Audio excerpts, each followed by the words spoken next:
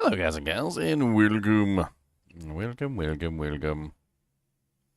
So today, we're going to play some more Diablo 2.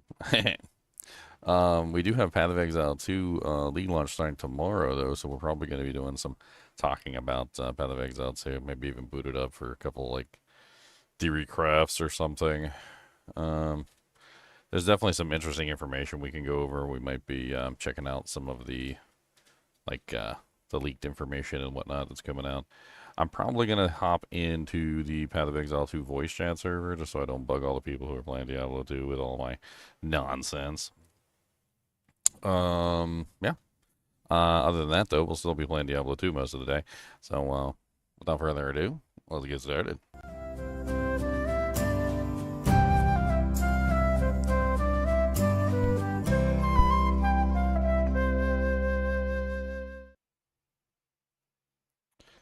All right. So I think the first thing we can do is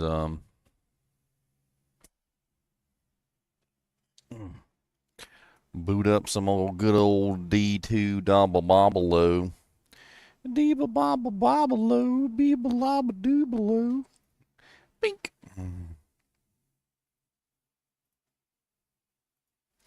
Binkity binkity bink bink bink. Come on down, get the bink bink. Binkity binkity bink bink bink.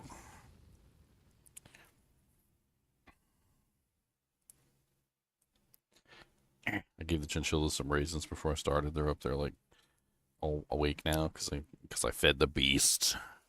Because I fed the beast. The beast.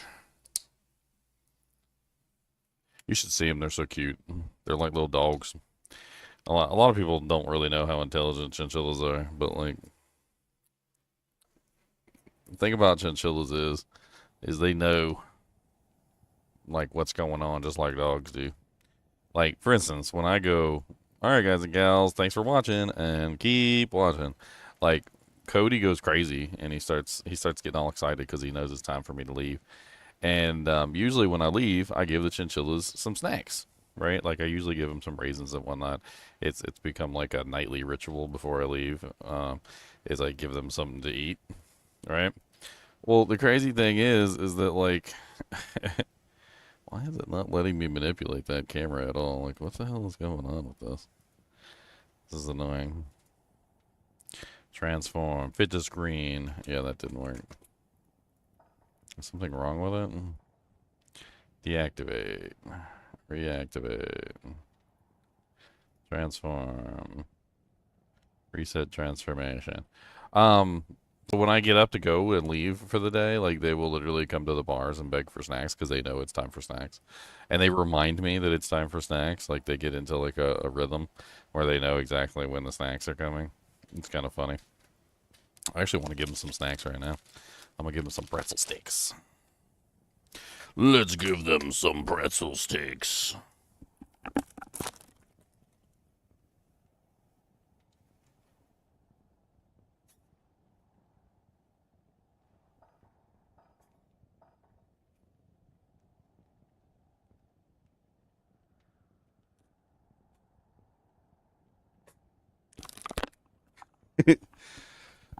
It's funny.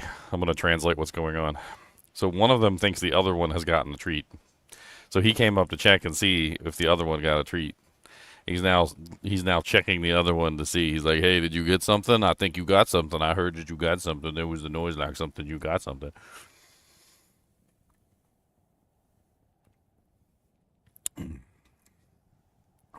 Yep. And look, he got something too. Look, he's eating it. Mr. Doohan, they're right up by the camera. But he's like, "Give me one." Look at him. Look at him. He's like, look at jealousy. He said, "Why you got one and I don't got one? Give me." He said, "Where you get them from?" "Oh, you got them from over there." Mr. Doohan's not the smartest, sharpest crayon in the box, man. I'll tell you what. He is not the sharpest crayon in the box. He still hasn't figured out where they are. Wait. Did he see him finally? Did he see him? I think he saw him. Okay, he got one. All right. Now I don't feel so bad for Mr. Doohan no more.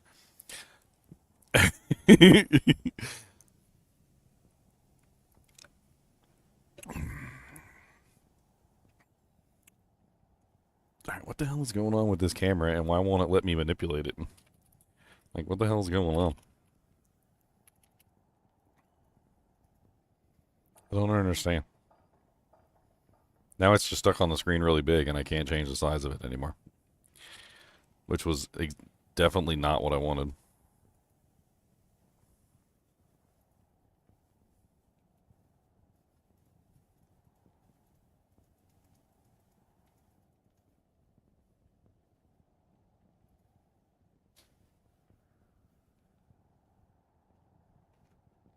I hate how sometimes this freaking program does this, where it just like won't let you manipulate an object for some reason.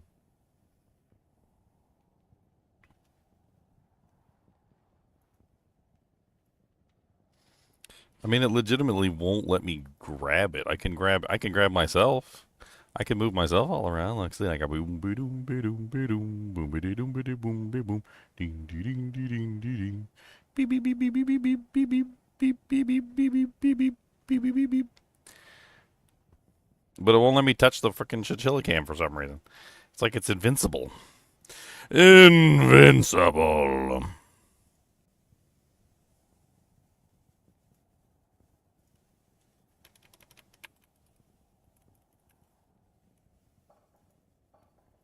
That doesn't work. That doesn't work. I don't know what I'm doing. I don't know what I'm doing. I think I'm still a newbie.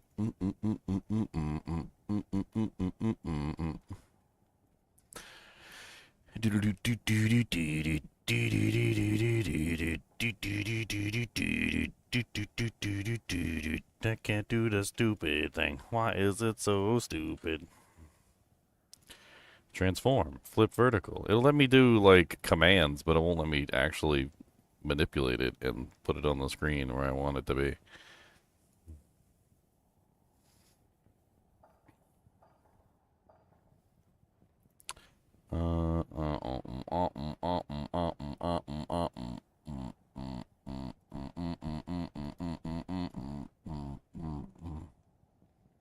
Yeah, I see your big old fluffy face. I'm trying to get your fluffy face off the screen.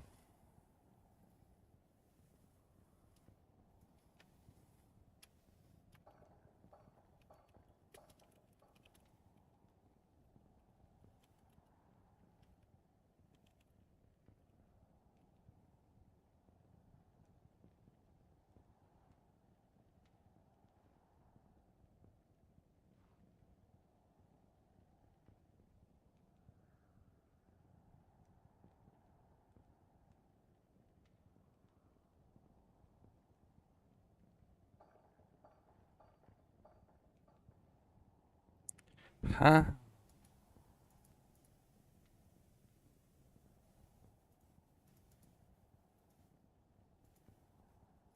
Alright, we're just gonna do it this way, because I'm lazy.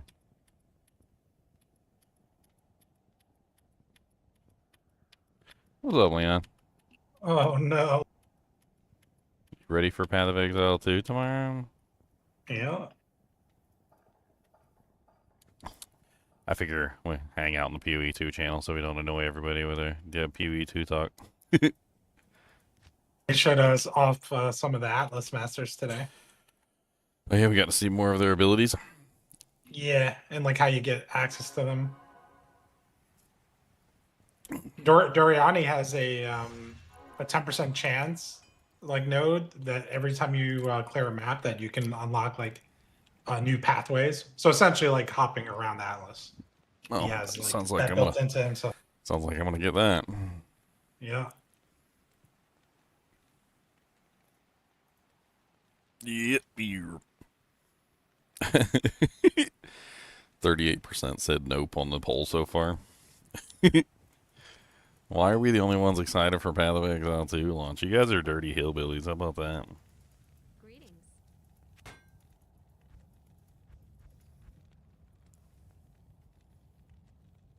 I'll sing you songs over on Path of Exile 2.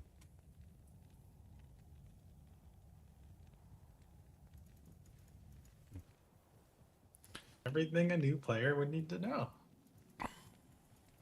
The Order welcomes you.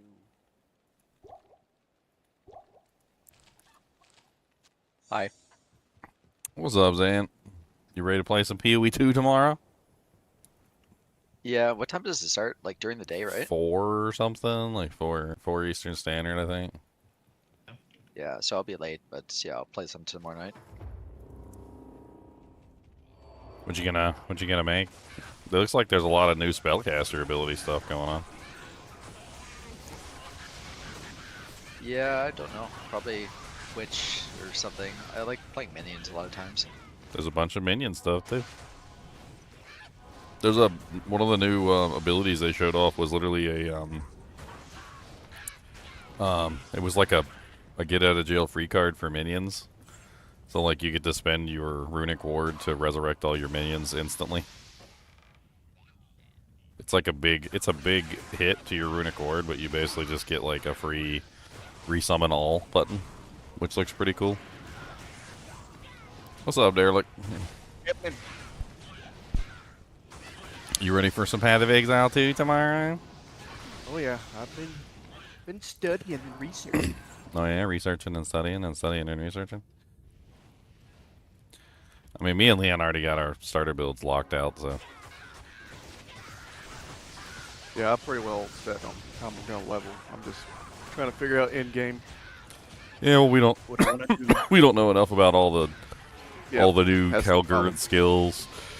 I mean, there's some cool ones. That ice volcano looks really neat. Also, that new hazard skill that puts like a bunch of like little electrocution things on the ground. That looks pretty cool too. It's gonna be tempting, like between using the runic ward for, like utility for these new skills, or if you don't want to engage in the runic ward system, it looks like you can literally just use the runic ward system as an extra like life bar. Yeah. They already showed like one thing though. It made it so that it said something like runic ward no longer covers your life, but regenerates at like double the rate.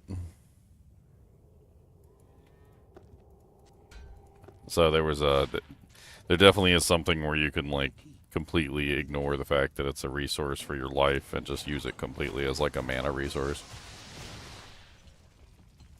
Should be kind of interesting to see how the Calgurn skills go.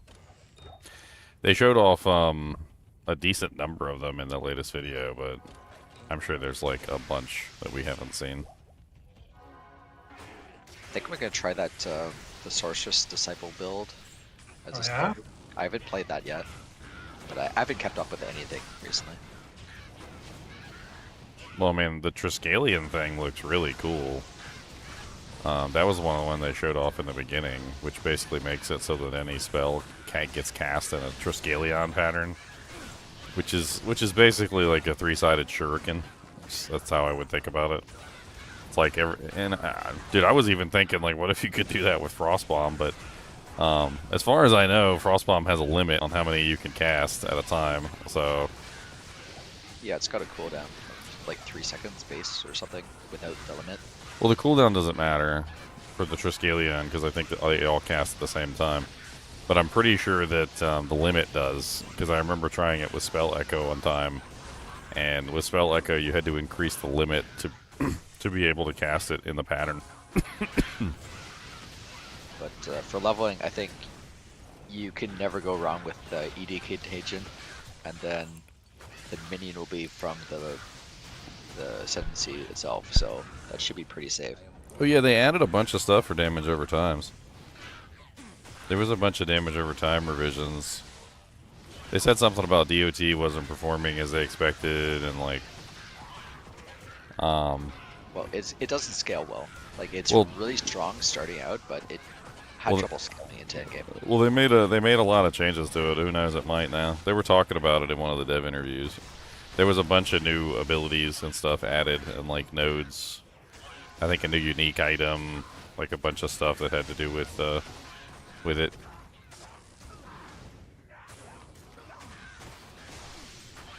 Also, the ability to socket uniques into other regular items is going to be crazy too.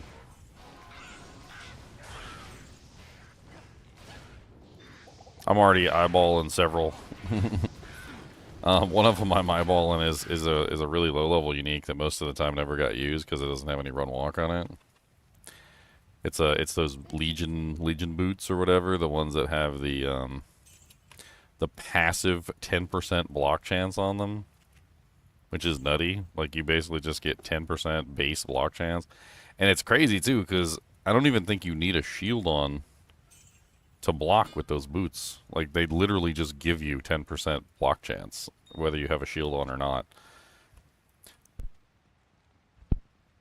And it just goes straight to the base if you're wearing a shield. So if you have like a 20% shield on, it just goes straight to 30.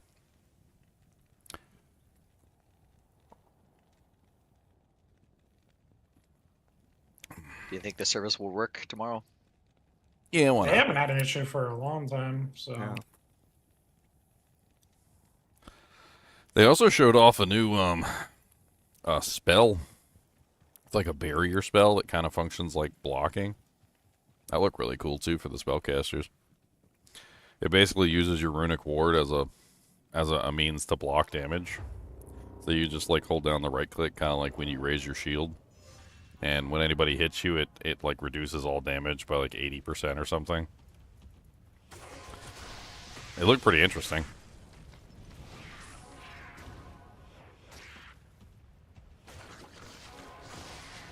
A better way to block on Monk. Freaking Monk and their like 10% block chance. Poor Monk. Alright, we're going to give you the ability to block with a staff. Okay, what's our percent chance? Well, if you get all the nodes and you grab all the things you need, you might be able to get to like 12%. Like, oh, okay. That doesn't seem very high there.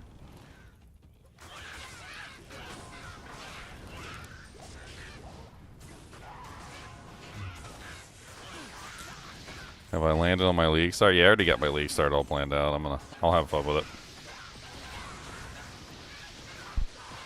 I mean, I can't say all planned out. None of us can say all planned out because we don't know all the we don't know all the Calgarian skills and everything that might get shoved in there as we're leveling, and I don't know. It should be fun regardless. I have a good starter character that I have guaranteed works all the way through the campaign. Does good damage, kills things no problem. Like, it's pretty powerful.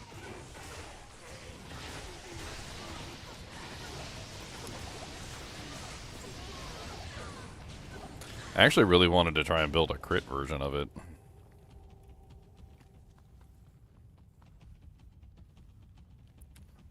I really don't know enough about the crit builds to make them work properly.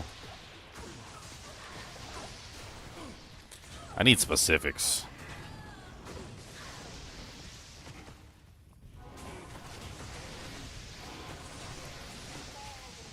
Like, here, let's see if we can break this down right now. So I'm gonna take my knowledge and so all right. So as far as I understand it, the way that crit works is that like either the skill has base crit. Like I think some of like shield skills have base crit on their own, right? Or the weapon has base crit. Like specifically the weapon that you're using. And the weapon base crit, the base crit itself is what everything runs off of, right? So like if your base crit is 5% and you get like a plus 50% crit chance, it's going to be like nothing, right? Because your base crit is nothing. Yeah. Yeah. 2.5 more crit. Yeah, so you get like 2.5%. So what percentage crit chance in this game? I mean, in most other games, like if this was an MMO, like if I was playing an MMO, I wouldn't be satisfied with anything less than like 20 to 25% crit chance. I wouldn't consider yourself a crit build in a ARVG anymore without having 50+%, really. Because the more you invest into crit damage bonus, which is essentially crit multi, the less value it has, the lower your crit chances. So if you only have 20% chance to crit, then you're only getting 1/5 value out of all your investment. So it doesn't matter if you have 1,000% more crit damage. If you only have 1/5 chance to crit, then that's 1/5 value. Then you only have 200% crit damage in essence. So you're not really a crit build. You're just like a build that has crit in it for a little bit extra. I wouldn't call that a crit build. Well, yeah, even the points on the tree, like you need to have 50+% to even make those worth more than a flat damage node. Yeah. Essentially, it's like an archetype, and you're either going in or you're not going in. You can add a little bit of crit in, but I wouldn't like invest in the tree, because then you're spreading like 20-30 points into crit, and you don't even have a high crit chance. So it's like you just nerfed yourself. Well, I'm looking at a couple things. Like there seems to be parry related items that are geared toward crit. There was like 3 of them, I think. So first one is the what is that thing called? It's like the Eye of Ophander or something. I can't remember the hell it was called.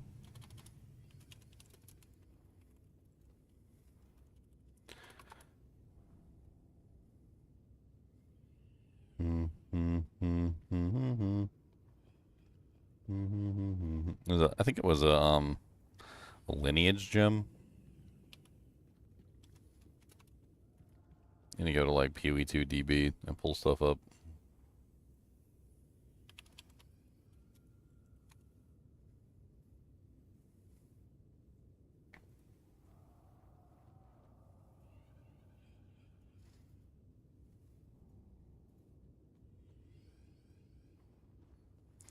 I do not like the way that the PoE 2 DB website is laid out.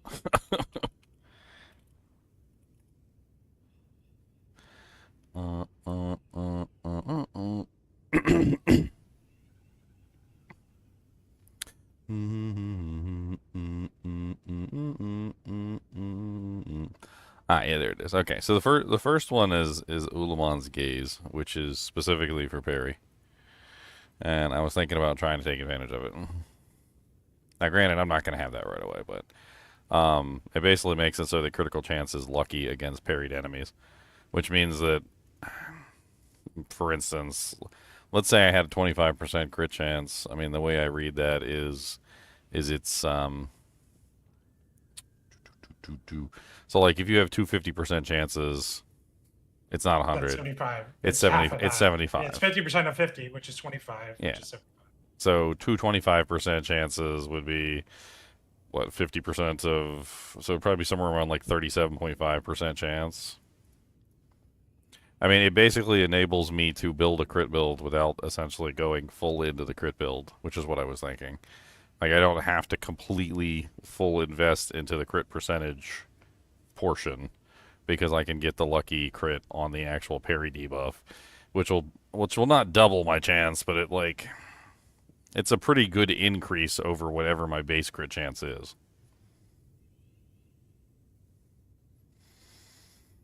And then there was 2 other items. I'm forgetting the other items now. I'm rusty. I gotta shake the rust off. There was something they showed off in the newest video, actually, if I remember correctly. I was like, oh, another crit item for the parry build. Let me pull up some of these videos so I can go back over them.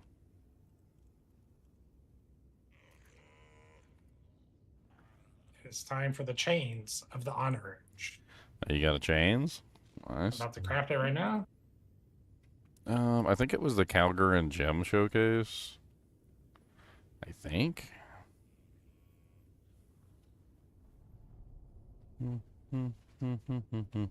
Or was it the runes? I don't remember which one it is. It was one of them.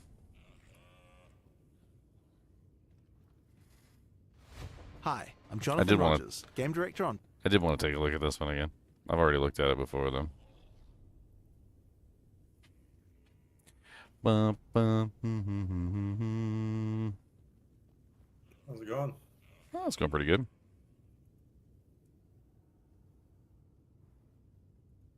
We are having some fun talking about some PoE. I've been messing around a little bit. Finally got my internet fixed today. Oh, is that why you weren't playing Diablo 2 with us? It was for a while, and I kept disconnecting like every 15 minutes, probably. Not even joking. Yeah, there's the one I was talking about that that you can grab if you want to like use runic ward strictly as a resource. They showed that one in the latest video right there.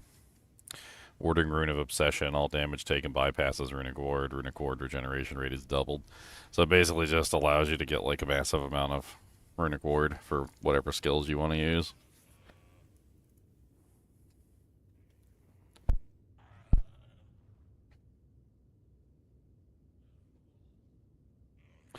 Da-da-da-da.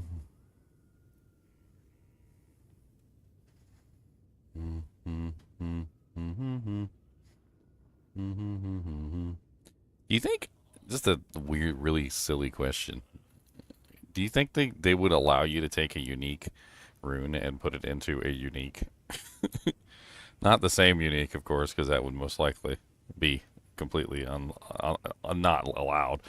But like, what if I had like a parry shield and then I wanted to put like one of the parry shield runes into a different parry shield? I don't know if they said no to that. I don't even know if they said no to putting it in the same unique and getting like another Get double effect. Well, I guess you probably would just cancel. You just probably get the higher effect, so it's probably not worth doing.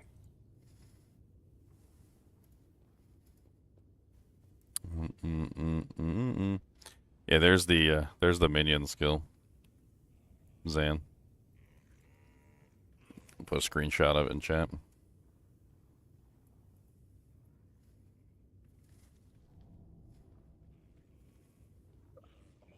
My head's gonna explode. The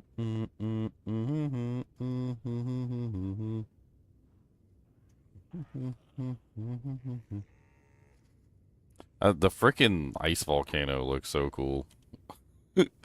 They're drawing me to it, Leon. They're drawing me to it. Look at it. It's so pretty. I mean, it's probably gonna be part of my build once I turn into captain. Captain Leon. Dang it, I'm putting the stuff in the wrong channel. I was putting the stuff in the wrong channel. Dang it. I want to know what Icefall is that they showcased first, but they didn't show what the skill did. The Skyfall?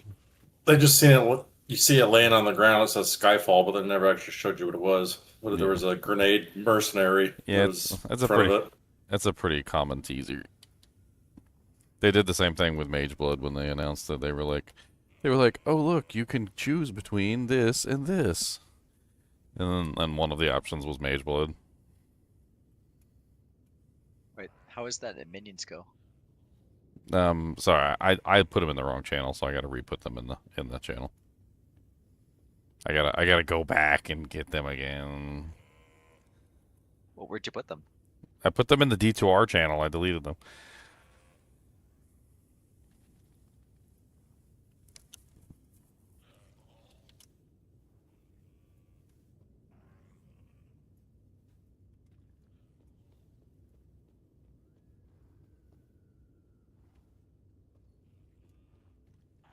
This one seems kind of cool too.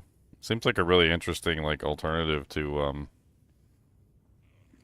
Herald of Ice, being able to like transform the corpses into like exploding orbs. That sounds kind of neat.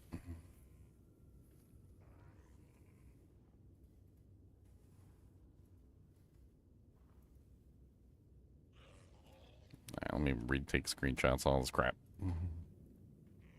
But the Living Dead one? Yeah, Detonate Living. Yeah, that was an interesting one. Instead of Detonate Dead, it's Detonate Living. I think you could run both combos. Blows up when they're alive, blows up when they die. Hey, you can't blow them up twice. That's cheating. Alright, let's take a look at the rune video. It might have been in the rune video. So I'm thinking about this. I posted this in the wrong channel. So this is there's a Ulamon's Gaze glove socketable that gives critical hit chance is lucky against parried enemies. My whole build's based around parry, so that's what I was thinking about trying to build around. Yeah, so it's just two rolls of crit. Yeah, it's just like Diablo 2 when you have 2 rolls of like Deadly Strike and Critical Strike. and then you get like a 50% deadly, 50% critical, and it ends up being like 75% chance to succeed. Oh, how much crit damage bonus do you have access to I on don't your know. pathing? Because your pathing's a little weird. I don't think you're gonna have access to that much. You have a little bit in the warrior section, but there's Yeah, like none and on that's the way. and that's a problem. Is that the warrior section and that whole section over there doesn't really have access to much crit. I don't think you're able to scale it. It's something you can add in, but if you don't have a lot of ways to scale it, it's not. I wouldn't. There's like no way to focus on it, right? If you can get something else better, then you wouldn't do it. If it's your only option, then yeah, you take it. It's free damage. Yeah, well, it basically just doubles how much value you get from crit chance scaling, assuming everything's always parried. Well, yeah, that's how the whole build works. So Yeah, so that makes crit chance a better stat for you because you're getting double value for each point on the tree.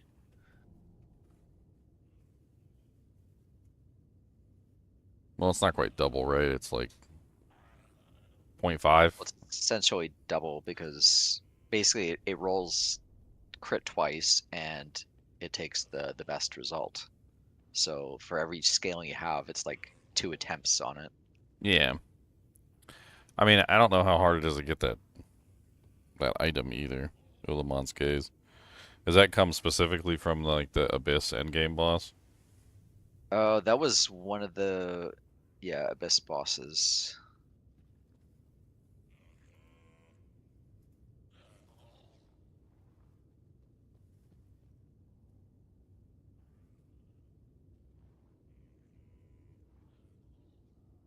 I mean, there's also another item. I mean, there's a lot of things that have to do with crit on parry. Another one is the shield. There's a crit shield. Well,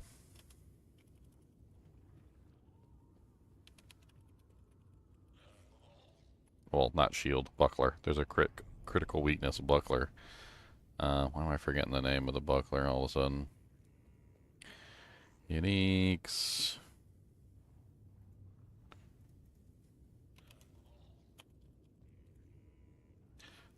It's called Silverthorn. Every time you parry, you apply 10 stacks of critical weakness to the enemy.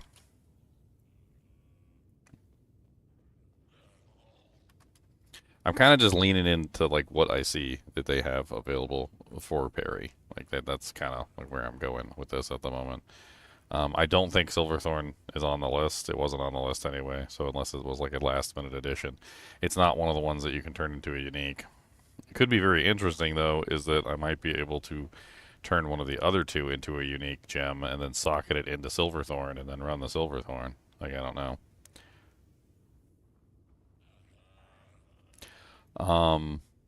I mean, critical weakness, what does what? Increases Space your crit chance.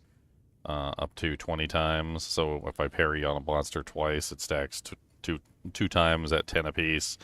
So I'd be at full stacks, which is 0.5% to critical chance per stack. Yeah, so it'd be 10% at So- 26. But it's base crit, so it's kind of nasty. Okay, so I mean, if I use Silverthorn with, like, I mean, I'm not entirely sure if I want to use Dunkelholt, because Dunkelholt has that 50% of damage taken from blocked hits, so I don't know. But I mean, with those two items together, I'm already sitting at a pretty decent chance to actually crit the target.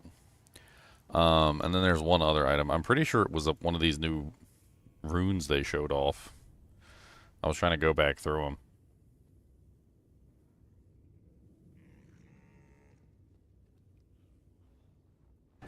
Like this one, which gives you a bunch of elemental resistances. Or this one, which gives you a ton of spirit. These runes are designed to be powerful, but they're great for power level fires, used when doing high-level crafting. Some gloves, and it will enable the crafting of a bunch of new decay modifiers.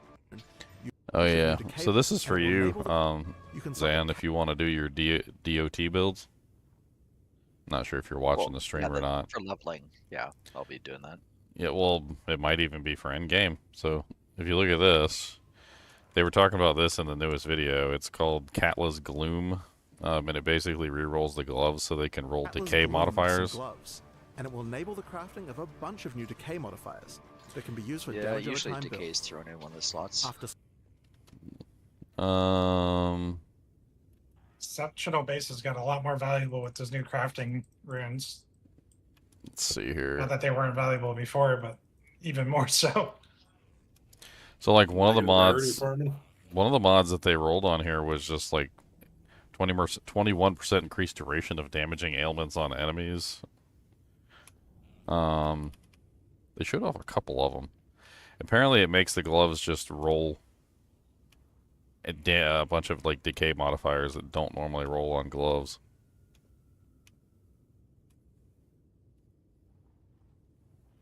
%20 increased withered magnitude.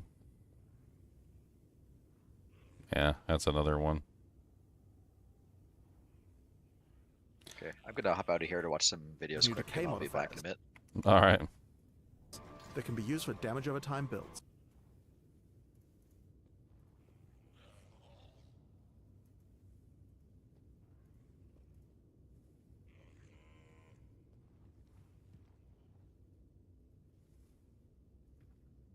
I'm just trying to decide which league mechanic to go towards first. Do you have an item that you want? If you don't have an item that you want, then I think you just stick in the middle. Yo-yo ma. Unless your goal is to make like the thing is like what's your goal with saying that? Like what is the reason behind that statement? Not sure which direction will benefit playing grenades more. Well, you want that new crossbow, right? Where's that new crossbow come from? That'd be a question to get answered. That's what you're going toward? Is you want to use that new like crazy infinite shot crossbow? I'll try it. Let's see here. Yeah. So why don't you see if you can figure out where that crossbow comes from, and then that'll be your answer.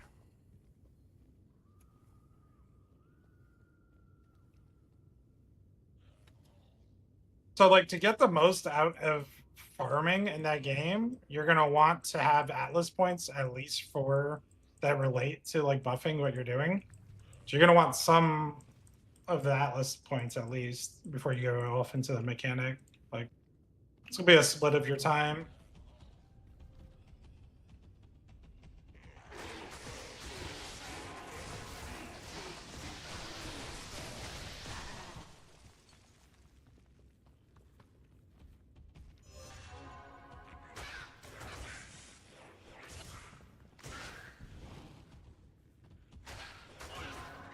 Some of that strongbow stuff is crazy.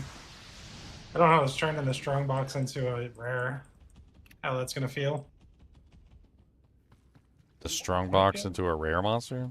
Yeah, that's an option. I think on Doriani.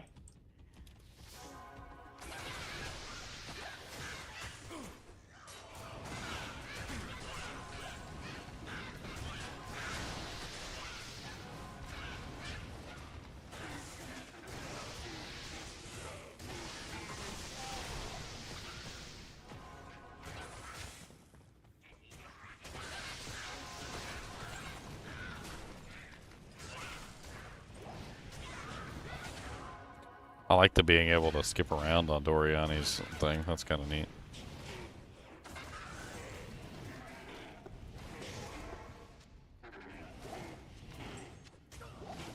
Doriani looks strong. Hilda looks really strong for bosses. That looks really fun.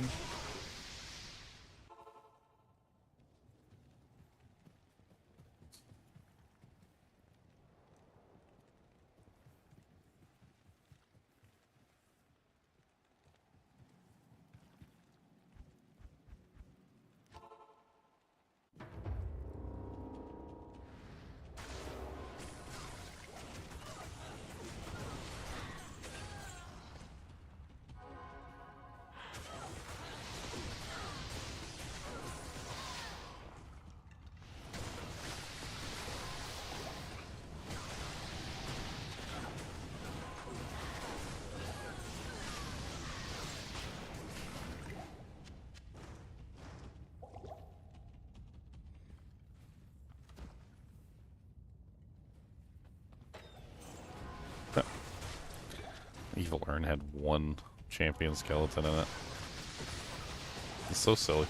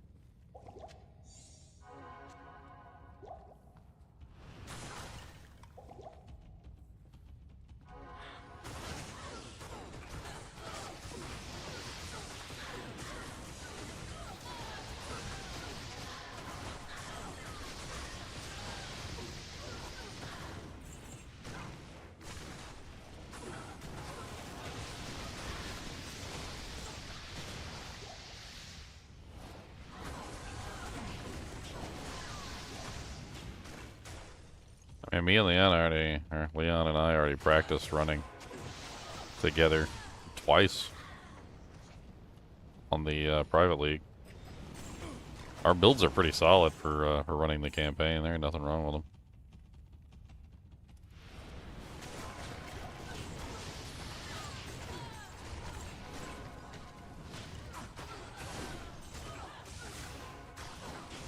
Did Act 1.5 practice today? I got some real luck today. I got to G2R so fast. It was crazy.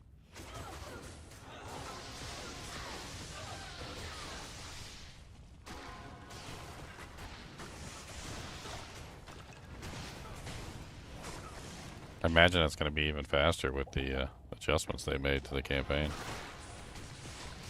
Sounds to me like Act 3, which is the biggest slog in my opinion, is streamlined. Especially if you get those new runes, man. Those new runes, getting them early on is going to be insane.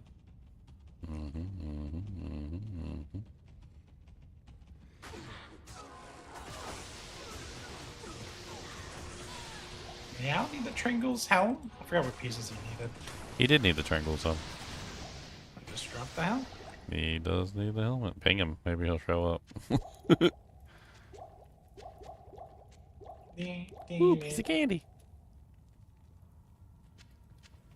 He likes pieces of candy.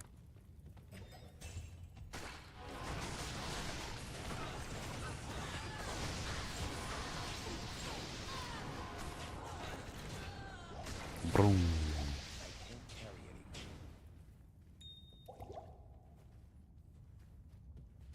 My gear complete, or am I still looking for upgrades? I mean, I'm always looking for upgrades, right? Like always, my charms are not complete, no. Like, if this character was to be complete, I would need some pretty god tier charms. To put it into perspective, like maximum damage for a lightning charm, like a small lightning charm, is 99. Most of my small charms in here are like 19. So that right there is like a huge upgrade potential.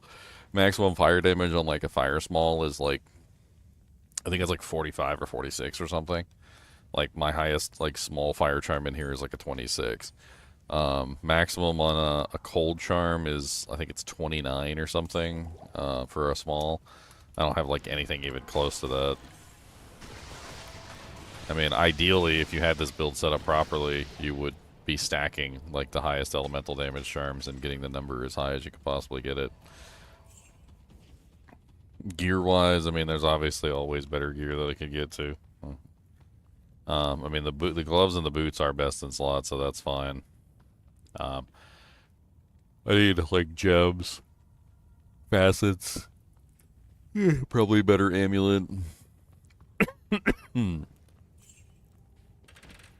I think from my theory craft, I would rework the build a little bit to have more increased attack speed. I'm trying to figure out exactly how to do that now. I'm using treachery at the moment because it's cheese, but it works. What weapon? I've actually used lots of different weapons. Right now I'm using Voice of Reason, but it's not by any means like the end game weapon for this build. there's just a lot of various options for elemental weapons. I was actually thinking that ideally, if you were to build this character out completely, what you would probably do is you would probably have 2 different weapons, one on one swap and one on the other, and you would basically have like 2 different element setups, because there's really no limit to the number of options that you can have for like endgame pieces of equipment. So like I could have like a destruction on one side for like fire damage, and I could have, you know, like the voice of reason on one side for cold damage, or I could have one side be like multi-elemental, one side be, you know, like a single element. I could easily set up like multiple different like elemental variations of this build, like easily. And I'm not entirely sure. Azure Wrath is not really a lot of elemental damage, but it could work. I think it's got like some lightning on it. That's about it. I think so far the Voice of Reason has been one of the higher elemental damage weapons, especially since it does AoE elemental damage as opposed to just single target. There's a couple options that do AoE single target damage. I've been playing with like the variations. Like you could also do a Rift. You could also do like a Destruction. There's I imagine Phoenix would probably work well with the little firestorms for like a more fire centric build. You could even go double Phoenix for like double proc chance. You can Phoenix Shield and Phoenix Sword together for like 2x fire. I actually did that build one time with a Holy Fire Paladin, but I never did it with like this kind of a variation. Yeah, Azure Wrath is magic. Magic doesn't really multiply with conviction, so it's not really the same thing. It would be nice additional damage though. Like the magic would just be additional damage. The goal is to multiply the damage that's incoming, not just add the damage. You have to think about it as like an equation, right? So like, imagine if I have like 1,500 like elemental damage, right? Doesn't seem like a lot, but when you reduce a monster's HP by 100% or resistance by 100%, 150% actually for conviction, you're talking about plus 100% to that, which means that you're dealing 3,000 damage, right? The 500 magic damage doesn't get multiplied; it's just flat. Whereas 500 like lightning, 500 fire, 500 cold, like those are going to get multiplied. So something like Gimmer Shred, which literally has, I think it's like 1385 or whatever, like total damage for elements. Gimmer Shred is literally plus 100% to that. So it adds somewhere around like 2,770 damage total just for putting Gimmer Shred on. It's a little bit more complicated than just like damage raw and wriggling.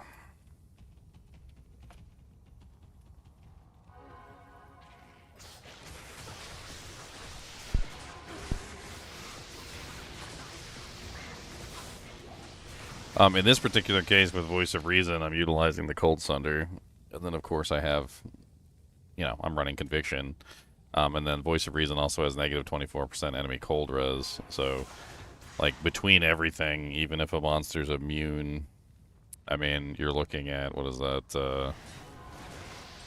I think it's, what, 95 because of the Sunder, so it brings them down 95. And then they're immediately subtracted by 24, so minus 24. And then you also get the Conviction, which is not max for some reason, but whatever. It should be 30%. For conviction at 1/5, so you're still talking about like bringing them down to 41%. But that's an immune monster, so anything that's not immune goes down to like negative 100.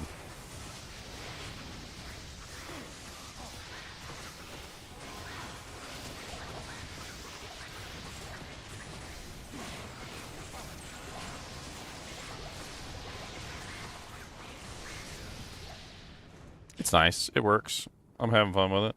My real main goal with this build was not to like make an elemental Zealer. My real goal with this build was to make a conviction paladin that like I could play with the group. That was my goal, and it worked. It worked quite well. I was running conviction with the kinship like all season, and wherever he went, he brought his conviction with him, and things died really fast. I succeeded in my goal. I didn't run Vengeance, though, because Vengeance has a lot of physical damage, and I didn't want to kill myself on Thorns. This actually has worked surprisingly well for bypassing Thorns. I've been able to actually kill Thorns monsters with this build. Specifically the Voice of Reason, because it has no physical damage.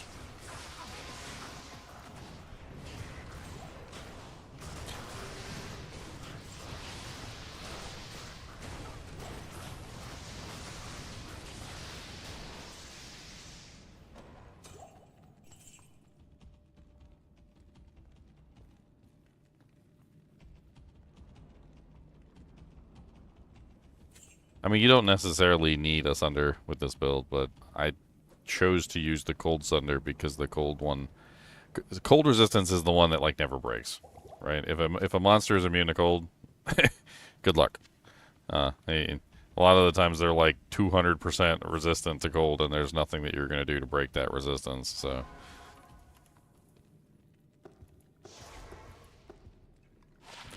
That is just the way the cookie crumbles. And boy, does it crumble.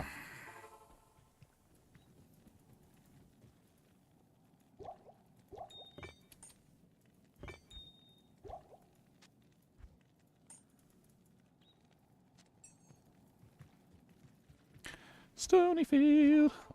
I forget the farm in Stonyfield.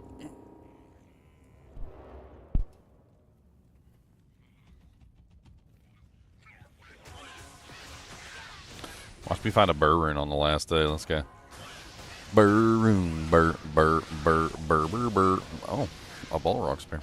A Demon's Arch just popped out of a monster's butthole. That's a potential option for the build too, is Demon's Arch.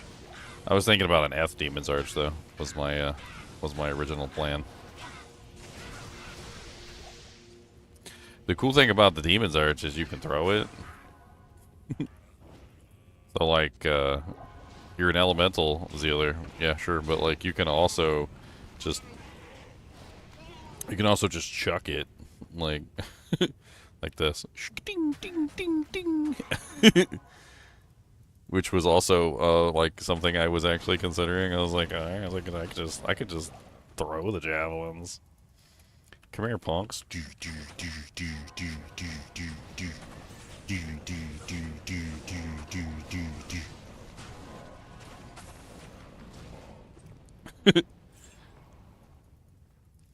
You had an F Demon's Arch you traded? Well, you're a dirty hillbilly then. You dirty hillbillums. +3 to summon resist. I can't.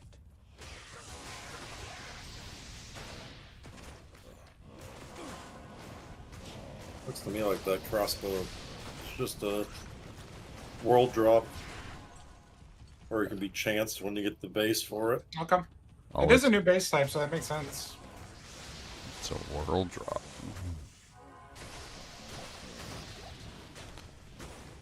It's level 65, so that's kind of in game. Well, it's just maps, really.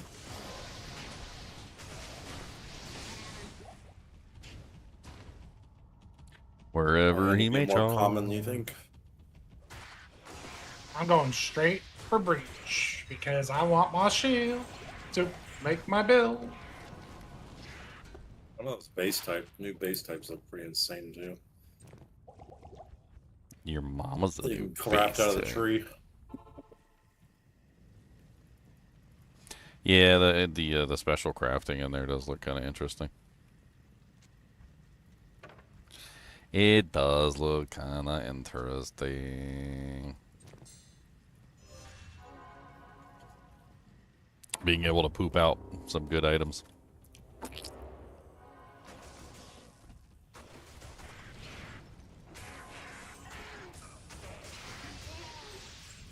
I made a crystallized turd for you. It has +1 to all skills. Like, well... I don't know if I want that.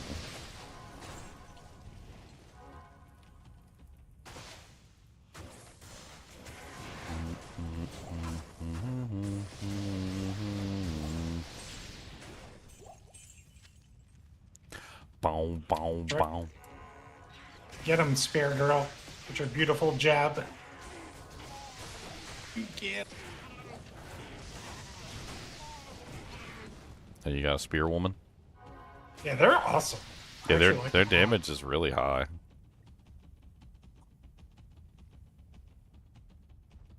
They have very pretty high tanky, deep. too. They got high They're- deeps. They're what I call a frontliner. Like, she'll go in and she'll tank everything.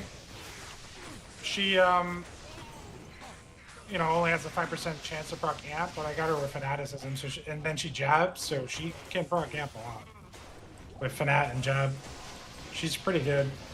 Not as good as, like, the witches, but she's a tank. The witches aren't tanks.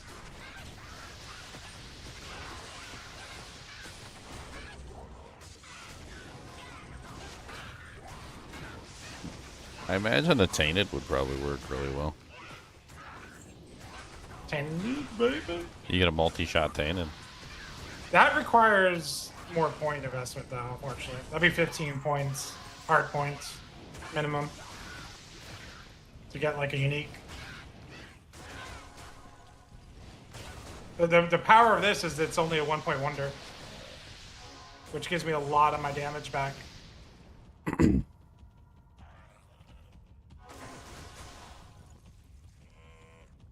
Wherever we may slash. I wanna see a Herald Falcronest. I wanna see a Herald Falcronest. You can give me a Herald. A Falcro Herald. I just want a Herald Falcronest. I'm trying to leave the Herald, the Falcros alive so I can kill them last. Maybe I'll trigger a Herald right at the end. I want a Herald Falcronest. That's a nice little one there. Yeah, that freaking point saver. That'd make a fairly good white base.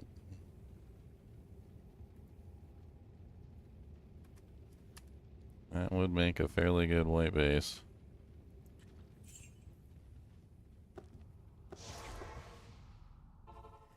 It's got free decrepify and free life tap, so you don't gotta put any points down the tree. If only I had bone spear too.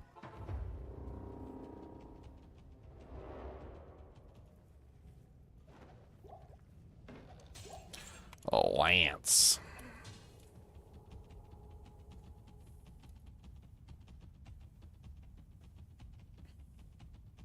Alright, I'm trying to manipulate the system that gives you heralds.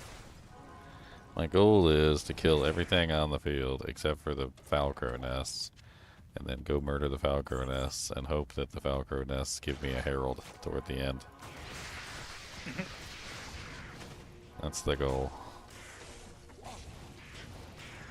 I just gotta keep leaving the Falcro nests alive for now until all the non-Falcro items are dead.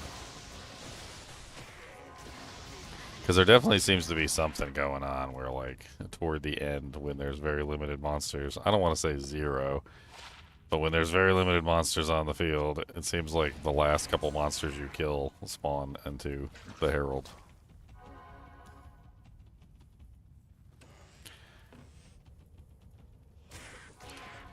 So we get rid of all the zomboids. We get rid of all the non-Falcros.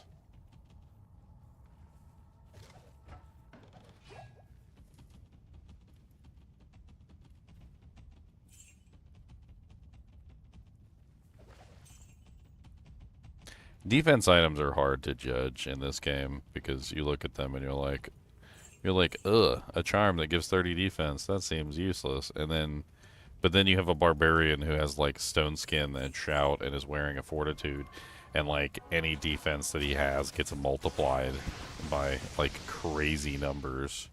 And that like 30 defense small charm ends up being like 1,000 defense, and you're like, how did that happen?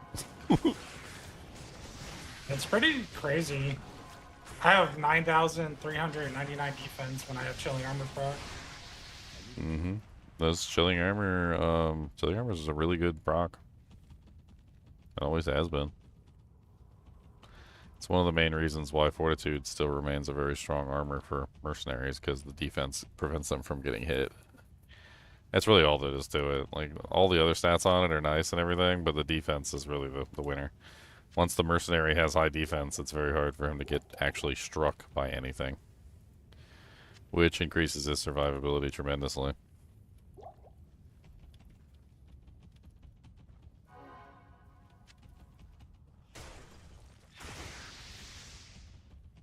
I need a key.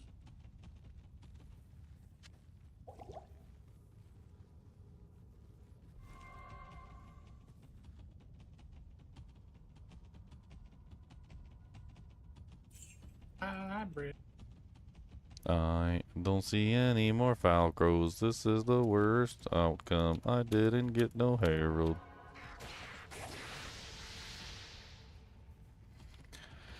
How's my Merc getting along? He's fine. He's there for enchant. He gives me enchant, which gives me lots of extra fire damage. He's currently giving me an additional 237 fire damage and 335% attack rating, which, combined with all the other fire damage I have, is actually quite considerable. And then I'm multiplying that too by basically ×2, so it's more like 474 or something that he's adding. And then plus like the 270 that's on my gloves, which is more like 540. Like, so you end up with a pretty large amount of elemental damage between all the sources.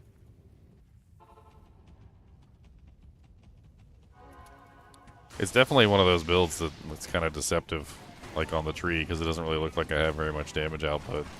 But then you see me attacking monsters and you see like how much damage I output. It's very obvious that I'm outputting far more damage than what the screen is telling you.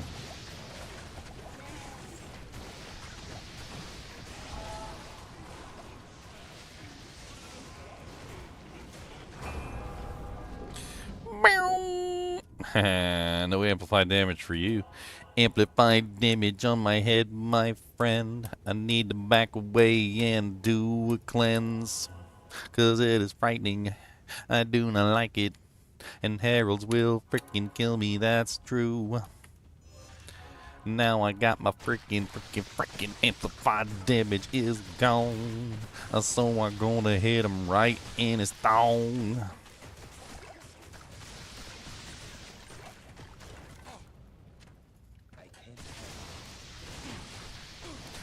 Do I have a cold sorceress guide? Not particularly. I've never really been much of a caster, Mr. CEO. Oh, I'm sorry to tell you. I mean, they're not really that complicated.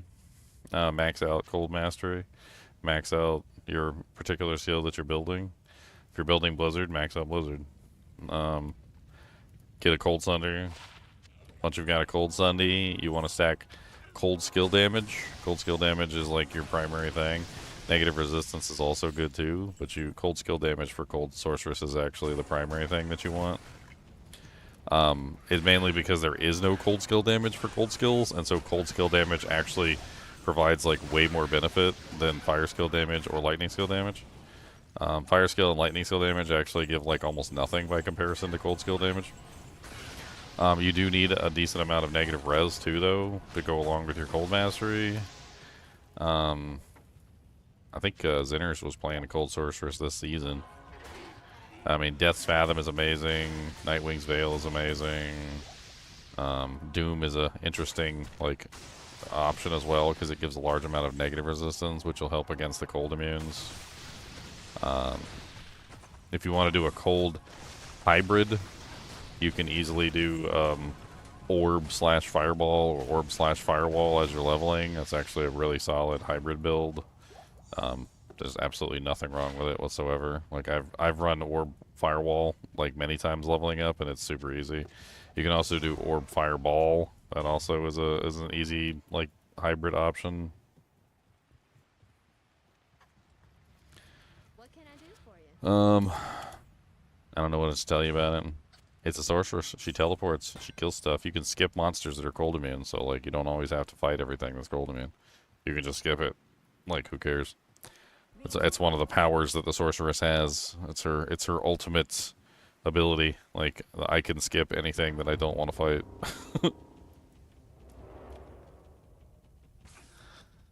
Smiter? This isn't a Smiter. This is an Elemental Zealer. Elemental Zealums. I do have a North Star Smiter that I build, like, up. That one's really fun.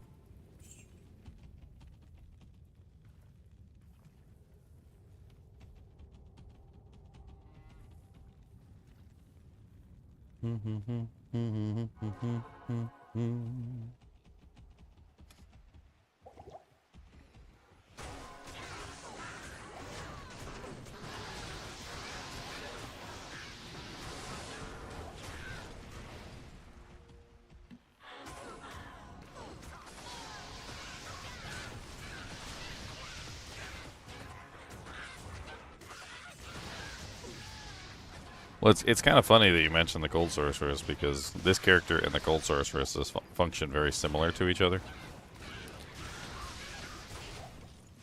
So Fire and Lightning function differently. Fire and Lightning mainly function by using Fire Mastery and Lightning Mastery to increase the damage of the character. You get huge amounts of damage bonus from Fire and Lightning Mastery, which translate into, you know, crazy numbers on your character panel, right? Cold Sorceress, however, doesn't work that way. So Cold Sorceress works the opposite way, and you don't get to actually see the damage bonus that you get, right? So, like, if you have Blizzard, and you're running, like, a really nice Blizzard, right? All you're going to see is the top-end damage. You're not going to see, like, the effect of Cold Mastery. With Cold Mastery, you can easily bring a monster down to negative 100%, right? Well, the way that Cold Mastery doubles damage is to double damage.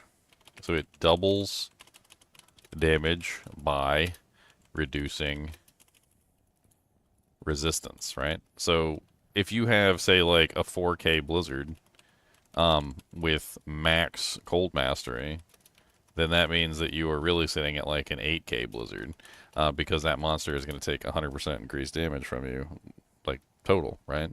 So the thing about my character is it's exactly the same. Like, because I'm running Conviction kind of functions as my Cold Mastery, but it's not just cold. It's all elements, right? So I get all elements negative, not just cold, except for poison. And I can essentially do the same thing. So any elemental damage I have gets multiplied the same way, which is kind of why I'm avoiding Azure Wrath, because it's magic, and I don't get to multiply that. But I do get to multiply any other element like fire, lightning, or ice, which is good. It's very good for like how I built the character, and you just can't see it, right? But it doesn't matter, like whether you can see it or not. Like, you can see the monster's HP go down really fast. You can see that.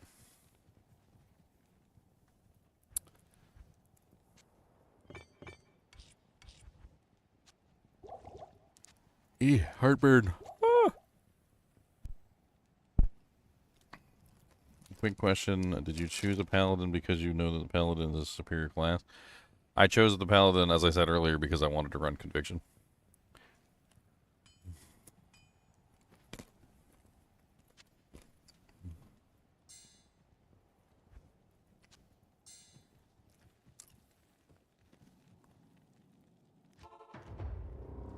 I mean, if you want me to run you through my logic, I'll run you through my logic. So I assumed a lot of people would be playing elemental characters this season. Tainted, for instance, on the Warlock, which we did have a couple Tainted characters. Like multiple elemental, like sorceresses, like trap assassins. We did end up having like one trap assassin. And in general, I was right. So we did. We had a lot of elemental characters. And then I was like, okay, well, I want to be supportive to those elemental characters. So I tried to figure out a build that I could run that would either be lower resistance or Conviction. Then I found out Meow was running a Poison Nova Necromancer this season, and he would be running lower resistance. So I was like, okay, well, I won't run lower res if he's going to be running it. So I'm going to run Conviction. So that left me with the Paladin. And at that point, I was like, okay, I want to run Conviction. What do I build? Right? So then I came up with my Elemental Zealer because I didn't want to die versus Thorns.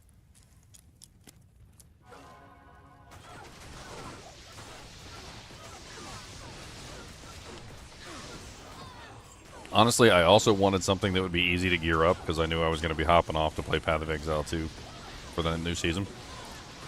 So I didn't want to play something that was going to take me like 2 months to gear up to full, capacity. This character was online within like a day.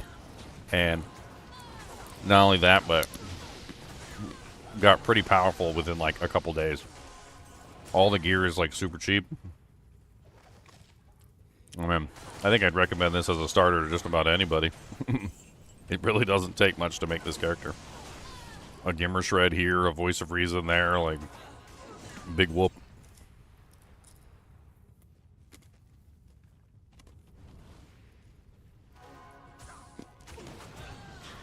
And then the other side of the coin is, let's say you didn't get any of the gear you needed. Right? Let's say you didn't have anything you needed to make this character work. You're still running Conviction, and you're still useful to the group no matter what. Even if you're just like the pet dog that runs around with Conviction aura, you'll be a very well-fed dog.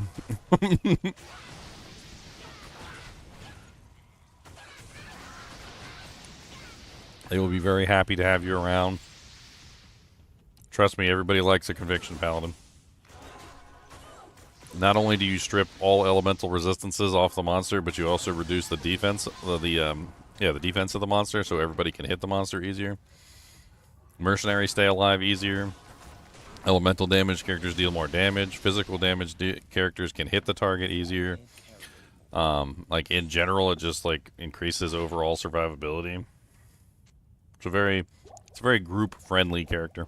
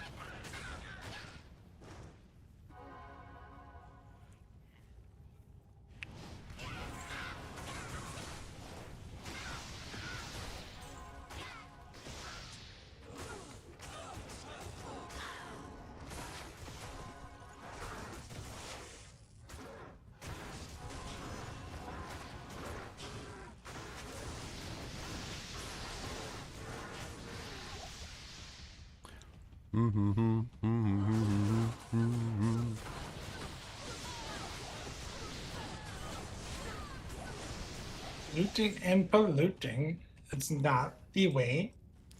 Hear what Captain Planet has to say.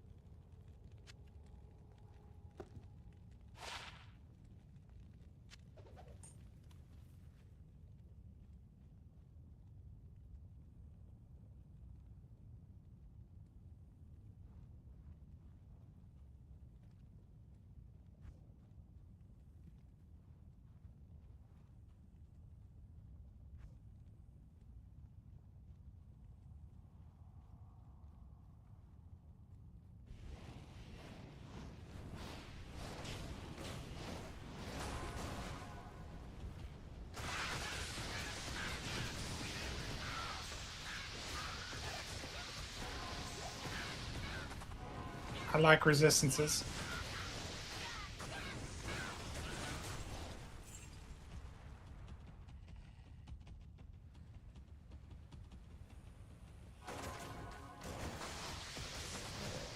The question is, one jaw rune trade to yep for Ohm low. Were you trying to break it down?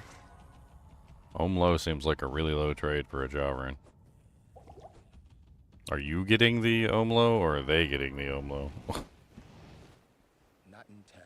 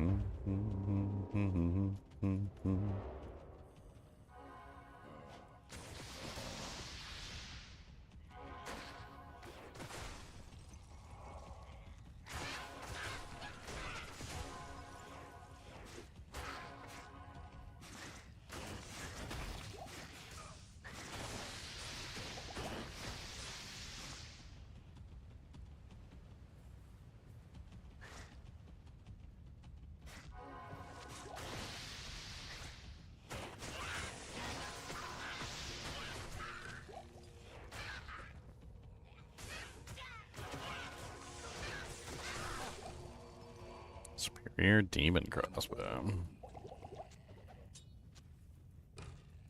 4 sockets and no mods. Just +2 attack rating. Big whoop.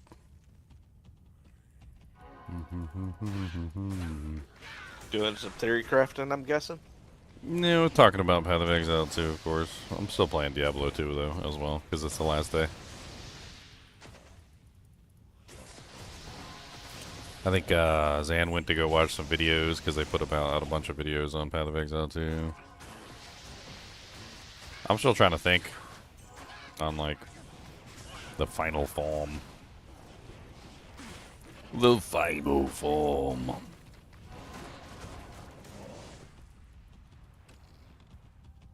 I'm not sure what mechanic I want to like dive into this season. All of them. Well, yeah, but like, you can't just dive into all of them. You gotta pick one and like do it. Yeah, you gotta start with one. Yeah, you Well, gotta start with a mechanic. oh, yeah, which one's it gonna be?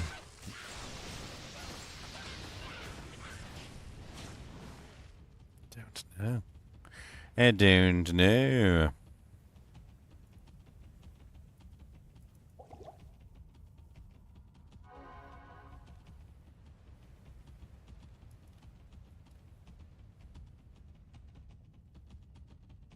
It's gonna be a good time.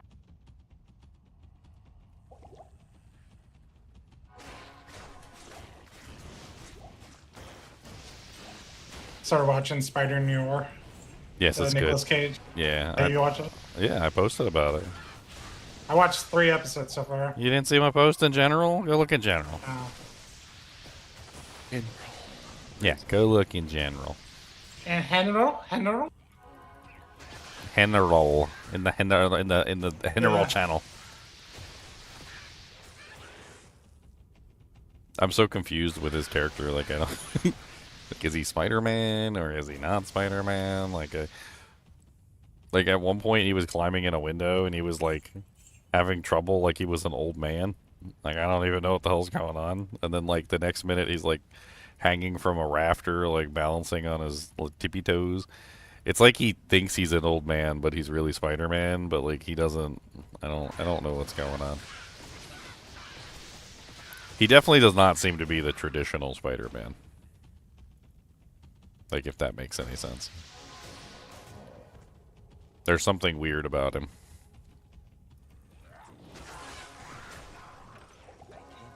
Like, there was a point. There was a point when he was talking about his transformation. He said something along the lines of like, he said, I had to relearn what it was like to be human again. He said, I had to go watch old movies and I had to study the actors and how they moved and how they talked because I had forgotten how to be a person. And I was like, what? I don't remember Spider-Man having that trouble.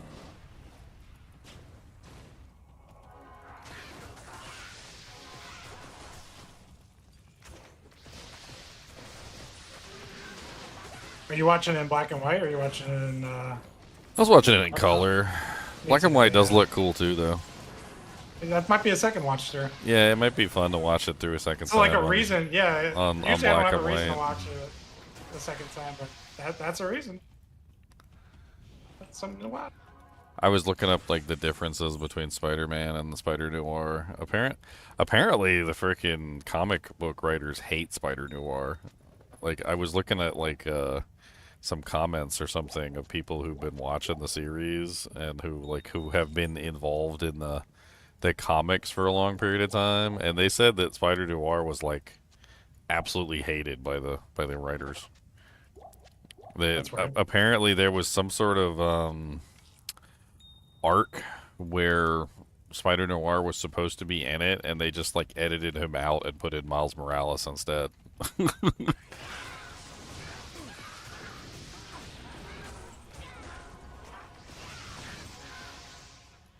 I know Nicolas Cage has been wanting to play like something comic book related for a long time. He's had a couple small things, but he missed out on playing Superman, so they put him in like the Flash movie as a Superman like alter thing, and then he had that Big Daddy role in Kick, you know. The other one he did. He really likes comics, I'm pretty sure. Oh, Ghost Rider, didn't he?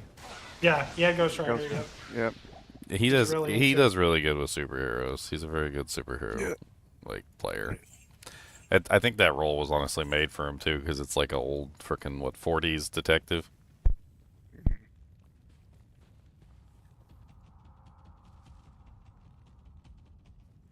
They didn't clarify the exact year. They just said they're in the Depression, which you would assume it's like the Great Depression. Yeah, 40s. That'd be 40s, I believe, or maybe early or late 30s.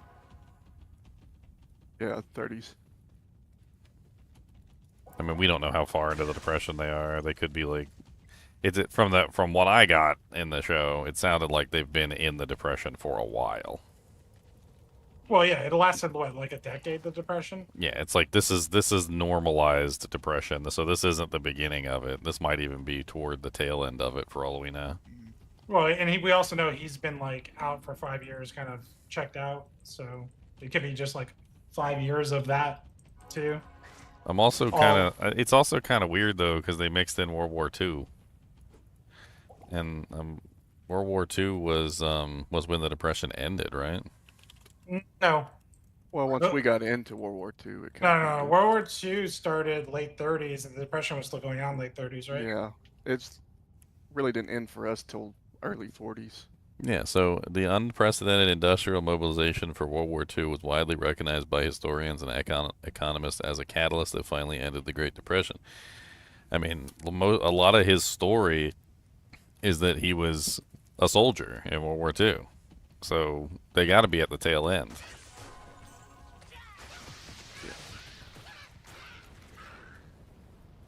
Was Spider Noir a soldier in World War II or I World War thought One? all those references were World War One, right? Because they were all young. Like the Spider- Andaseat guy was young. He fought in both, apparently. Okay. Interesting. Okay. I just dropped a storm shield. So apparently he was in both World War One and World War Two. So according to this, it says the original movie, a Marvel comic series, he was an airman in World War One. Peter created his iconic dark costume using his uncle's World War One era flight uniform, which worked as the 1930s private investigator during the Great Depression. In other iterations, Spider Noir series starring Nicolas Cage, the character is a World War One veteran who gained his powers through military experience during the war. He frequently fights against Nazis as well. Interesting.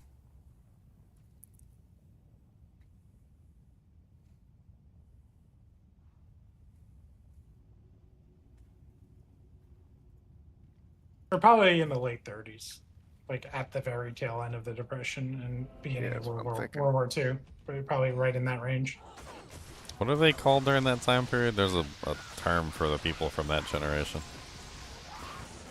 Like, why am I forgetting the name?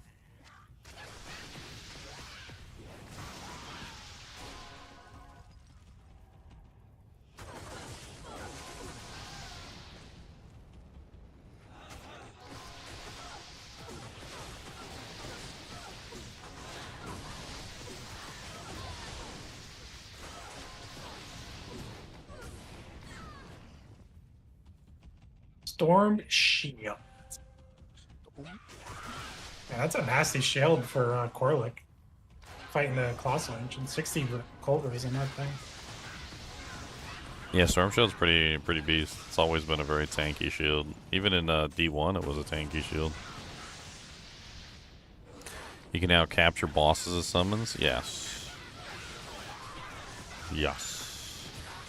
Big boy bosses.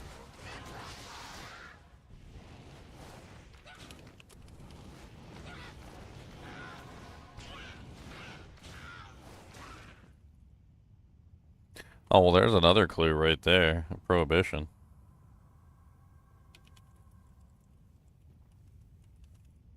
They're still under Prohibition, I believe. Yeah. It says Prohibition was repealed in December 5th, 1933. And then the mayor at one point during the show is talking about Yeah, repealing ending it. Prohibition. So we must be like 1932 probably, or like Okay. close to 1933 when they repeal.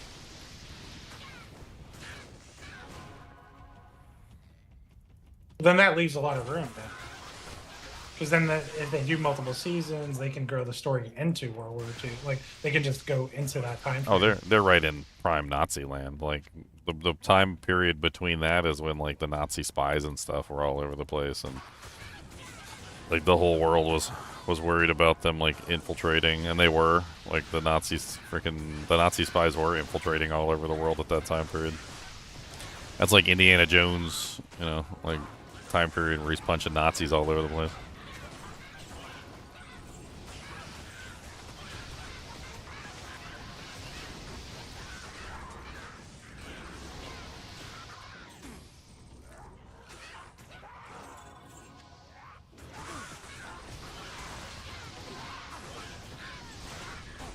Are all the episodes out, or only 4 out?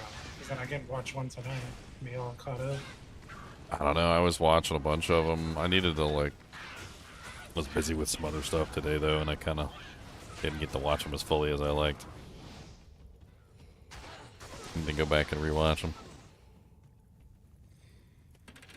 How's the build that I came up with for the season? Yeah, it's good. It's very good. Nothing wrong with it. Works great. It's powerful. Like my buttocks.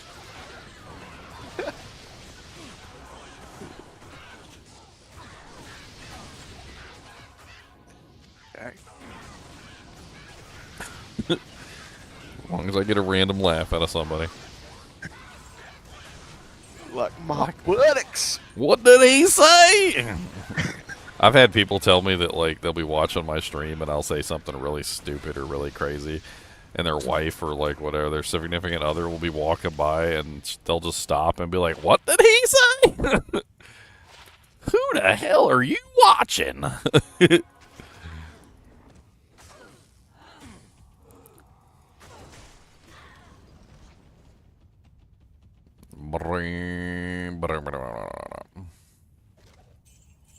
But I still haven't really solved my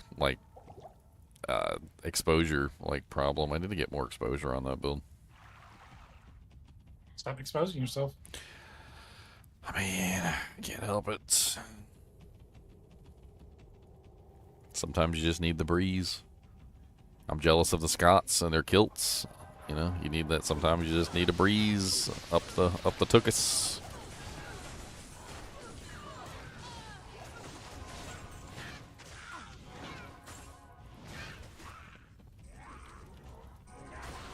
I guess that's another power to the Gemmeling, because then you could run Frostbomb without the intelligence requirement.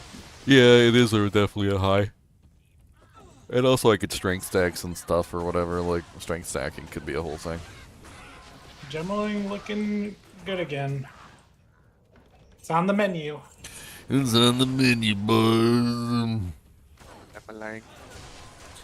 Drop it like it's hot. Come on down, baby, tell me what.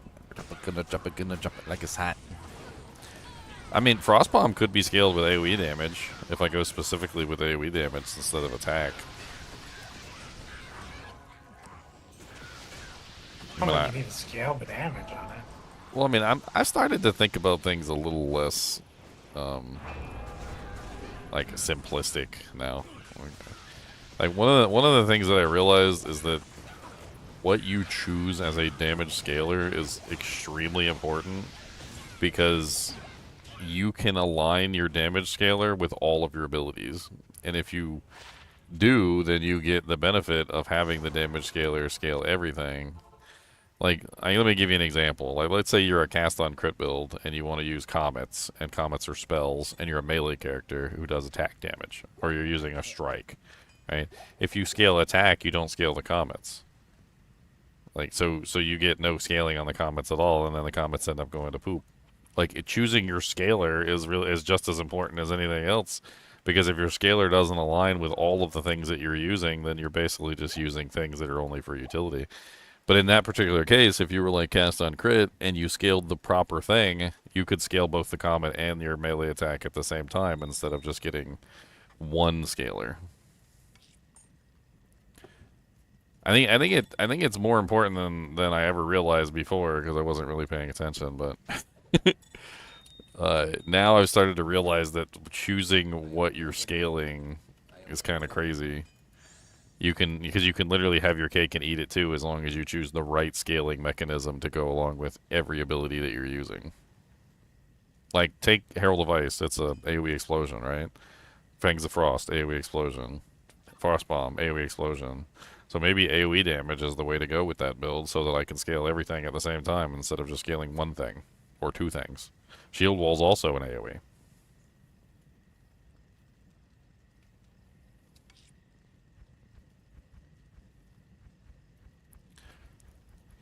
I guess we'll find out.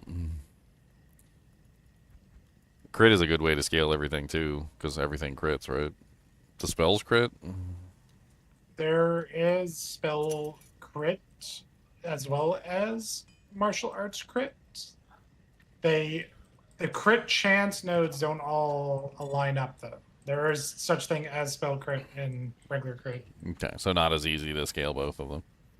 I mean, you can, but you just have to. It's like, once again, you have to make sure you're scaling the right crit chance. Well, and that's another thing, Thornton, is that multiplicative damage by itself is useless if you don't have the damage to multiply. Me and Leon were discovering that the other day when we were trying to figure out the rage thing.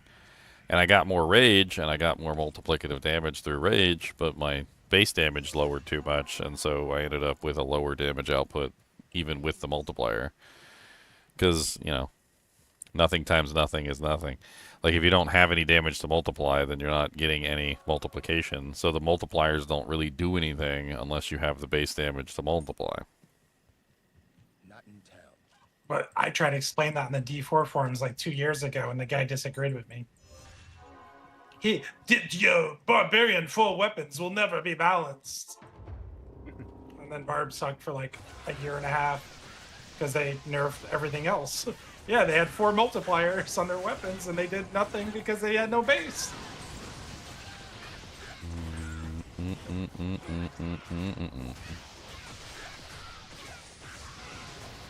Welcome to mathematics. Oh, wait. Didn't I have a monster at the other area? What am I doing? I had a monster at the other zone. A herald that needed to find a home.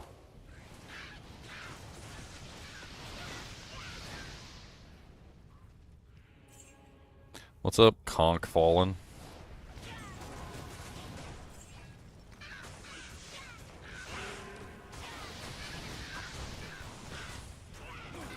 Oh, he's Holy Freeze.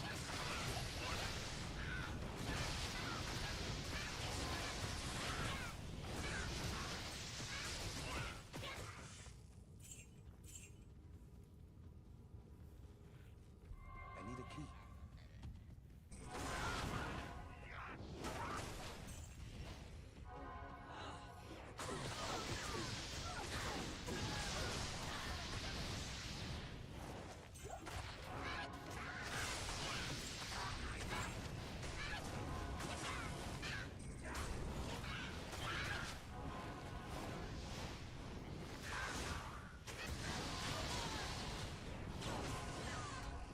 The Fury Visor.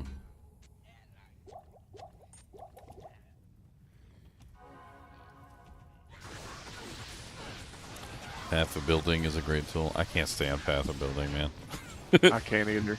That thing's a mess. Dude, the interface is so bad. It's like it's like fleas crawling across my skin. Half the time you're just trying to like move around the map, and when you're trying to move around the map, you accidentally click on something, and then it like auto paths all the way to the place where you clicked, and it does. Oh my god! Don't even get me started about that crappy application. I think I downloaded it a couple times just to see the tree, like, because they would get the new tree early on, and I would look at the tree, but like, ugh. I might have to finally download it for PoE too if they added the build file creation in there. Do you know if they added the build file creation there? Because I want to create my own build and load it into the game. I think I've downloaded it 3 times, and every single time I download it, I just have a horrible experience just maneuvering in that thing. Well, I used it for years in PoE 1, so like I'm pretty good with it. Like I know it in and out pretty much. I would spend more time in that stupid program than I did playing the game. That was my thinking. That's like, why I'm spending too much time in PoE this too. thing and not playing in the game. Like, I would be in there for 8 hours. I would log on in my play session and be like, oh, let me play for 2 hours. And then I'd be in my hideout just on POB. Like, what if I do this? What if I do that? You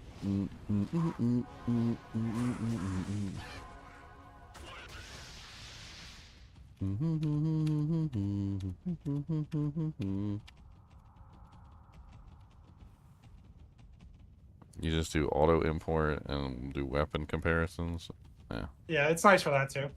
For checking upgrades and stuff. I just can't use the map. It sucks.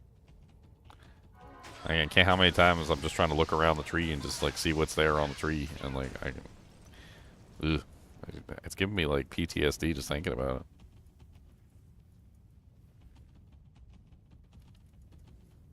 it. Oops, I accidentally clicked on a node. Well, we just spent 374 of your passive points to get to this node.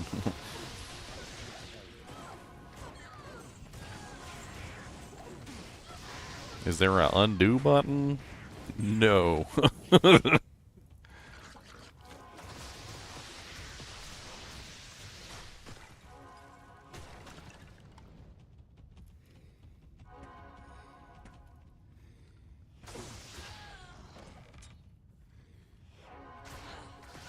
Back here, you little punk.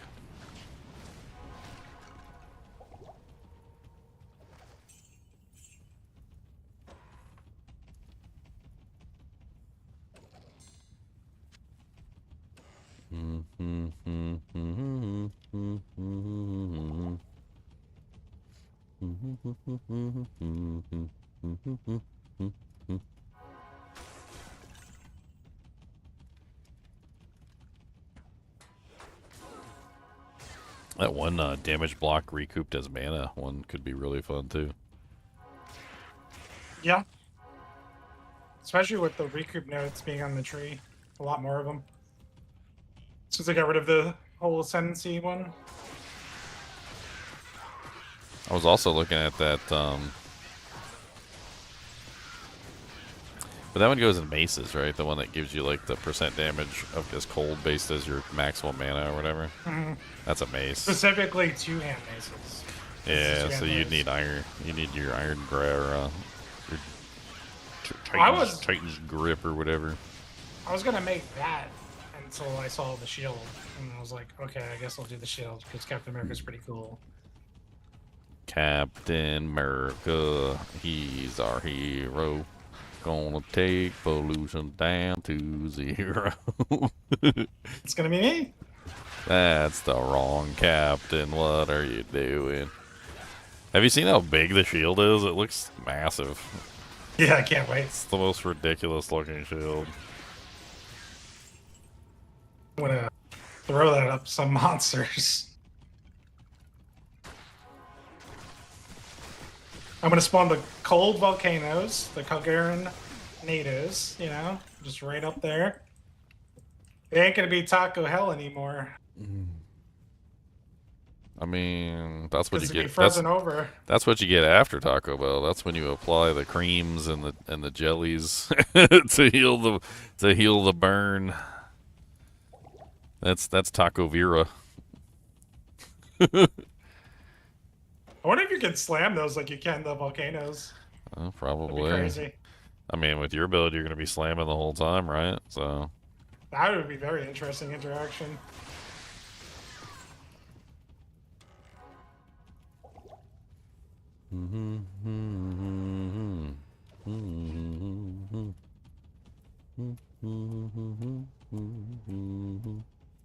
I can't wait. Let's go. We gotta get in queue. Gotta get in queue. Already? Oh, it's usually like 2 hours before. Though. Already? Julian's already in queue. What? He's like, I'm in I'm queue with you. now. I'm here. I'm waiting in line. Let me know where I'm gonna get the weed on. 0.1. That's ridiculous. You gotta get in queue too, because you're gonna be playing with me. Gotta be in the queue. In the queue. Yeah, are we gonna do a duo or a trio? I don't know about the trio. Like, I'm willing to do anything after we tested it. Like, I'm not. That's asking for trouble on the season launch. Hey, we practiced our builds in advance. We should be fine. Exactly. We did the work. True. You don't like lead weights on your ankles? No, it's not fun. That's how freaking Goku trains, and that's how freaking bushy eyebrows trains. Come on, you gotta get the lead weights on your legs. I don't think that's fun for either person.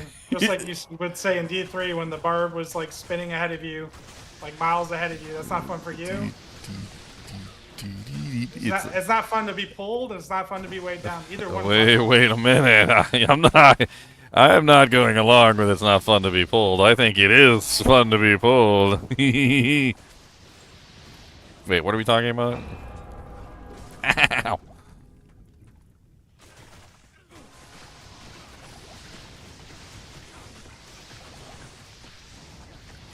Yeah, I know. People who are with us need to be around the same skill level. Otherwise, it's not going to be fun.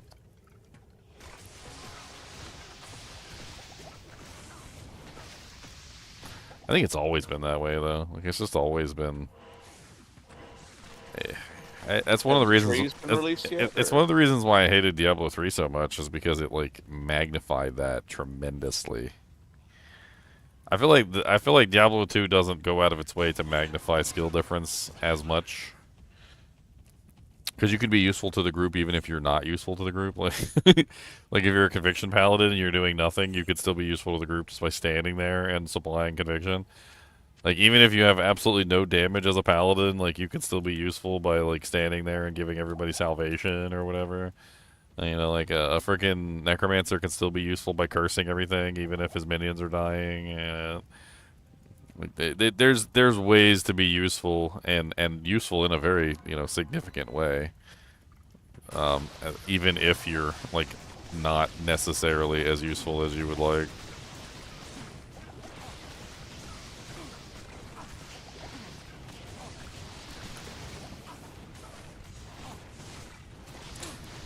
But like in Diablo, have they released new trees or not? Somebody said they had like a patched together version on Path of Building from like all of the stuff that they shown, but I don't know. If there's not like a full version yet. There are a couple of trees out there that show like new nodes and stuff for sure. I haven't looked at them, but people were reacting to them. Yeah, I wish there was more time between the seasons too, but Blizzard has been weaponizing their season starts, so. If you want to blame anybody, you should blame Blizzard. Blizzard's been deliberately taking their Diablo 2 and Diablo 4 seasons and putting them in awkward places specifically to create exactly the situation that we're having here. Not really much I can do about it, unfortunately. I want to play both. On the bright side, though, I probably won't be playing any Diablo 4 seasons anymore, so. I think I'm Not completely after done. what they did to the game. I think I'm just completely done with D4 at this point. Well, what do you mean? Everything is a mythic now.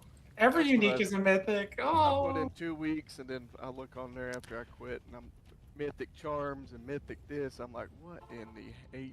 No, any unique. The newest thing for the next season, the next PTR next week, is every item can be a mythic now. Like every unique. Oh, God. No They way. went even more into the randomized uniques. Yeah, now you can roll the uniques in the cube. Like you can roll their stats.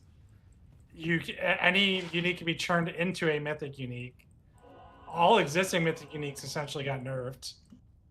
Like Herald Edition got down to 15% from 80. Shaco lost its damage reduction. I mean, it's exactly what I talked about 1,000 times. Like they make a rare item, something that's rare, like mythics, and then they basically make it so that that item is hard to come by. Then they procedurally add more and more of those into the game until eventually they become worthless and the most common items in the game. This basically means that there will be a new mythic. Like, mark my words, there will be a new mythic item, something that is even more rarer, bestest than the current mythic, and that will be the new top item. And then eventually that will become super common, and they'll make a new top item. Like, it's been that way literally since the start of the game. It's been a sequence of make item rare, flood market with item, make new rare item, flood market with item, and like it literally just continues like this for every single season. I think I've played Diablo 4 at this point. Like they don't understand how to do anything else. It's like a dopamine hit, from what I understand of the way this works. Is it's literally just a psychological trick. Like imagine you have an item that's super rare, right, and everybody wants it, right? Everybody wants it, but nobody can get it because it's super duper rare, right? Then you flood the market with it, and you create a temporary dopamine hit for finding, like, finally, this rare item, right? Problem is that the dopamine wears off because eventually you realize that this item that was once super rare has now become super common, right? Well, then now they have to make a new rare item. And then when they make the new rare item, now you're seeking that rare item, and now everybody wants that rare item. And then once that item gets to a maximum, like, flood value of, like, everybody's looking for it and everybody wants it, then they just do the same thing again, and then they just flood the market with the temporary item, creating the dopamine hit. And it's literally just a freaking loop at this point. I can't believe that they did it with Mythics, but I don't know why I should be surprised, because why would Mythics be off the table? Why would they be off the table? I mean, I could give you actual examples. Like, let me give you an example. So, legendary items, rare items used to be one of the best items in the game, right? And then they flooded the market with rare items until rare items were so ridiculous that there was way too many of them. Then legendary items became the best in the game because they made ancestral legendary items, and rare items couldn't be ancestral. And then ancestral legendary items were super valuable because everybody wanted the ancestrals. Then ancestral legendary items started to get flooded into the game, and then they made greater affix ancestral legendary items, which became the new rare item in the game. And then now they're like, okay, well, we're going to give you ancestral greater affix legendary items, and they just start making all ancestral items have one greater affix. And then from there, what do? Now it's like, oh, well, you can get like 4 greater affixes on your, your ancestral item, and the 4 greater affixes are now the rare items. And then like they just keep going from that point. Like it's just every time they make an item rare, they just flood the market with it, and then they make a new rare item, and then they flood the market with it, and then they make a new rare item and flood the market with it. It's dumb. It's dumb. Imagine if one season Shaco, like Harlequin Crest Shaco, was super rare, right? And then the next season they're just like, everybody gets a Shaco. You get a Shaco. You get a Shaco. You get a Shaco. Everybody gets a Shaco. And there's like Shacos falling from like Act 1 Bloodmore monsters. And then the next season they make a +3 skill Shaco that's purple. And you're like, ooh, but it's like super rare. And then the next season after that, the +3 skill Shaco is dropping from like every monster in Quill Rat that you kill. It's a really stupid way to set up a game. And it only works so long as the player doesn't realize what's happening. Like, it only works so long as the player's like, ooh, piece of candy.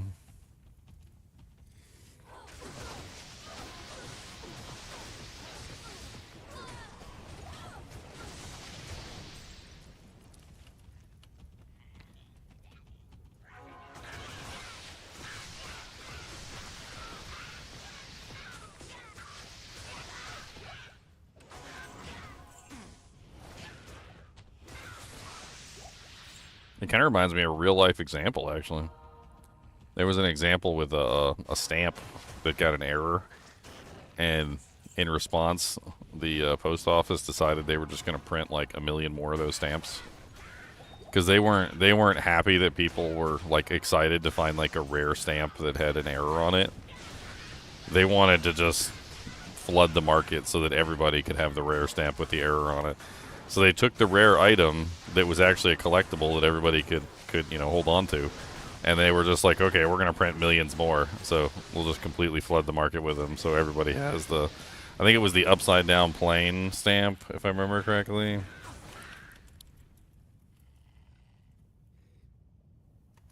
It was the inverted Jenny. Yeah, the inverted Jenny.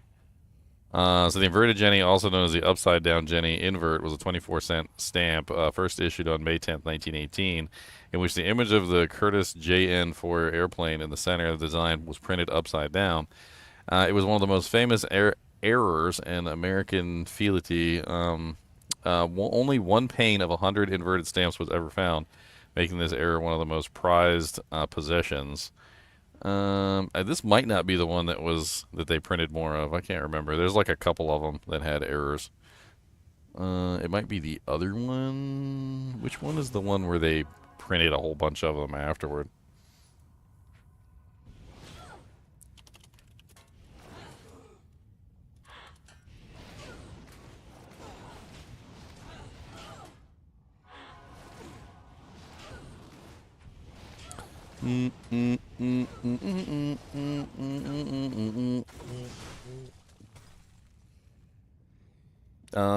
It was this one.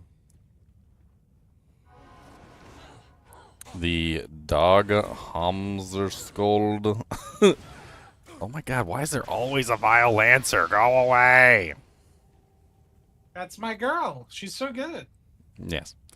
October 23rd, 1962. Okay, so on October 23rd, 1962, the Post Office Department unknowingly issued an unknown number of inverted Dag Hammarskjöld error stamps.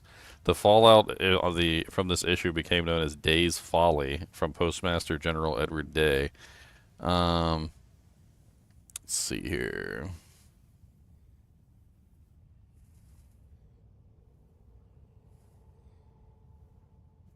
Where's the one where they reprinted it? Flashbang. Close your eyes. Yeah, here it is right here. So Sherman then filed an injunction to stop the reprint, but it was too late. Upon hearing the error, the Postmaster General Day decided that they should produce a special printing of the stamp with the yellow intentionally inverted to prevent individuals from profiting on the Postal Service's mistake. As Day explained, the Post Office Department is not running a jackpot operation. Sherman then filed an injunction to stop the reprint, but it was too late and they had already begun production. Sherman received an affidavit from the Postal Service certifying that this was an original error. However, he eventually donated his sheet to the American Society. The special printing stamp number 1204 was issued on November 16, 1962, and there were 40 million stamps issued, and it is virtually impossible to identify an original stamp error from a special printing stamp, so they all have the same value. However, the first day covers and covers dated before November 16th prove they are earlier issues and carry significant value. I mean, basically, he was just like, oh, there's an error, and it's really rare. He goes, here, just have 40 million of them. He's like, here, just have 40 million. It's the D3, D4 method all over again. Like, oh, Shakos are rare. Here, have 40 million Shakos. They're not rare anymore, sucker. Impossible.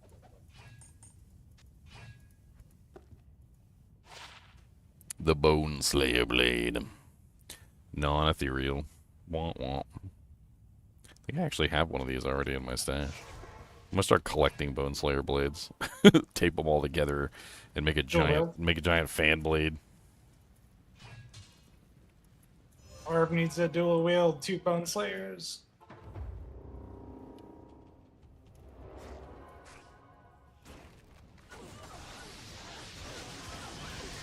I just don't understand why you go through the process of making something rare and then ruining the fact that it's rare. Like, I just don't get it. Like, it's cool when something is rare. It's cool when something is hard to find. And when you find it, like, you feel like you actually got something. You know, like, when I find a burr rune, I'm excited. If tomorrow they edited the game so that, like, every monster was dropping a burr rune, like, and I got, like, 10,000 burr runes in a single day, it would completely lose all meaning. I'd be like, how many burr runes you got? 10,000? How many you got? Oh, I got 20,000. I stopped picking them up.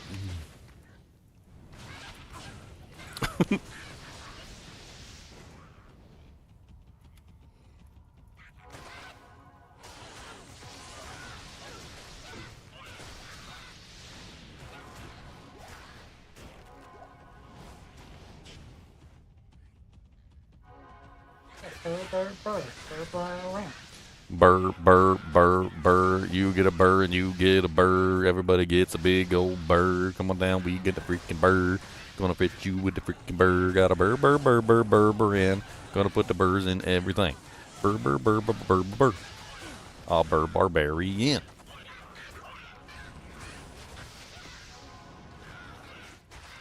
Not everything that's rare is worth something? Exactly. You're absolutely right.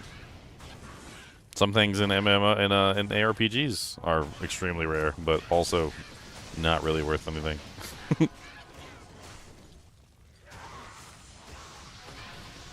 Like, for instance, Templar's Might, which is actually surprisingly rare and doesn't really drop very often. It's got, like, maybe one use in the whole game, and it's like a PvP-related use, so I don't even count that. It's basically like the biggest piece of trash armor I've ever seen in my life. Super rare, though. Not valuable, but super rare. It's worth 35k in the bank to the vendor.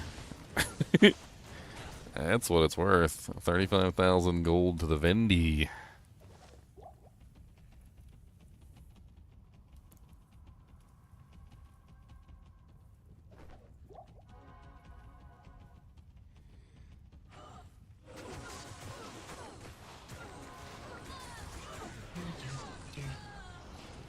Speaking on Diablo 3 and Diablo 4, though, they put themselves in that situation.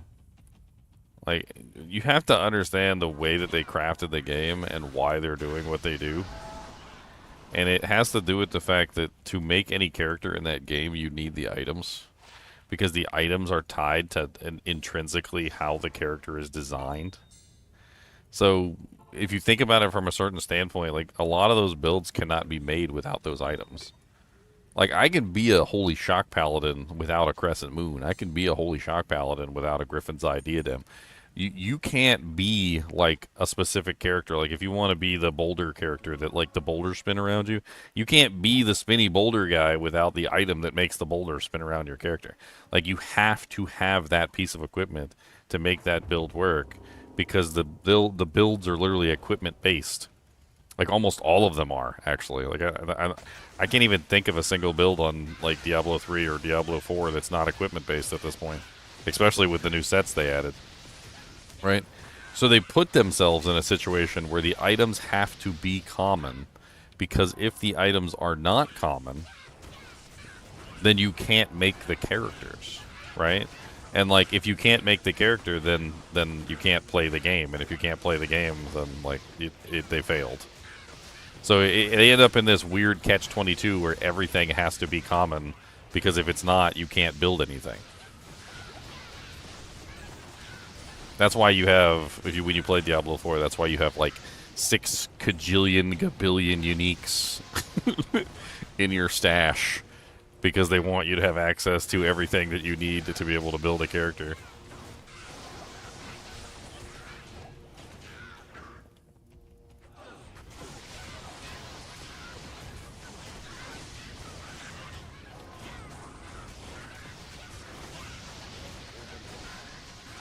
they were asked about stash again, and they apparently dodged the question. That's what Riker was saying. Is it full again? Always. Yeah, oh yeah. Always. They're just like, no comment.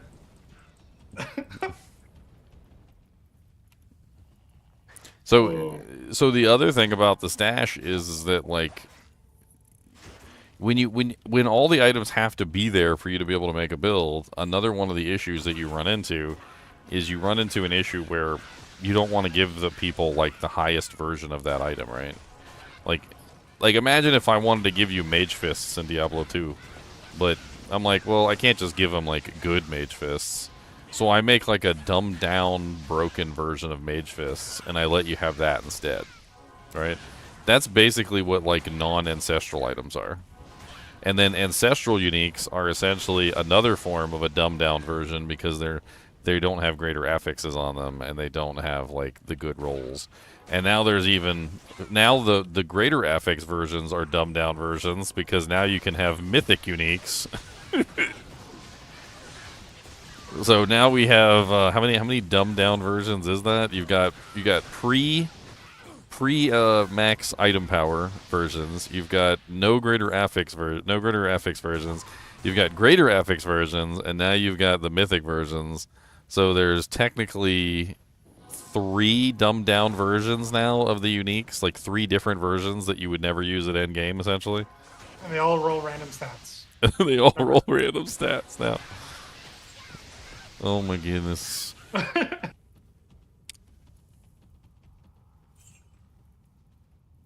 Most of those uniques were only good because of some of the stats they had on them. It's the weirdest decision ever, picking up a unique and then it's just like garbage. Imagine if you found mage fists that didn't have faster cast on them. You're like, what are these? What are these? They're terrible. Oh yeah, we made it so that the uniques could roll random mods now. So the mage fists are just garbage now. Well, yeah, you can't roll faster cast on gloves, so.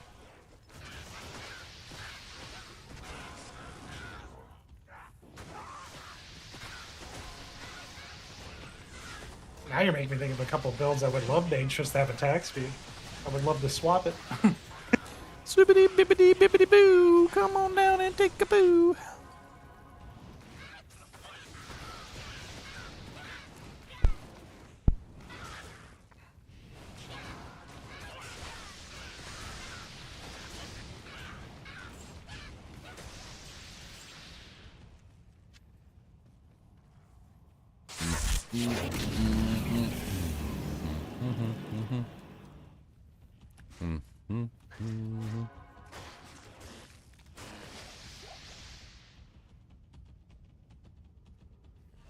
It's locked.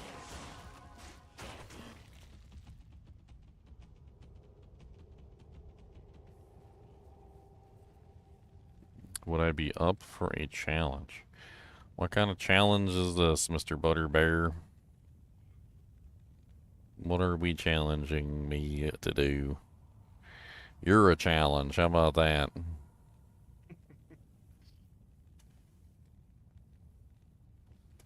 Your mom's a challenge.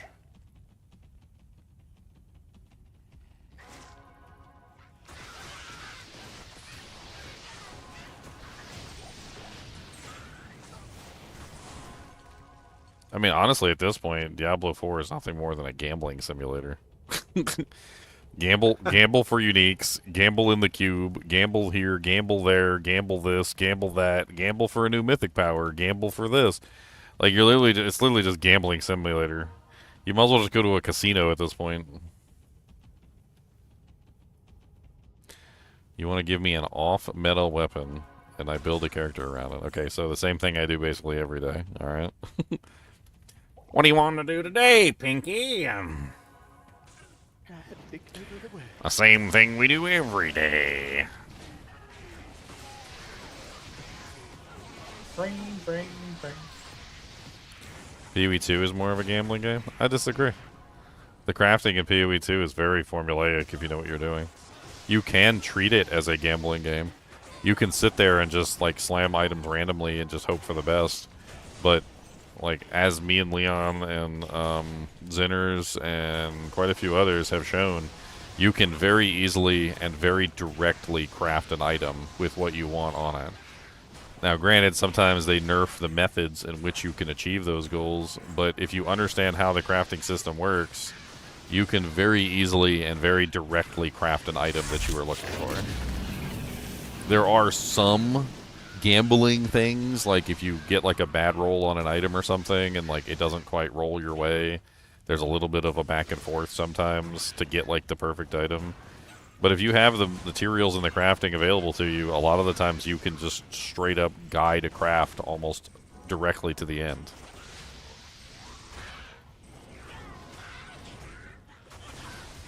It'd be much harder to get those deterministic items. I mean, I don't really think so. It's going to be like one step less.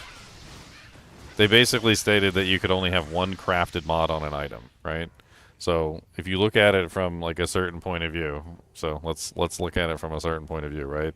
So you start with a white base, right? Then you hit it with an augment, a perfect. Let's say you hit it with a perfect augment.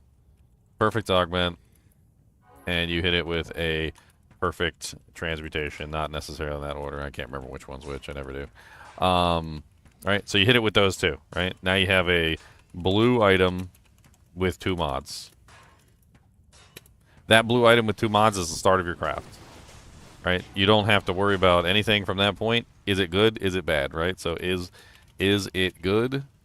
Yes. All right, let me make a flow chart. Then continue. Is it not good? Is it bad? You know, is it bad? Yes. Then, you know, throw it away. That's the start of your craft right there, and there's really not a lot of gambling in this. You literally just perfect augment, perfect transmutation, see what you get. Is it good? You can even just purchase it. Like, you can just go to the trade website. So you could just go to the trade website and buy a 2 blue base, right? And you can start from there. There's like no gambling in this at all if you just buy the base, right? And then from there, now you're in the crafting section, right? So you can do 2 things now. You can't do like everything that you could do before. You get 1 essence basically. So you can either use the essence in the beginning or you can use the essence at the end. It really depends on what you want to guarantee. Like in this part of the craft, you could just use the essence to turn it into a rare. Right? And then you still get your desecration. So the desecration, they did confirm, does not count as one of the crafted mods. So it is excluded from the crafted mods, which basically means that you can still use the desecration to add a second mod. So by the time you're finished with this item, you can guarantee 4 out of 6 mods, essentially. So you can guarantee the first 2 blue mods when you start the item. You can guarantee the essence, 1 essence, which means you get to choose at least like a blue to rare essence, or you can choose one of the perfect essences, and you can also pretty much guarantee the desecration, which means that you're only really gambling at that point the last 2 modifiers, depending on what it is that you're looking to get specifically. It's a lot more specific and a lot more focused on like what you're trying to achieve. And some of the items you can actually guide the craft the entire way through. Recombination being removed does kind of suck a little bit. Yeah, I agree. I don't know though. Like, I had very few successes on it. When the successes that I did have were massive. Like, I had massive Chonga successes in the Recombinator. But then I also had a lot of failures. I don't know if Leon had any successes. I think Leon was always like, damn it. Maybe like once. The value of rares also went up with this change. And additionally, it's a future-proof change for all the new crafting systems that they'll add every week. Like, you have to think about that too. Is like, we don't have access to a lot of the new crafting stuff. So now they can tag something as a crafted mod if they need to balance the game. They can say, okay, is this going to be considered a crafted mod or not? And then they can balance a league mechanic or a system around that. It's basically future-proofing the game. And the value, like I said, of rares have drastically gone up. I mean, there was also something that we were talking about yesterday. They said something along the lines of like crafted mods can't be modified or something. I don't remember the wording, but it made it sound like the crafted modifier would be locked, almost like it would be fractured. But maybe you could still replace it with another crafted modifier. I'm not entirely sure how that works, but that could also open the way for some more interesting like crafts, like guided crafts to a specific goal. If you think about it from a couple perspectives, like let's pretend that the crafted modifier can't be replaced by anything else other than another crafted modifier, right? That could potentially make it so that you could use that crafted modifier as a form of a fracturing orb. And you could also fracture it as well, which could also further increase the overall craftability of items. Like, if you can guarantee one crafted mod and then fracture another mod, it could make it extremely deterministic.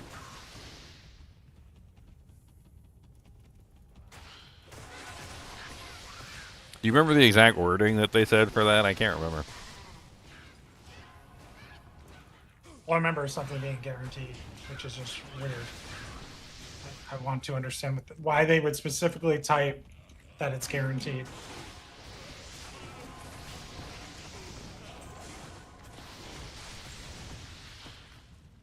Fracture is a 1 and 3. I thought it was a 1 and 4. Doesn't it have to have 4 mods?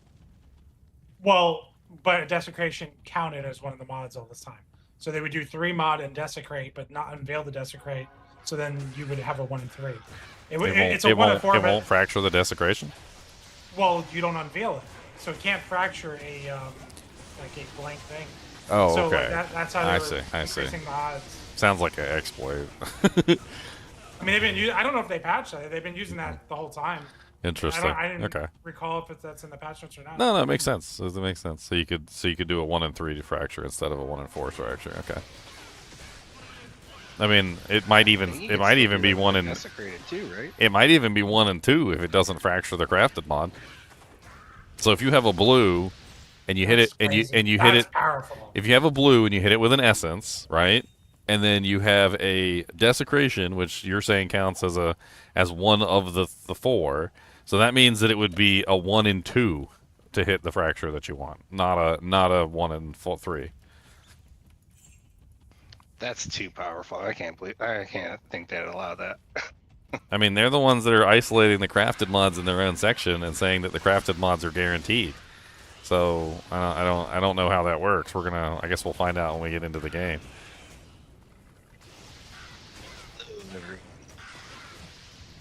I mean, to put it into perspective, back to the topic that we're talking about, because you're like, because I said Diablo 4 was like infinite randomization. It's like gambling essentially, and you're like Path of Exile 2 is too. But like, I could spend years trying to get a perfect item in Diablo 4 and never get one. I could potentially craft a perfect item in like a week on Path of Exile 2. Like, there is a very big difference between the level of gambling that is in Diablo 4 versus the level of gambling that is in Path of Exile 2. It's also one of those things where Diablo 4 has this like infinite scaling thing essentially, and you can keep scaling your items because the monsters are sponges. Well, yeah. So even if you do get double corrupt or do any of that. Yeah, so even if you do get a perfect item in Diablo 4, you can still go to a higher tier, which invalidates that item and requires you to get a new perfect item. That's the way MMOs have done it for years. I mean, it's no different than the whole MMO, like expansion thing where they do the level cap. I know a lot of you guys know all about the level cap increases and them invalidating all of your equipment. You know exactly what I'm talking about. Doesn't matter how perfectly geared your character was, the moment that level cap increases by like 10 or 20 levels, like all your gear, you might as well just throw it right in a trash can. First time for me was the Burning Crusade.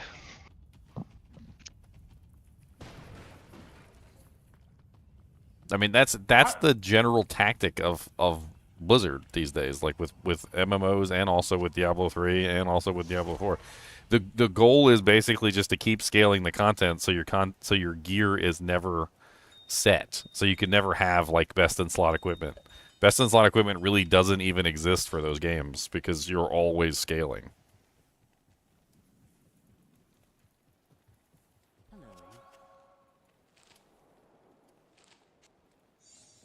Meanwhile, if I had to say, does best in slot equipment exist for Diablo 2?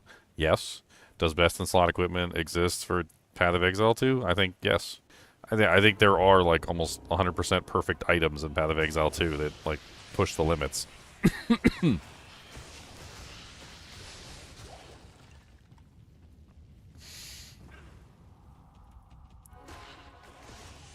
I was okay with Burning Crusade tank because it was an expansion. I'm not okay with the modern way where it's every 3 months the entire system is thrown away. I was At least cool I- with that the Burning I Crusade can too. make That was just the first time. Yeah. That's all. It was more acceptable when it was an expansion, yes. But Because then it was multiple years that like the Yeah. game stayed stable. But then they started to do it as like they didn't even do an expansion. They would just like every couple months Every raid tier. they would just increase the item power and just invalidate all your equipment just because. Yeah. You like you can go to like a normal dungeon and get better loot than the guy who was raiding the best raid like the previous week, essentially. Doing the harder content in the game, then you just log out like, oh, I got my dungeon gear. That made you feel so bad too, especially when you spent like 3 months working on that raid gear. Yeah, yeah. And you got it like the week before the patch because you know that's where they finally dropped or something.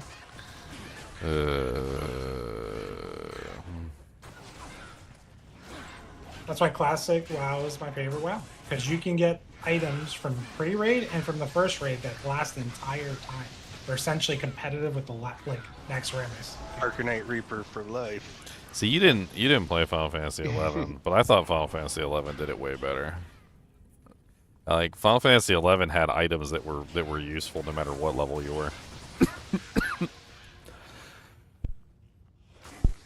I mean, I don't know how to put that in perspective, but like there was a ring that was like a level 59 ring, and that jank was useful like all the way through to level cap. There were items that it didn't matter like what level your character was, or what level they were. They were just useful in general.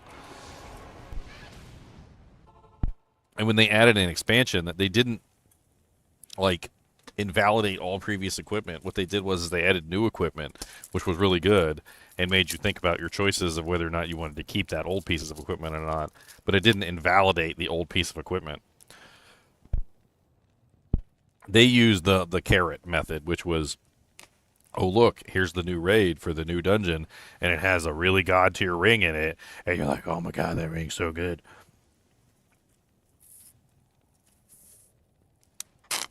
But it didn't like completely invalidate the ring that you were wearing. You just saw it as a option, not a replacement. And I always felt like that was just the superior way to do things, to add options, not directly replace your pieces of equipment.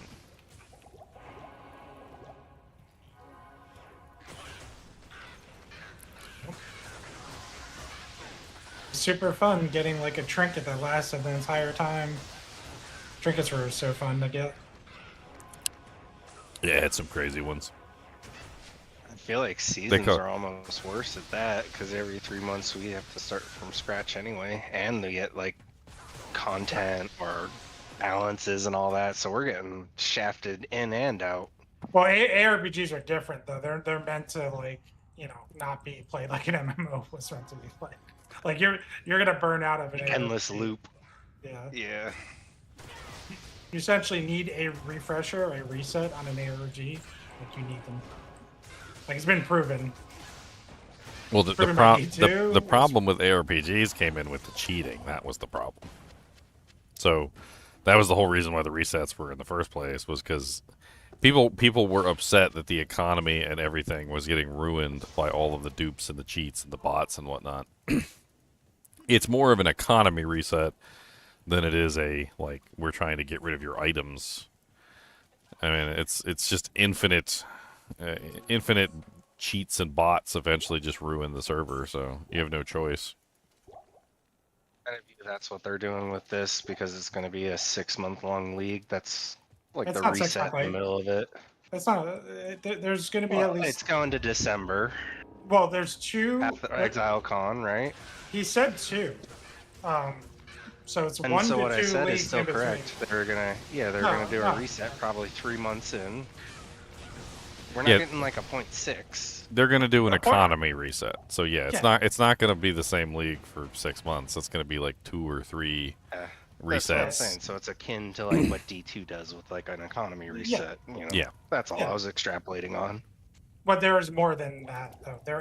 They said they're adding new uniques and many things in between. Like they might even do like a theme where they mix the Atlas Masters or add 2 additional Atlas Masters. Like they're gonna do content.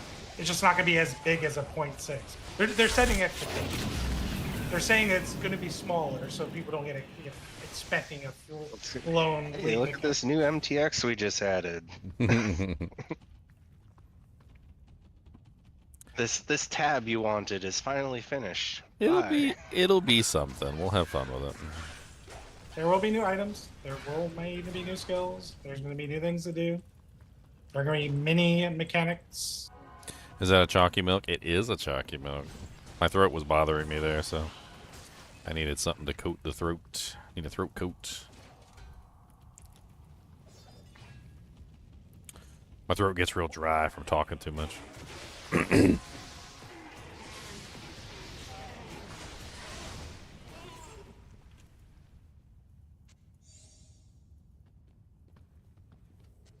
Sometimes when I'm in here, like, I'll just let, like, the people in the chat talk, because I need to let my voice rest. It's nice to not be the only one talking sometimes. Have you guys heard anything about any of the other previous league mechanics coming? Like Blight, Delve, Heist, anything cool? No leaks about that stuff. I thought the ocean stuff basically was Delve.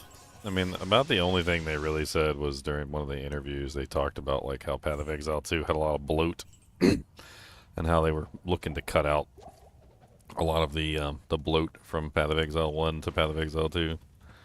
Like, they're deliberately leaving a lot of the things on the table from Path of Exile 1 that they do not want to bring forward. They're merging a lot of this stuff into similar mechanics, too. So, like, for instance, the Expedition shops, I think that was a pullover from PoE 1. They specifically stated that they just didn't even know why they had that in the game. They're like, we don't even know why we brought that forward. It was a bad idea, and they removed it. So, I'm not sure exactly how much is coming forward and how much is staying behind. I personally don't like Blight, but they did confirm Blight eventually will come in the latest interview. I don't like Blight tower. was good for I hate tower newbies. defense, dude. I hate that It stuff. was great for newbies. Anything that stops me from playing my character and I have to like interact with something else, I hate. I don't like that stuff. That's how I felt about the Val Temple. I didn't like the Val Temple for that same reason. Like, I'd be doing the campaign, I'd be in something, my headspace would be going to this and doing this objective, and then like they'd be like, go in the Val Temple and play around with your wiener, and I'm like, I'd go in there, do whatever I needed to do in the Val Temple, I'd come out, and it was like, I did like a full, like, 72-hour gaming session somewhere, and I was like, where am I? What day is it? Yeah, well, at least the Val Temple, you still played your character and killed monsters. The Blight is essentially tower defense. You have to power up these towers, and the towers are essentially how you get victory. I used to get so addicted to tower defense. Not me. I have played some tower defense games in my time. I eventually had to just kind of like stop playing tower defense games though. I get too addicted to them where I literally just sit there and try and make like the ultimate tower defense strategy. I had this one where literally it was a game that just kept going forever and like that just kept throwing wave after wave of bugs at you, and I had like a perfect tower defense set up, and the game just kept going. And the frickin' game kept going until the computer crashed. Like, the computer couldn't handle the number of monsters that were on the screen, and it just, like, shut down the PC. It was pretty funny. Big boy. They beat me. They beat me by overloading my computer. They couldn't beat the towers, but they destroyed my computer, so... Bastards. Bastards. I think I'm gonna re-roll that. That sounds like fun. That guy in chat sounds like the Mad Season show. Dank. Mad? What? The Mad Mad Season Season. show. He's a WoW comment like video guy, YouTube creator for WoW. So, Dank, did you get banned from any more channels, sir? I don't really frequent a lot of people's channels. You get banned from Sweet Phil's channel yet? Oh, dude, we gotta abandon him in every channel. No. I've been on Sweet Phil's channel plenty of times. You didn't get No. banned yet? Oh, okay. I still don't know what he's doing with the printer. I'm afraid to ask at this point. Like, what is he printing every Friday? A Friday night printer, yeah. That's Yeah. hilarious. What has he got, a 3D printer? No, I it's have just no a paper clue. printer. It's just he prints stuff off and he tapes it to his green screen. I don't know what he does. It's just weird. He's trying to stay Keeps fit. playing. He's doing like exercise while he's playing. Oh yeah, he does the treadmill when he's playing, doesn't he? I've seen that. I'm jealous. I'll just sell for a standing desk. Treadmill will come next, maybe. He has a standing desk. No, I was saying myself personally. I would settle. I'm just saying he has one. Like he's already all up in the health conscious gamer mode apparently.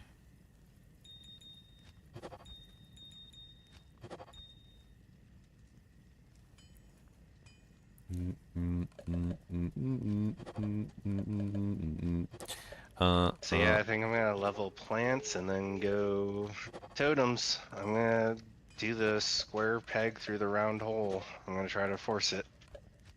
I don't think it'll be that bad. Just mana's gonna be. I guess I'll need mana regen.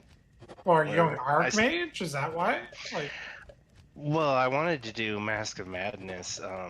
There were some Or Archmage not Mask changes of by Madness, the Mind way. Over Madness, and Eldritch Battery, just for the free defense, but they changed that, so you can still do it, but you need to why don't you do your definitely need to favorite get some more ascendancy? sustain. Your favorite ascendancy got buffed like tenfold. The Chronomancer seems nasty. Yeah, the My original plan was to do Chronomancer does Chrono seem Frost. good. It does seem good. I actually But- want to do a Chronomancer finally. I've never done one, and now it's like really good. Well, and especially since they took the cast speed and made it just skill speed, Yep, more now generic. now you exactly. can do melee. Yeah. Yeah, melee mancer sounds cool. Massive damage reduction. Get the bell for no good reason. Drop that down too. The martial arts is crazy looking. Yeah, martial arts looked interesting too. And then I thought minion too, you could go with the companion boss like summoner. That's really interesting also to me. I'm going to do at least 3 classes this league for sure. Yeah, I'm not a minion guy. Once again, it's like tower defense, but with minions. That's my pizza roll eating build. Dude, you're gonna burn your lip. Like the was it molten hot pocket? You're gonna burn your lip on them pizza rolls, sir. Dude, hot pockets.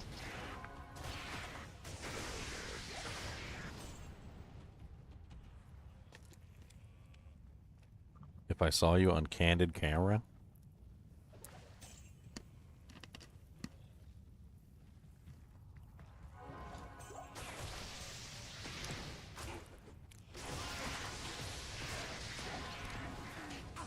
And ping.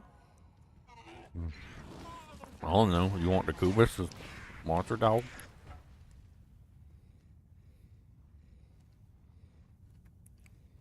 But yes, Leon, I plan on going Archmage. I think I can do Mind Over Matter as well. Eldritch Battery is the one I don't know how to solve for without getting a bunch of just regular regen. I'm basically just gonna play it like a regular old Stormweave Spark stacker, mana stacker. You're doing Spark on your totems? I'm not sure if I want to do Spark or like Entangle because that's like I can at least do some physical spells. They fixed the Arc, so you can't do Arc, but at least Archmage works with Spark well enough, and they're on Firewall and maybe what is that on the Orb? Did you see the Triskelion cast thing? No, sir. So they made it so you can do like a buff. I'm trying to think how to explain it. Oh, where you hit Tri-Elements and do that? No. So it's the Triskelion pattern, and it's not as complicated as it sounds. If you look up like Triskelion shape or symbol or whatever, there's like a specific symbol. It's called the Triskelion symbol. It's a old thing. It's basically like, you know what a shuriken looks like, right? Triskelion Cascade, yeah, I see it. Yeah. So basically what it does is you cast it before you cast a spell, and then when you cast the spell, it hits like the whole screen in a Triskelion pattern. Which basically allows you to get like crazy spell shots off. So like you could use it with Frost Nova, for instance. They showed it in the video where like they hit it with like they cast it and then they cast Frost Nova, and Frost Nova went in like a Triskelion pattern across the entire screen. It was kind of crazy. I mean, you can add that into your build too. Yeah, it's gonna be interesting.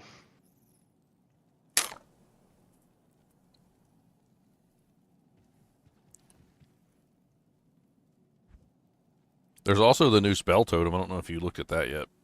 The druid one. Oh, that's the build I'm going.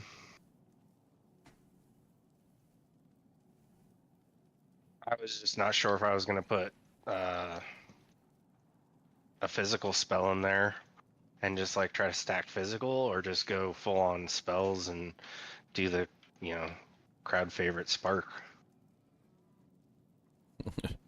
He just wants to cover the whole screen in trash. I mean, I've played Spark like 3 out of 4 leagues so far. I can't believe you're gonna start Do it again. the build that bans you from their chat. Banned. And in the first day. Got Banned. from the chat. It's locked. Banned, bandy, bandy, banned. Banned me now? Oh, we know all about your bans. You can't hide it from us. We know Rax got you, okay? You Mhm. can't hide it. No, we know you got banned by that Rax. one. I'm proud of that one. I got a double ban from him. That's a badge of honor. And also, I Banned. care less. Banned. I guess my next one would be Ziz. I wouldn't mind being banned by Ziz. Oh, you can trigger this pretty easily. He'll get you. Probably. Like, I'm first gonna- time he lifts a spoon to his face. Excuse me, sir. Can you stop eating on stream? It's disgusting. He's gonna Banned. Banned. I'm gonna ban Dank next. I'm gonna be the one to ban Dank next. Let's go. I've seen some pretty good Ziz rage clips. Oh, They're man, pretty yeah. entertaining.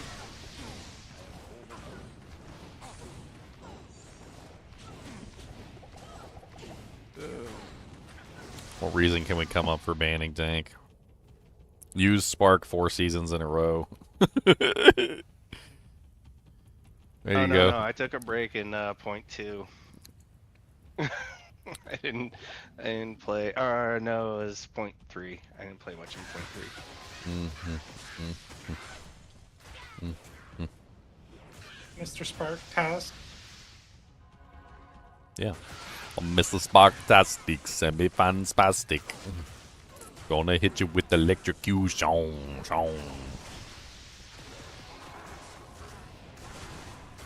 Three screens away. Way.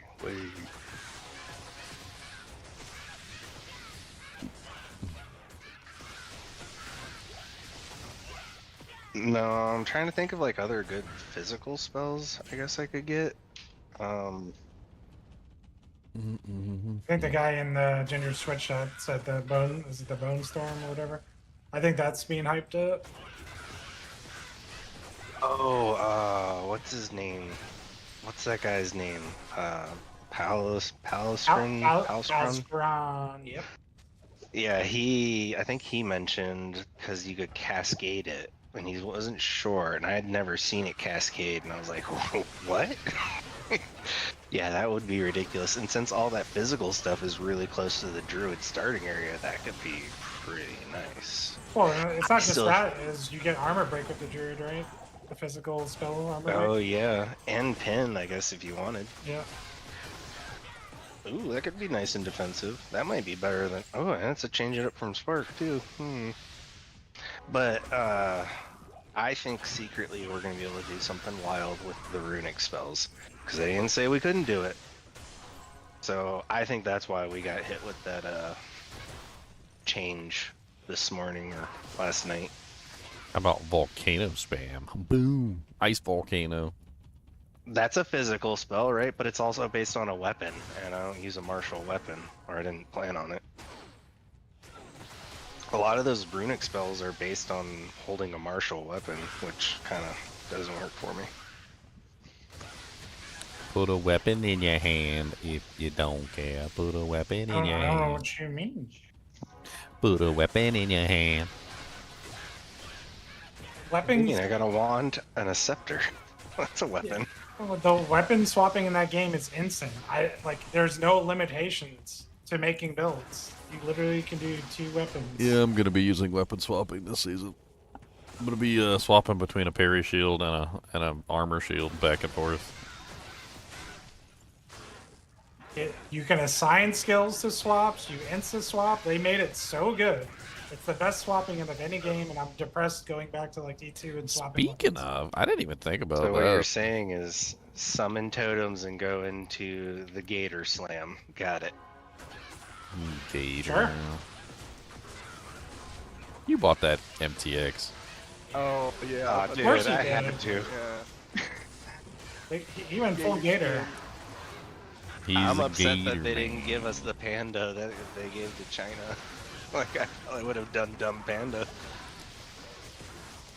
He's a silly kind of panda. So Spirit Walker is the new summoner. Yeah.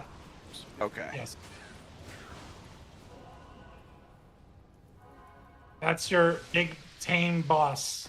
And people are already theorizing of running like 2 bosses, and you just swap between them, like one for Claire, one for single target.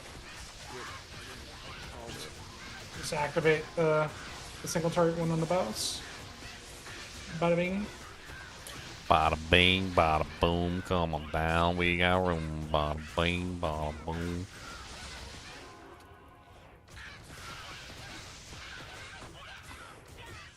What are you doing, Leon? How are you gonna get to maps in like 8 I hours? am Captain America. I want to use the new shield. Shield throw. Okay. Yeah, I'm going full Captain America, and I'm gonna build Shield Wall because Shield Wall is very good, and it's the same scaling because it's shield scaling. So I'll be ready to go. And I'm gonna do it on Titan because the shield is a slam. The unique shield counts as a slam. So you know, Titan's got the best slams. If you want to jam. Do you Gotta want sing to it the slam? whole season. Do you want to jam? I may have to re-level a second character though. I may have to. We'll see. Depends on how everything feels in the endgame. Because one of the ways to get infinite cooldown on that ability is to destroy the ice walls. And then there's a new amulet that generates ice walls on crit. So if it's going to be crit based, I might have to go Oracle just so I have no cooldowns. I'm like deadly interested in the Gemling Legionnaire stuff. The Gemling Legionnaire has a new passive that basically gives like extra quality bonuses on everything. Like every skill has a new quality bonus. Like in addition to the existing quality bonus, I'm pretty sure. So you get both. Yep. So like for instance, even in your case, Dank, like what does the new passive do for Spark? What is the quality I'm trying bonus? to break my spark addiction. What is the quality bonus on Spark? Like, so you don't. Some of the quality bonuses they showed were kind of crazy looking. I think the first thing I'm gonna do on login is I'm gonna hop onto my Gemling Legionnaire real quick, like my old one, and I'm just gonna check and see like what the quality bonus is for like some of the bonuses. I'm pretty sure it's all going to be data mined when we're at queue like last time. Well, I hope so, but like if it's not, I'm definitely hopping into the Gemly Legionnaire first. Yeah. I work until 5 Pacific, so I won't even be on until 8 o'clock your guys' time. I mean, I think that Gemly Legionnaire, depending on what the quality bonuses are, could determine whether or not I roll Gemling for the season.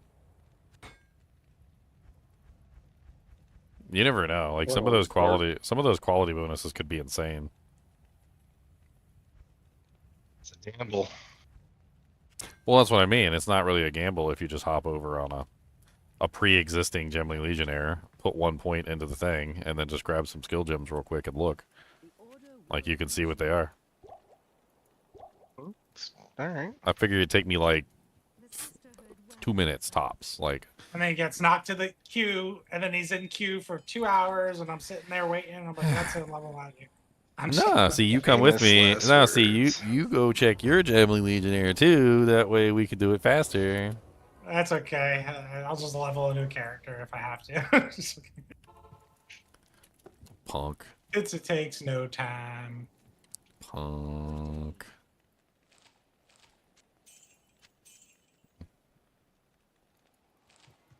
I'll just be a Gemly Legionnaire. I'll just take the chance and go for it. It's one of the build specs that I set up for the character anyway.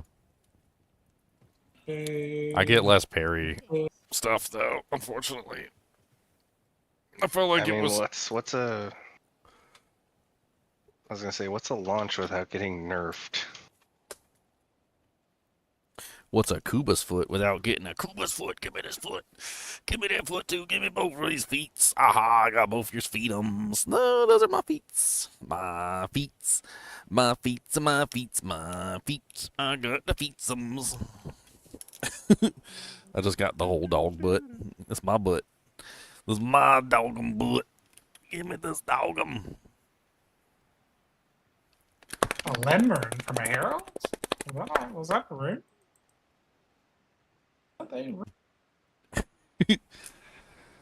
I'm messing with the dog. Look. In the bog? You ready? Watch. Look. Give me them feet. Give me them feet. Give me them feet. Give me all them feet. Give me them feet. Gon' give me them feet. Goddamn feet. Gon' give me them feet. Give me feet. He don't even care neither. Look at him. He don't even care.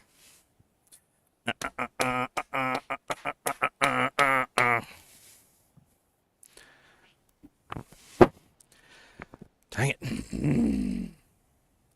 I'm gonna tickle these toes. I'm gonna go tickle toes. I'm gonna tickle your toesies.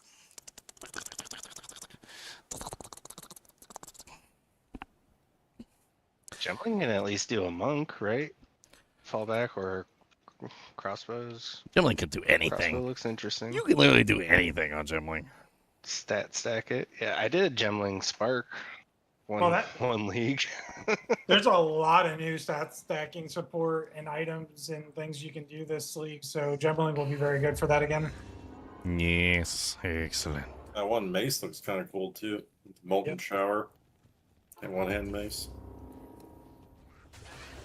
Is that the Brutus? What is called? I built Brutus Let's Run Bardiche and PoE 1. Bardiche?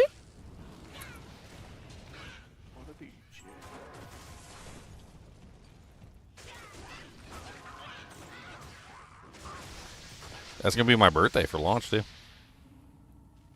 My birthday is June 1st. Be like a couple days into the season. You got your snacks ready? I do have snacks. I already had snacks ready for the D2 season, which you skipped. Skipped, by the way, dang. Which you didn't even come join us for the D2 season. Yeah, sorry, I'm not a part of that cool kids club because I didn't buy Warlock. What? You live in California. Doesn't Warlock cost less than like you walking outside? Don't you gotta pay to walk outside in California? Another California you gotta pay for the person. sunscreen to go outside. I mean, he's not wrong. Like that's like Reign of Warlock expansion is less than a bottle of water from like the vending machines out there, isn't it? Yeah. It could be. I just have my I made a rule about not buying stuff from well, I won't say Microsoft, Blizzard again. I mean, the Raid the Warlock expansion is pretty good.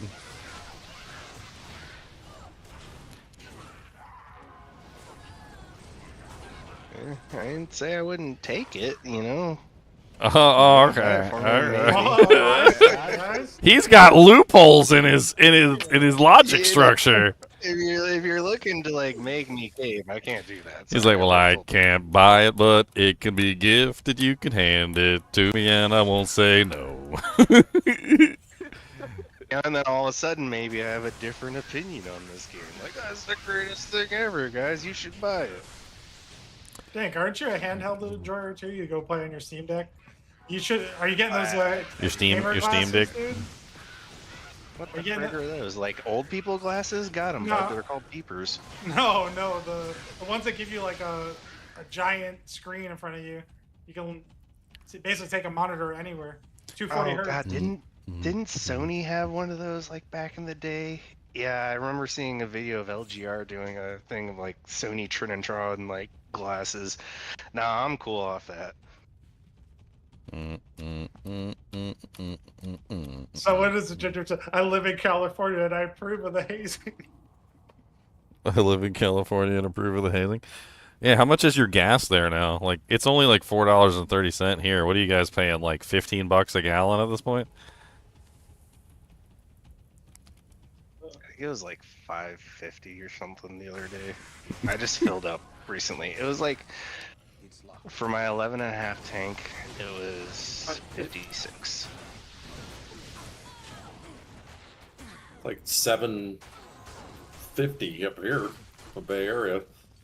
That's because y'all got Texas.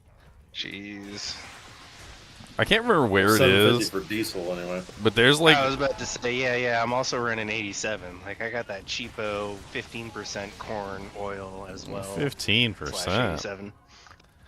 15%. Oh yeah, they upped the ethanol content. Yeah. I thought it was 10. Used to be. It's gonna be pure whiskey by the time they're done. Might as well just run it on corn whiskey. Better for your engine than running that mix. Wah, wah, wah. Well, with diesel, you can get the additive or whatever it is yourself and just mix your own used biodiesel. Biodiesel, that's what they're calling it nowadays.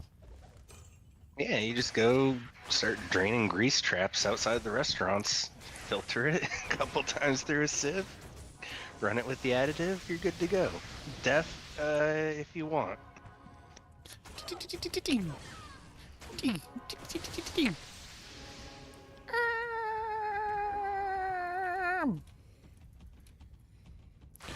String out, kill you.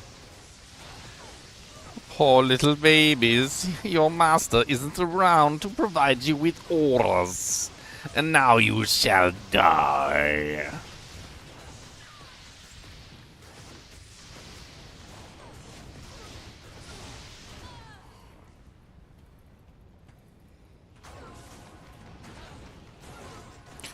Yeah, there's like people that live over in Europe that are like in the Netherlands that are constantly like, it's like $18 a gallon here. I'm like, well, that's because your government hates you. Like, that's not how much the gas costs. Yeah, it is. It's $18 a gallon. I'm like, no, it's like $4.50 right now a gallon. Like, the rest of that is taxes and VAT. Your government hates you. I could just hear them over there. They're like, ride the bike, fatty. We don't want you driving the vehicle. You need to do the running. You have the overweight. Just think the current governor's probably going to be the next in line to run for president. Yeah, I was showing Cody, and Cody like hid from the camera because he's a big fat butt. Got a big fat booty. I don't want to get into politics, but ew, yeah. What about Kamala? Is she running again? Nah, she already said nope. Well, we tried to kick him out already, and everyone voted for him to come back, so nobody wants to get rid of him. It's locked. Freaking liberals.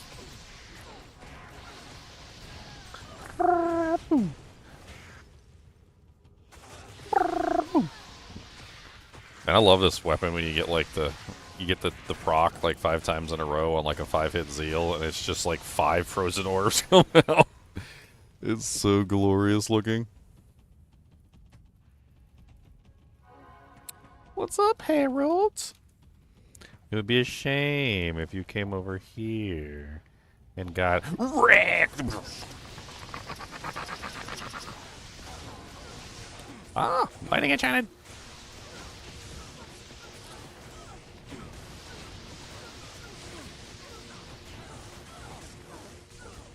I don't care who you are. Holy Freeze is still one of like the nastiest auras for like melees. Freaking hurts. Stop beating up my Mert. What are you doing? Come here. Get against that tree. That's why you just. Oh, the Herald dropped me a tier rune. Baby, and a chipped topaz. Not a tier rune and a chipped topaz. She really knows how to doll me up.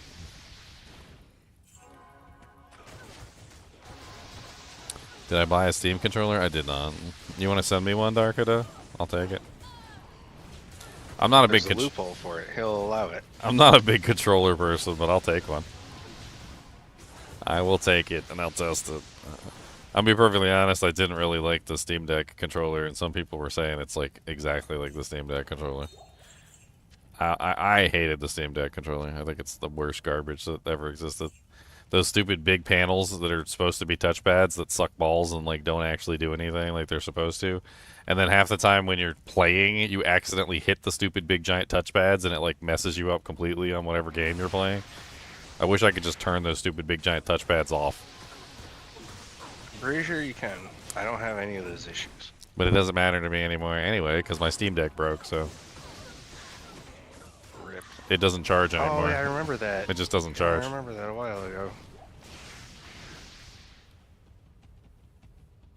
Seems like the Heralds What's aren't the worth new, it after you get the Sunder. Stash tab they're peddling? I disagree. I like killing the Heralds. I think they're fun. Fragment tab. Yeah, the runes or whatever, like the fragment rune tab. The rune tab already exists. The fragment tab that has like your precursor tablets, your breachstone fragments, all that kind of stuff. The rune tab is updated though. It looks nasty. They showed it. It has like 5 tabs within it. I can't stand the trackpads. Yeah, so like my soul cores and all that. Okay, yeah, I've got the rune one. Okay, fragments. Alright, I guess that's the one I'm missing.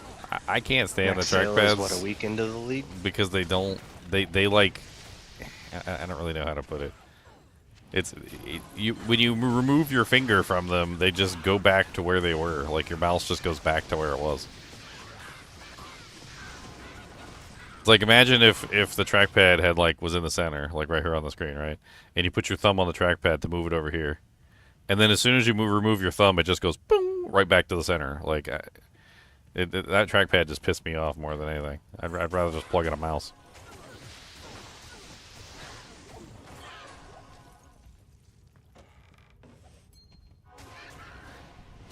Here, I'll link you the video and PoE 2 channel. Oh, what am I? Watch that video, Nick. That's the one that has the tab in it and some of the improvements it did. Did you know that they added searching for items in the game? You don't need a stupid overlay or third-party add-on. I mean, I never did that anyway because I was stubborn, but no, Me you either. can just do the search down in the bottom. There, you can shift alt left-click an item and it'll open up the in-game search and put in all the things about the item, like all the filters and everything, and basically do the search for you. I need to Nope. write that on my That's new. forehead or something so I remember to actually use it during the season. PoE 2 exchange anymore? Don't need it, I guess. Yeah, I deleted mine since they updated that. Deleted what? Path of exchange or whatever they call it. Exile exchange. The price checker. Oh yeah, never used that. I used it last season. But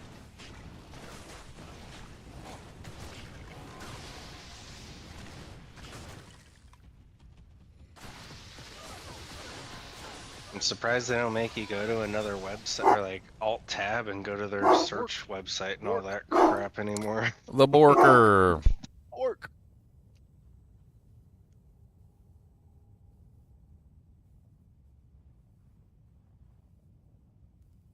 Well, they're converting me. I'm going to use in-game search mostly now. Yeah. But that, I'm using that. I also have active searches on the website, though. I mean, yeah, I'll probably still have those running. Just, you know, when you're really trying to get a score or someone's fudge up.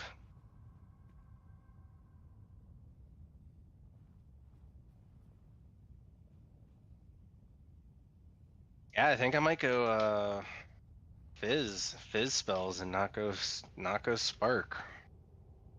There you go. Are you watching the video? No, not yet. I hate you. It's okay, Leon. I'll be there tomorrow to bug you about my build fixes. You do realize I can ban you in Ginger's chat, right? I have the ability to add another ban to your list. he has. You know, that's cool. We doing it? We Real do. talk?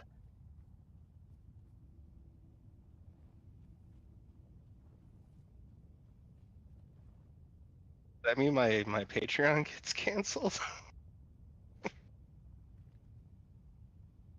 I'm teasing. I don't know if Ginger has a Patreon, but I thought you were going to say OnlyFans. I think that's been mentioned once.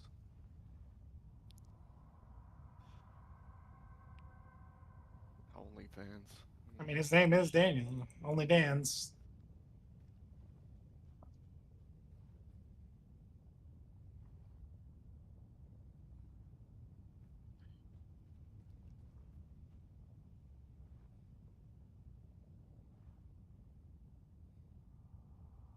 That's messed oh up. yeah. I did see this a little bit earlier, and I was kind of like, why didn't they have this already?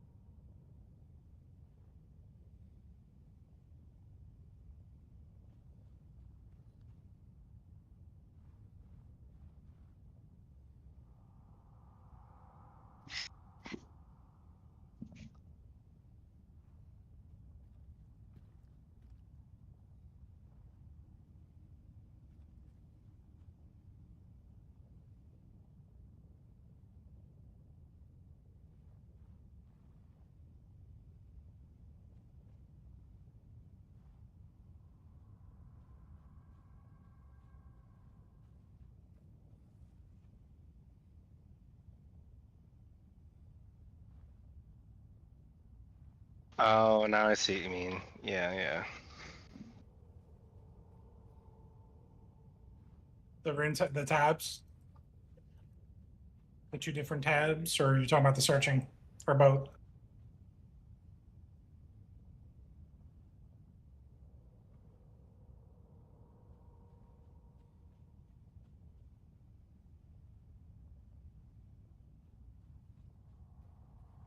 Okay, yeah, the fragment tab. That's what I was thinking. I was like, that's the one. Yeah, and it's gonna be on sale a week after launch, right? So we should wait. I mean, I already own it from PoE 1, so I just get it included. I didn't buy it in PoE 1. I've been frugal city. I actually didn't buy any MTX until right before PoE 2 launched. You know, what'd be funny is if it's on sale right now in PoE 1, you would get it, right? If you go buy it. That would be funny. Oh, it's just not on a discount. No, they ran it a couple of weeks ago.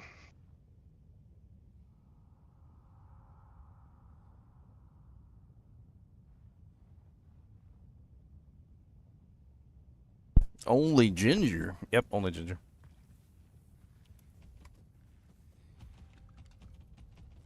feel like you need that tab though, because of all the different crap they're giving us. Yep.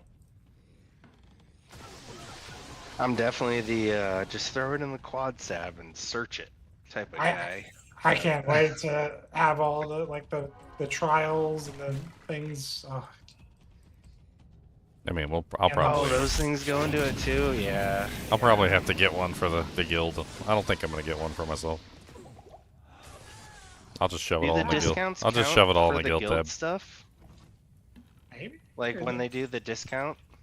Usually, but it's a separate line item. Like it's a separate thing, like product on the marketplace there. So, but I think it usually is at the same time. I don't think I have any more of those guild coinages. Check. What is it? M for expensive. Nope, I'm out. No, guild coins are just regular coins. Like you have to donate them to the guild. So if you have regular currency, you could just donate them to the thing. I can accept the donation, and then I can spend them on stuff. Anybody can donate. I think I'm the only one that could actually purchase the tabs, though. Okay. No, I cannot donate. Sorry. I have none. You poor. Hence me contemplating. Yes, I am a poor. Remember how I didn't buy the Warlock thing? I thought that was philosophical. Wait, no. There's no philosophical about it. I have not bought the Warlock. Yeah, but you said that. But you cited the reason as philosophical, not economical. Oh yes, well, quite. Yes. Not The reason. I'm watching me on Tubester. And also, I mean, just well, thanks for the follow on Twitch, if you man. really want to know. If you really want to know, it's because I didn't like how they did Mosaic. Like, everything they've added to Diablo 2 has somehow been a step back in my eyes. And I know it's not an unpopular take, or that's not a popular take, but that's just how I view it. Like, Mosaic's everything gone. they've added is... That's just an example. Mosaic's gone. I know. But Warlock's in. Warlock got balanced. It got very heavily balanced in the latest patch. It's just a for instance, bud. Don't die on that hill. I mean, I'm not saying this is the reasoning. Like, I'm just saying this is like death by 1,000 cuts. Like, I don't know. I'm also the guy that didn't play LOD until 2008. Like, I had it for the widescreen resolution, but I never played LOD because I didn't like runewords. And I still think runewords kind of cheapen the experience. But hey, you know, hot takes. I don't know. Some people say rune words are the only things you use, but like I just can't agree. Like a lot of the times, my characters are like 90% uniques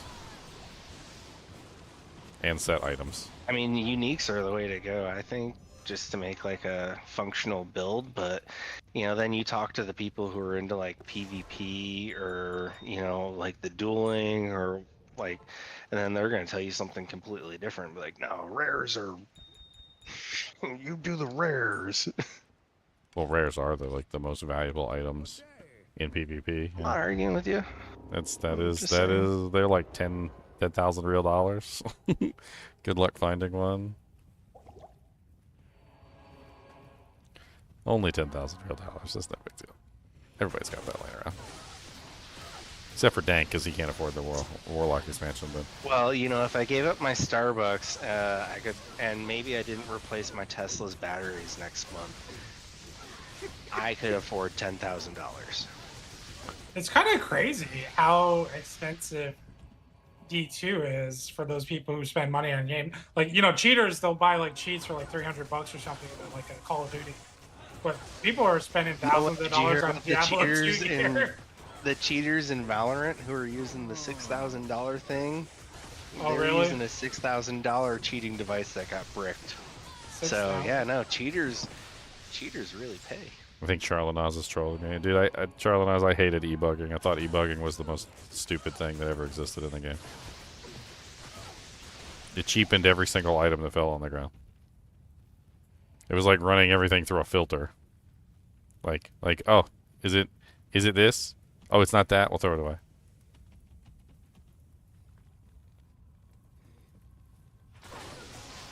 E-bugging was so dumb. I was glad that it got removed in Diablo 2 Resurrected.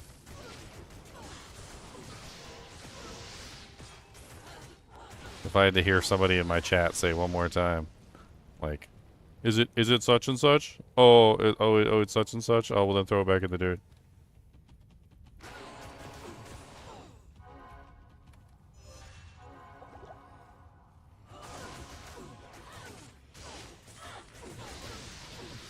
And that, ladies and gentlemen, is how Dank was banned. Hey, Ginger. Ban him. I mean, I don't care if you love e-bugging. I just hate it.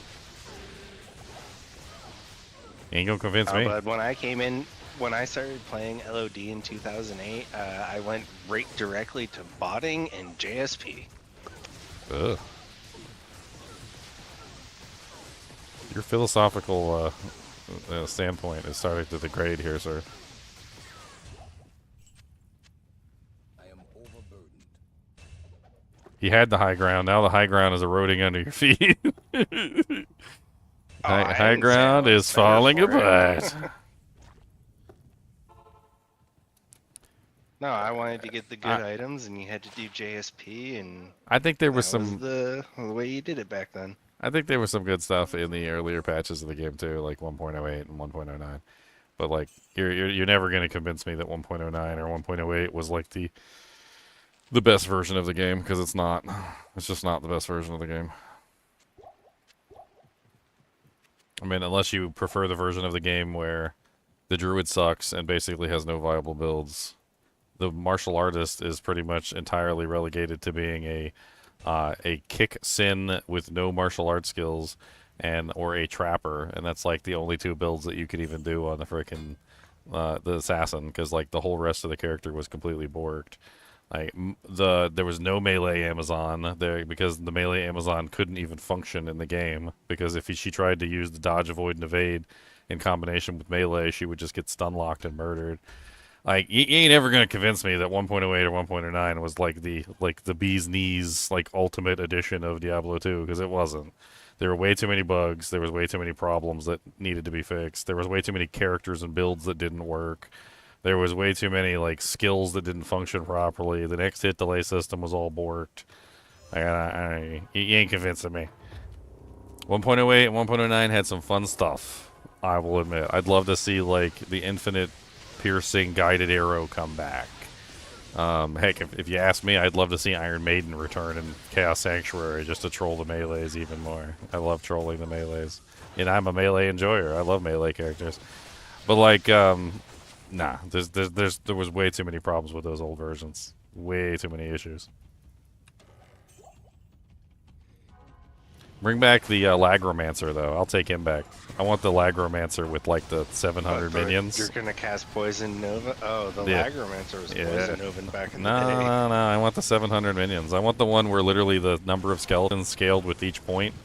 So, like, if you had level 20 skeleton, you had 20 skeleton warriors. If you had level 40 skeleton, you had level 40 skeleton warriors. Like, I want the version of the skeleton of the Necromancer back that had, like 120 minions on the screen at any given time, and was like a wave of army of darkness, like, flowing through the map. I want him back.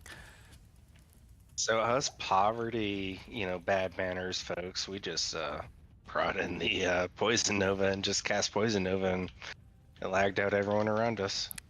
I could have all those minions and cast Poison Nova. What are you talking about? I could be running 120 minions and cast Poison Nova. What kind of dirty whore do you think I was? Yeah.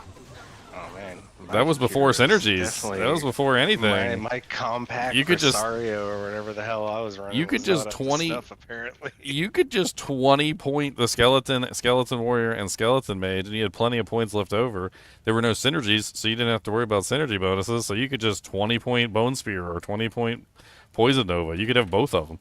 I think I had Bone Spear. 1.10. I think I had Bone Spear and Poison Nova, like one on left click and one on right click, and I was just spamming them back and forth. even. A lag romancer. You couldn't even get through my army. My army would just like envelop the entire like River Flame Causeway to Chaos Sanctuary.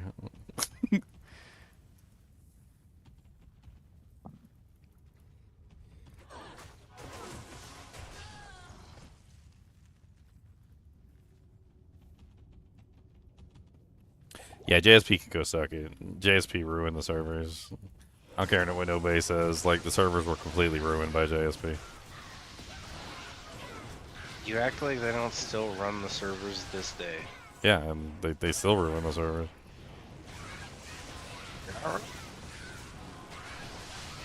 They transformed Diablo 2 into from a fun game where you find items and put on gear and like make your character, you know, function to like, does the Shaco have perfect defense? Oh, if it doesn't, it doesn't have perfect. It's not a perfect defense Shaco. Sell it to the NPC then. That's what they transformed Diablo 2 into. They literally transformed it into an abomination, where literally the only items that were valuable were like not only good items, but they had to be perfect good items, and those were the only ones that had any trade value whatsoever left. Like, people would come into your game and they would drop you like 10 non-perfect Shacos on the ground like they were trash. They're like, oh, you want a Shaco? Here, have 13 of them. Like, these are all garbage anyway. They don't have perfect defense.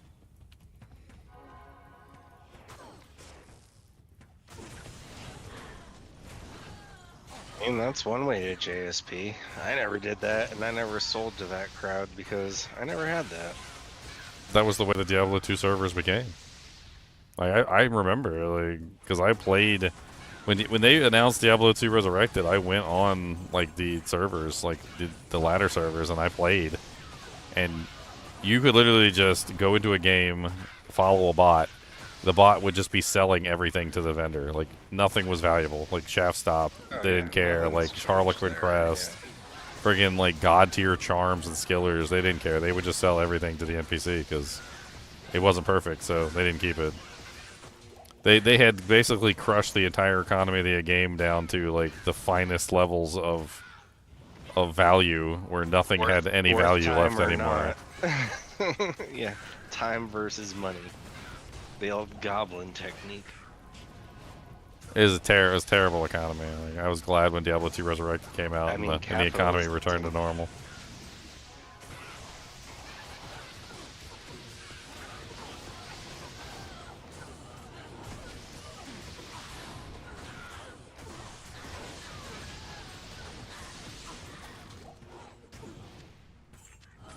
Yeah, I think Plants is gonna still be good. Plants Oracle. Oh, an Istran. Nice. Always fall back on it if my my spell totems end up a bust. I'm also gonna really try spell totems in Act 2 after my first Ascendancy. That's crazy. I know, right? Hold me back, Leon. I mean, it's low mana cost.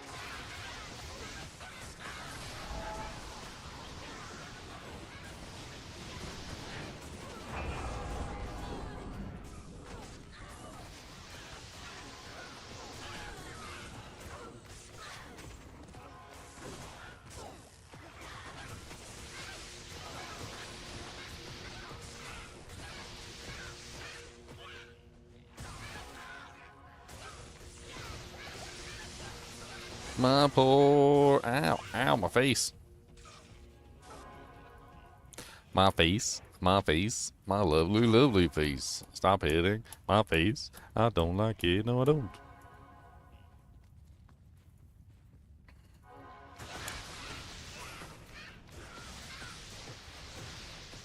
Bring back the old Arcane's Valor. Some of those old 1.08 uniques were just completely busted. Like, I don't know about that, my friend.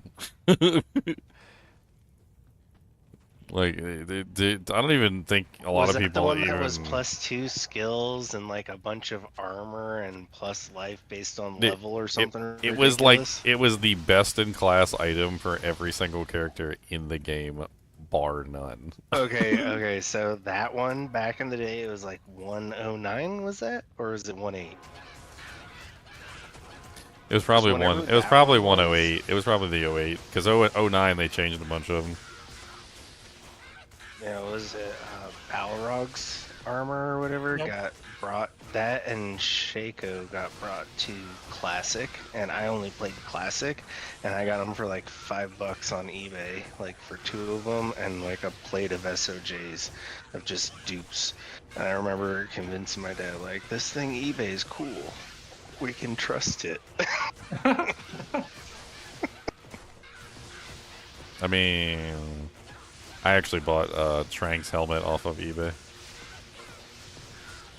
I couldn't find Trank's helmet. I wanted to be a Trank necromancer, and I remember we tried for days. We found every single piece except for the helmet. We traded and bartered and whatever, but like I couldn't find the dang helmet. We must have went like 2 weeks without being able to find it, and finally we just went on like eBay and got it for like $1. I got Pokemon cards off eBay. Got my Charizard. My Char.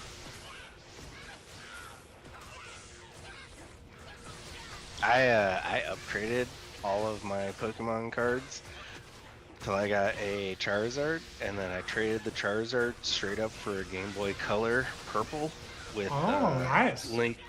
Was it Zelda Link's Awakening DX? I was like, bro, I'll straight up trade you that Game Boy. Game and Boy the Color game. was the jam, man. The Pokemon Yeah. on the Game Boy Color was the best for a thing ever. Charizard card. Like, did not regret that trade at all. Dude, I'm pretty sure freaking that Game Boy is stolen, but I was okay with it. Pokemon Yellow looked really good on the Game Boy Color. That was the jam. You got the little yellow Pikachu that followed you around everywhere. No, but I did the legit up trading, you know, like lunchroom trade strategy until I finally got the Charizard. And then as soon as I got the Charizard, literally like that next day, I got done bragging about it with everyone. I instantly traded it for a stolen Game Boy. Stolen Game Boy, Dank is a thief. What? I didn't steal it. I just was kind of a unknown fence at the time.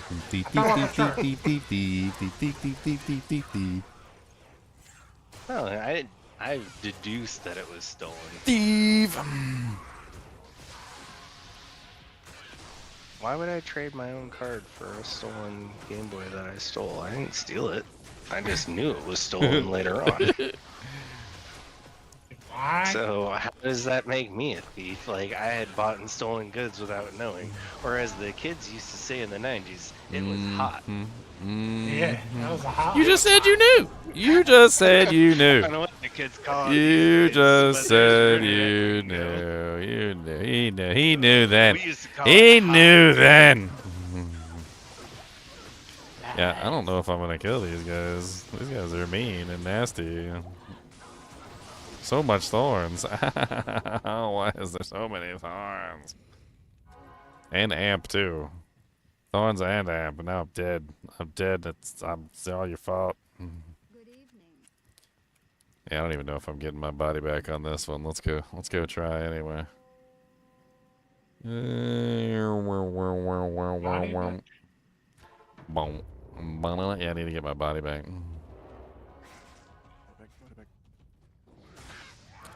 Oh, The dang. heck is- Oh, well, not dying again. That's for sure.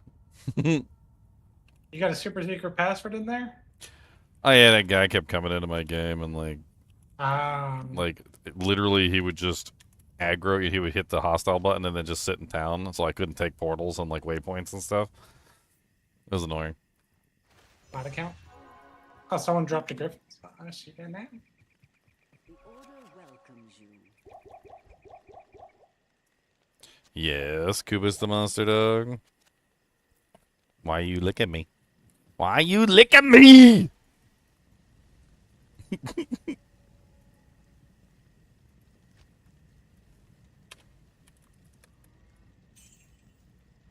Do you gotta go Peppa Do? You lie, maybe.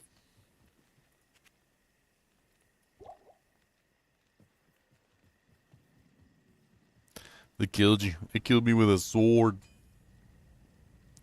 I mean, it's not necessarily that I couldn't just stand there and take the damage, but I can't attack them back because amp plus thorns is nasty. That's a very mean combination. I did get an Istrian down there, though, so to balm my wounds.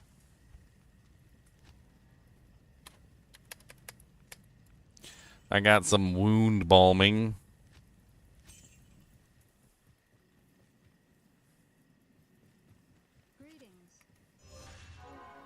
I had a balm in my wounds. Meow. Never showed up, meow. Meow, coffee is disgusting, and cats are rude. Also, Europeans suck because they don't use air conditioning and then die instead.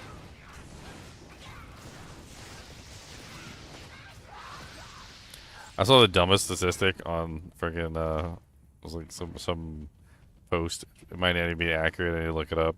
But like they basically had counted all the deaths attributed to like heat waves in the EU, and it exceeds the total number of gun deaths in the United States. More people die to like not using an air conditioner in the EU than people die to guns in the United States. Apparently, they need to ban people from not having air conditioners. Hang on now, that's pretty callous. It could also just be they cannot afford it and they died to heat exhaustion. You can't just say they can't afford it. That's a blanket statement. That's probably not true. How can you not afford an air conditioner?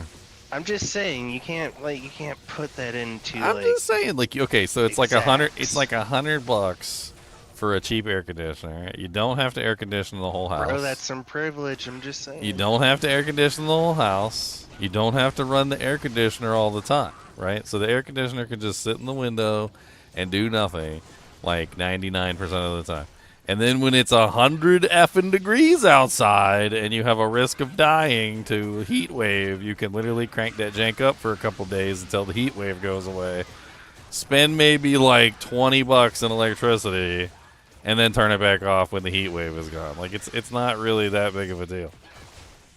Like you have the privilege, you know, to turn the air conditioner on and off as you please. But like, hey, it's an emergency. We might die. It's 109 degrees Fahrenheit outside. Well, you know, it's not hot enough to run my air conditioner, so. Now, apparently a lot of them are dying because they get drunk. This is what I heard. So they get drunk, and it's not that hot outside.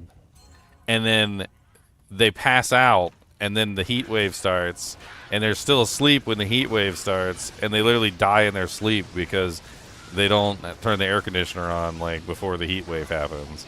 So they just pass out drunk and then die from the heat wave inside their house while they're sleeping.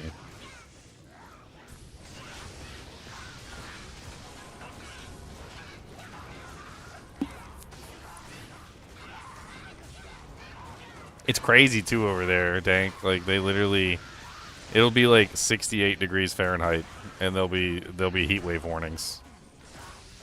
I'm not gonna assume shit without having been there or like I don't know. I don't know, man. Sorry, 68 degrees ain't that hot. That's like a nice spring 60 day. degrees Celsius or Fahrenheit? Fahrenheit. That's like a nice spring day. I don't know if it's Fahrenheit, but especially if they're talking about Europe. Well, it's definitely not Celsius because 68 degrees Celsius would be like boiling water. No, isn't that 100? 68 degrees Celsius to Fahrenheit. No, I'm saying what is boiling water in Celsius? Yeah, that would be 154 degrees Fahrenheit if it was 68 degrees Celsius. Yeah, it's 100 Celsius for boiling water. It'd be pretty. I think you'd be dead. You'd be dead if it was 68 degrees Celsius. You'd be dead. That'd be dead. I'm thinking like what the article you were reading was. It's 68 degrees Celsius in like India I said Fahrenheit. or something. I said Fahrenheit. 68 degrees Fahrenheit. It's not. It can't be 68 degrees Celsius anywhere. That's way too hot. Way too hot. 4-socket cryptic axe. Listen to not two American real. jerks think about Celsius. Wow. Sorry, anyone not from America. Our education's only gotten better. Huh?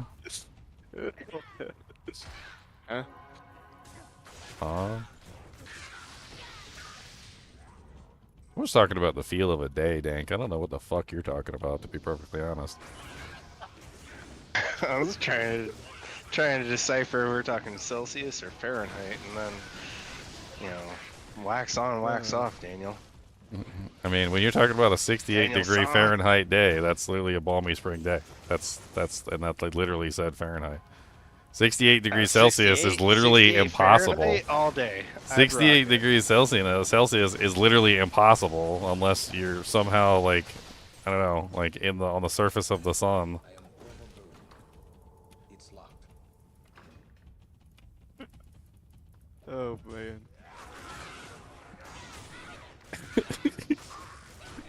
I still think we've probably reached it. Whatever. Anyway, nice tangent from a correction into a hole. Let's break this down why you're wrong.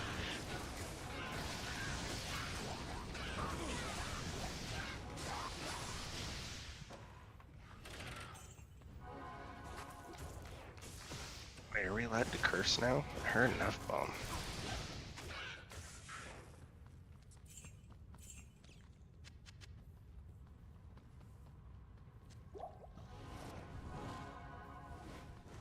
The hell? What the hell do I have hydras on freaking? Guessing no. Sometimes I curse. Usually it's because I'm frustrated. Like when somebody starts talking about 68 degrees Celsius. Got you good, effer. A fictional temperature that doesn't exist outside of a heating element. Or the center of the earth. Yeah, sorry, my Celsius conversions were always for cooking or baking. Thing was, I never was even Yeah, talking it's in about Celsius. I was never even talking in Celsius. I was talking in Fahrenheit the entire time. Nah. It's alright. My bad. It was entirely my fault.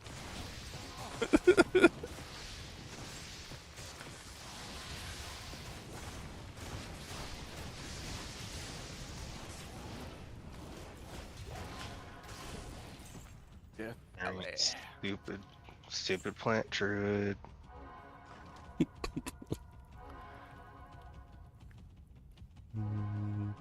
Bon.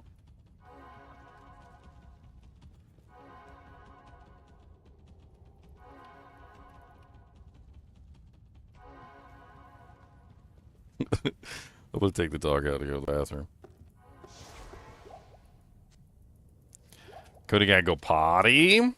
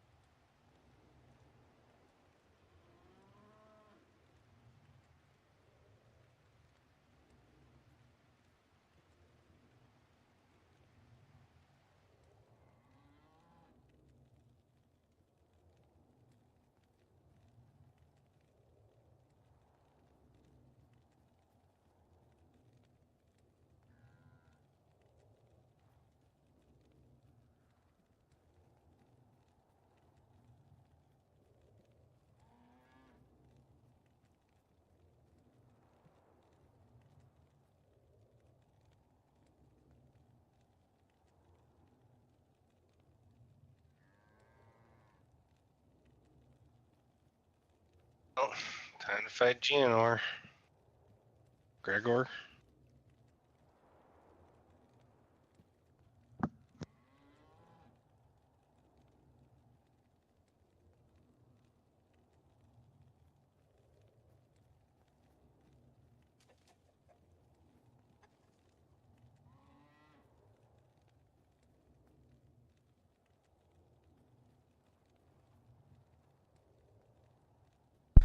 Okay, I'm back.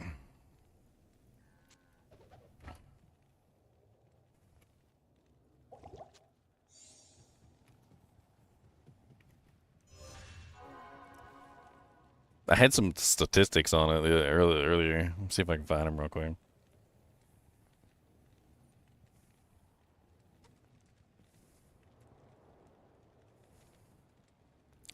And here we go. So, 175,000 people die from heat exposure every year. Well, not every year. Hold on. 170,000 annually. 62,000 in 2024. 47,400 in 2023. 61,600 in 2022. Yeah, a lot of effing people die because they just refuse to get an air conditioner.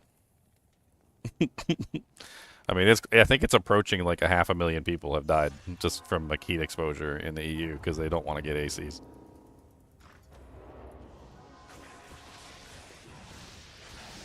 Again, I'm gonna caution that it's callous to say they can't or won't. Like, I think maybe cannot afford would be an approachable term. Impossible. The cheapest air conditioners cost next to nothing.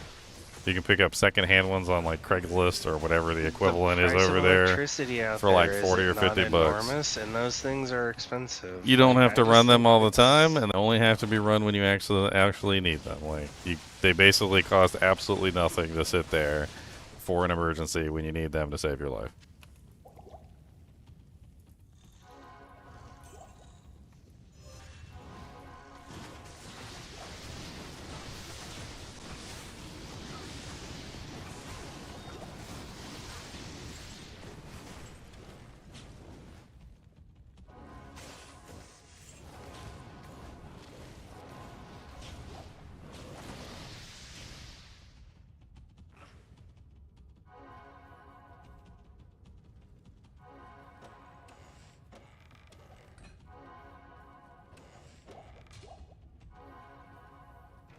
I mean, the United States even has laws preventing the cutoff of electricity during heat waves, specifically for that reason. Like there are cutoff laws in almost every single state that prevent the electric companies, even if you're like thousands of dollars in debt, they are not legally able to cut your electricity off if the temperature is above a certain amount.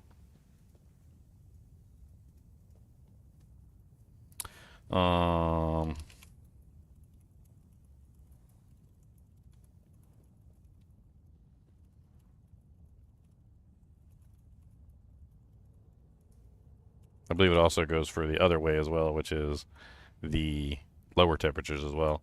But yeah, so here it is. In Virginia, state law prohibits electric companies from disconnecting the power for non-payment if the forecasted temperature is above 32 degrees, below 32 degrees Fahrenheit or lower, or 92 degrees Fahrenheit or higher within 24 hours of your scheduled disconnection.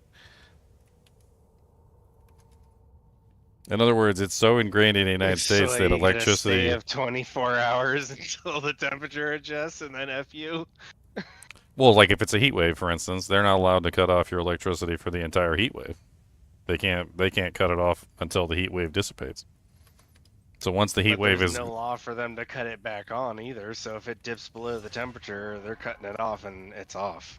I mean, you're absolutely right. Like they're still going to try and cut off the electricity when they have the ability to cut it off. But there's state laws and there's like local, like federal, there's local and federal laws that prevent the companies from being able to do that. They cut it off. Well, it ends after the heat wave stops,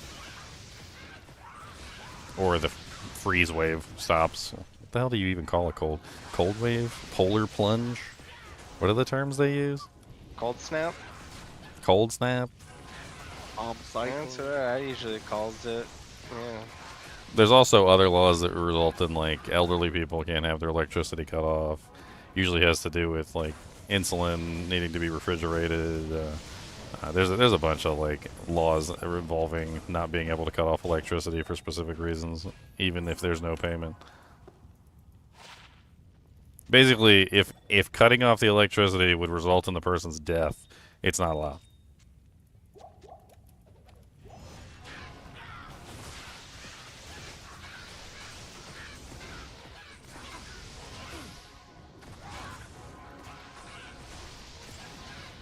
Yeah, it says within 24 hours of being cut off.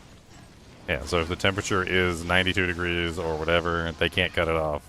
It has to basically maintain a lower temperature than 94 degrees for more than 24 hours before they're allowed to cut it off.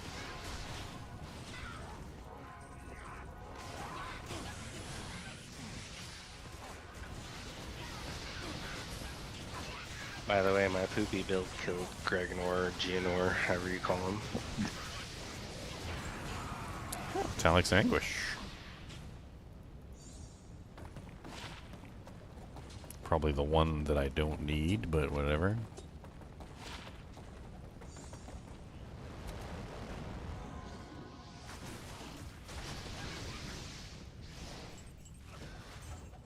I am overburdened.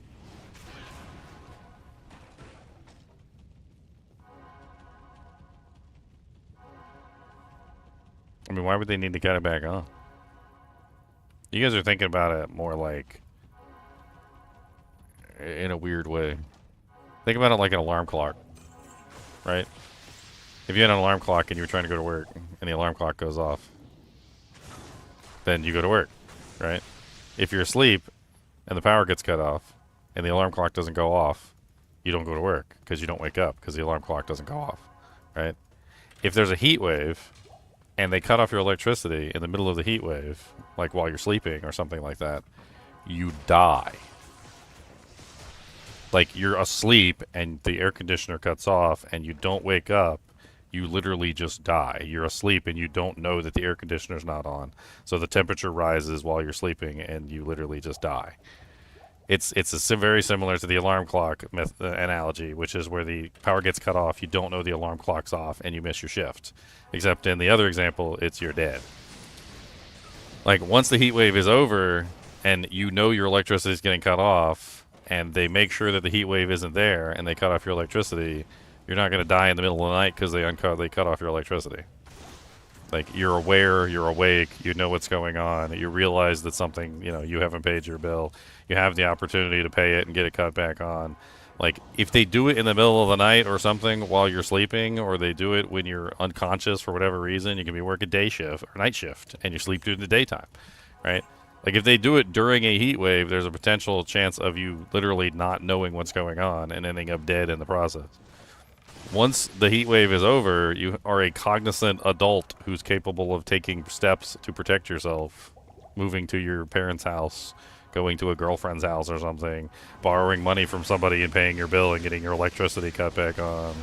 Like, there are steps that you can take at that point to protect yourself, but if they just cut off your electricity randomly during a heat wave, you might not be cognizant at that particular moment to protect yourself.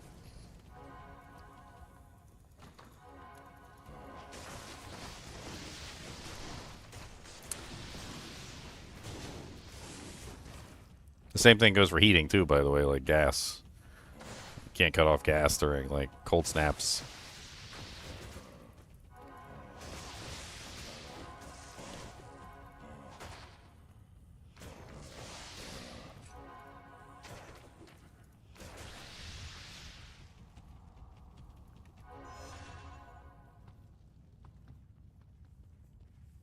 In Belgium, if you don't pay, they give you a minimum of 6 amps.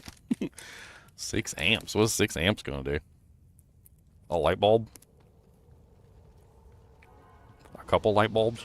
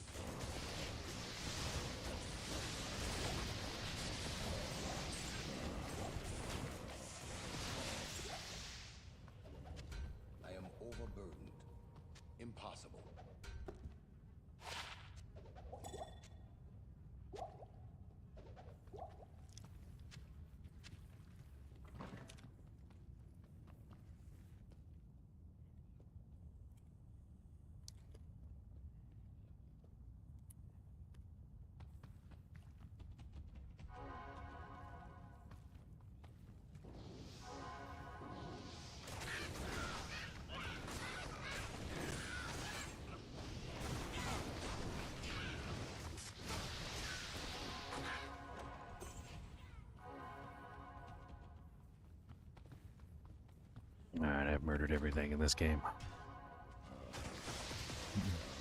Do I want to go to Act 2? Nom, nom, nom. I don't know.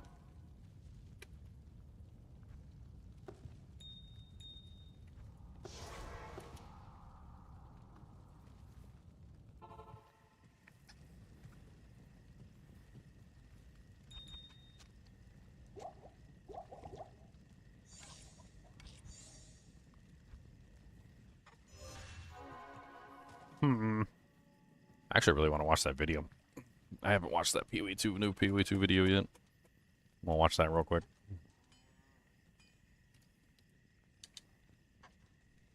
Mama got a free weekend? Yeah, free weekends. Okay, Masters of the Atlas Showcase. I wanted to see this one. When you reach the Atlas, you'll now run into some familiar faces. The Masters of the Atlas are kind of like ascendancy classes, but for your Atlas tree, each giving you new and interesting ways to juice your maps. Each master has 12 abilities that you can toggle on and off at any time, and you can have up to 4 of them enabled on any map. The first of these is Hilda. Find her in her camp nearby to the southwest of your starting location on the in-game Atlas. Hilda would like you to track down powerful, unique beasts around Rayclast. After finding her, she'll direct you to a specific map. Simply go there and fight the boss to unlock rows of abilities. If you'd like to hunt bosses, Hilda is the master for you. She has many abilities related to killing powerful foes. Like this one, which allows you to cut open pinnacle bosses for a chance of getting another unique. They have to have more items in there, right? Hilda can also make Asmarian wisps no longer possess rare monsters, making them go only for the unique bosses in the area, powering up the boss, but making their rewards much better. If you combine that with her ability to make wisps be released from unique monsters on death, and her ability to add a second unique boss to maps, and her ability to make bosses that have been modified by other mechanics even more powerful and rewarding, you can significantly juice your rewards for boss killing. Next up is Doryani. Doryani would like help clearing corruption nexuses on the Atlas. You'll find the first one just slightly to the southeast of your starting location. With Doryani's science, you can accomplish some truly impressive feats. After each map, this node offers you the opportunity to terraform the Atlas from one biome to another. In the regular Atlas tree, you can gain points which add specific content to specific biomes, and by combining it with terraforming, you can really target the type of content you want. As a specialist in the Waygate, Doryani offers far more though. This node opens up new precursor ley lines after running some maps, allowing you to skip ahead and travel very quickly through the Atlas. If your goal is hunting down citadels, this ability will be very useful. One that I find particularly cool is Strongbox Constructions. Taking this node will add a button to strongboxes, allowing you to destroy them and create a rare construct from its parts. Each mod on the strongbox will turn into a mod on the construct, so crafting the strongbox first will allow you to make some pretty crazy rare monsters with these. Each master also tends to have some pretty simple other modifiers though. In Doryani's case, giving you an extra revive in your maps, or making all your maps irradiated, increasing their level. Jado is a member. Oh, the all maps irradiated thing seems kind of neat to work together with the 3 tablets, so that you can get like all breach or whatever. That way you can have an irradiated breach. That's kind of neat. Of the Order of the Jinn, a group that specializes in collecting powerful artifacts. You'll first run into him after opening an ancient Vaal vault just to the north of your starting location. Afterwards, he offers to teach you his spycraft, so you too can protect the unique relics from entering the wrong hands. Jado can allow you to find more unique items, more unique strongboxes, more unique content like anomaly maps, and even a new unique strongbox that gives you reliquary keys that you can use to get even more unique uniques. I guess this guy really likes unique things, eh? No matter who you choose though, it's very easy to switch between them before every map. On the left hand side of the screen you can see the buttons for all 3 masters.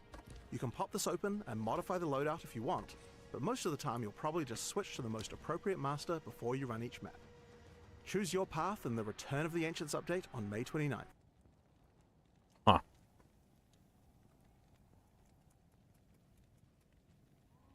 That's kind of neat. So Doryani has one where you can just irradiate maps. That way you don't. That way you can still run your like 3 breach tablets and then still have irradiated maps.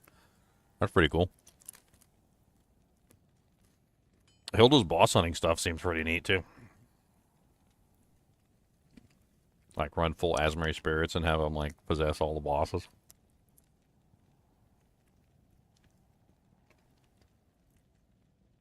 I kind of want to go through each one and look at the ones that they put in here.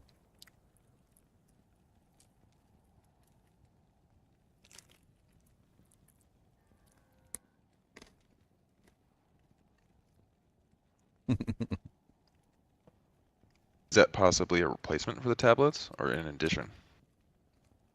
I would assume that once it's irradiated, so it doesn't matter what source. I meant since it irradiates, you don't need the tablets, right? So is tablets as a whole removed, so all these different guys do all the different other things that tablets used to do. No, so one of the things they changed was they made it so that you can like customize the zone that you're going into like very heavily.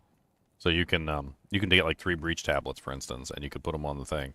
Breach tablets don't irradiate, right? But if you put 3 breach tablets on a map, it's going to make all of the things be breach, and you won't have anything that's not breach in the map. But the problem with that is now it can't be irradiated. So theoretically, you could use Doriani to irradiate the 3 breach runs, which kind of eliminates the need for using the irradiated maps in those try runs. You can still use the irradiated maps on the regular stuff, like when you're running regular maps, but with the way that they set up the way the tablets work, where you can customize exactly what you get. Like, for instance, say I only wanted breach and ritual. I could run like 2 ritual and 1 breach tablet, and my maps would only contain breach or ritual, but I wouldn't get any irradiated maps if I did that. So I can bypass it with the Doriani thing, is what I'm saying. Okay, that makes sense. That's a good change.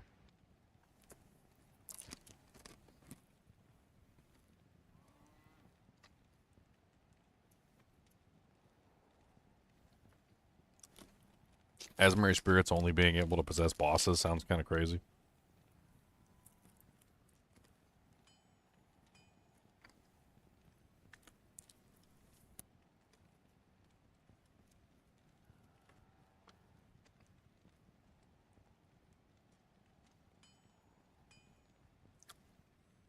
Possessed unique monsters release their spirits on death. Or you can basically just keep farming the same Asmari Spirit over and over again. I mean, that's kind of cool, I guess.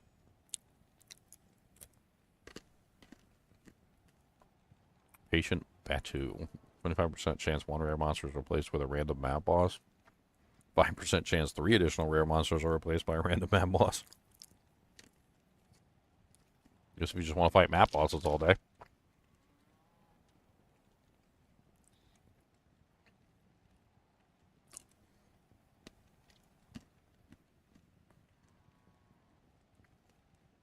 Doriani seems like a really interesting one.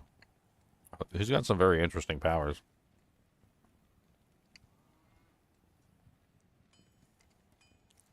Map bosses have a 20% chance to be guarding a precursor terraformer, which can be used to alter adjacent maps. That was kind of crazy. What the hell is that, though? Did he explain that? Form the atlas from one biome to another. Oh, we can change the biomes. That actually might make the, Actually, I don't even know if that passive still exists because they reworked that whole tree, but remember the passive that made it, like, much more likely that you would get currency from, like, specific maps? Specific biomes? I think. Yeah, that would work really good with that. Yep. I don't know if that still exists on the new Atlas, though. I don't know. Yeah, I haven't looked at In the it. regular atlas tree, See if it's still there.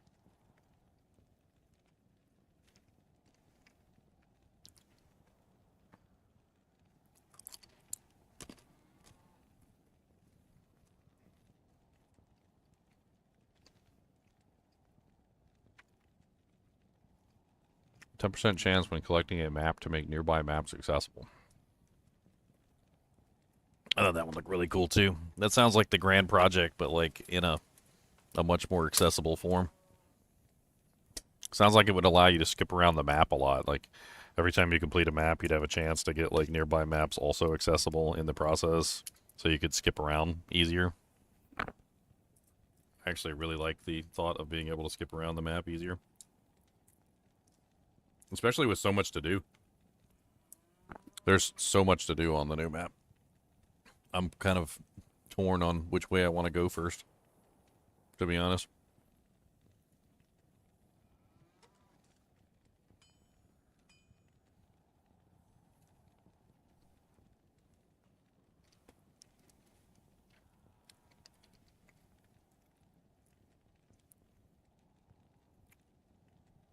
Strong boxes have 2% increased item quantity per modifier. That's nice. Non-unique strong boxes are guarded by dormant constructs. These strong boxes only roll modifiers which apply to the construct. Opening the strong box activates the construct.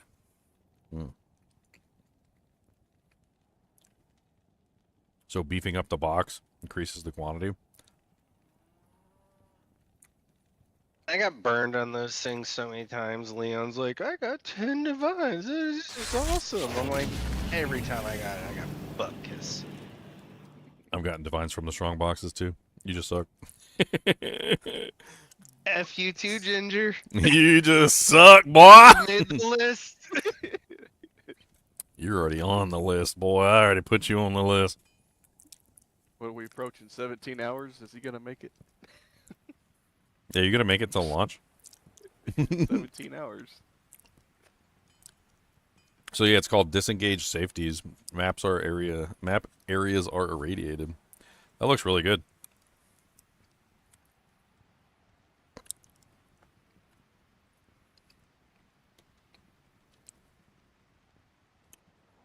I'm actually really interested in that one because I really don't want to run the randomized like regular tablets. I feel like the randomized regular tablets are just too random. I would like to get like the mechanics that I'm actually interested in doing and not have like a bunch of crazy mechanics in there that I have no interest in like participating in. That offers me an interesting way to bypass the restriction.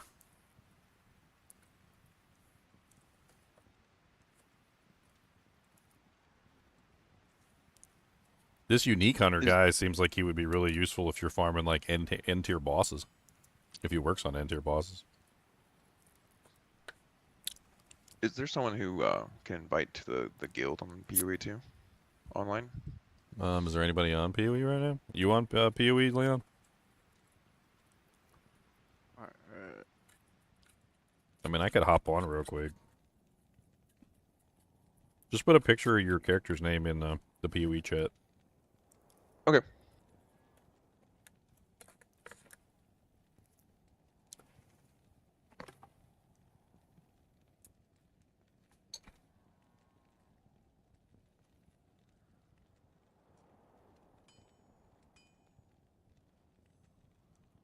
Hmm.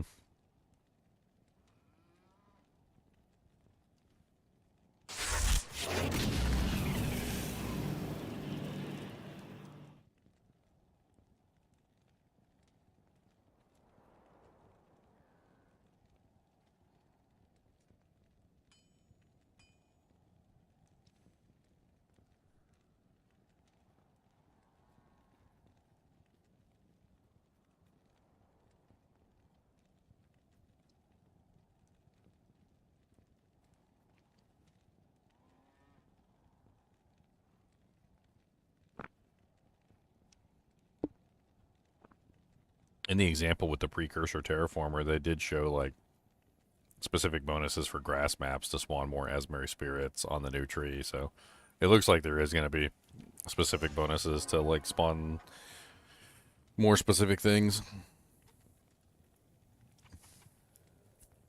It's actually just kind of cool from another standpoint too, is I really just don't like some of the maps.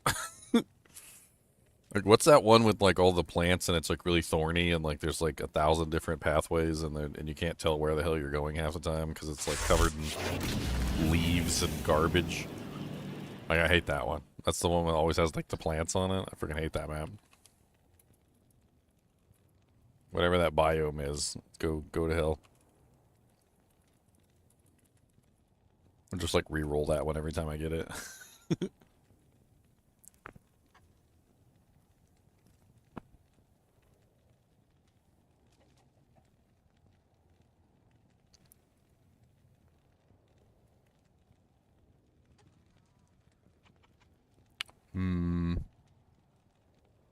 I haven't really posted anything else. Dirty whores. Put my my name in the PoE 2 chat. Alright.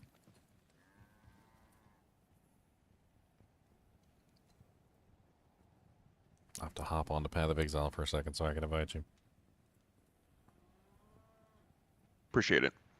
No, no, no.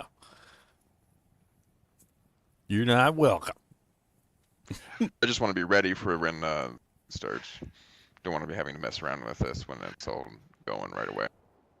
All right, ban Dank, invite Moon Rules. Yeah, just replace it Dank with him. Banned.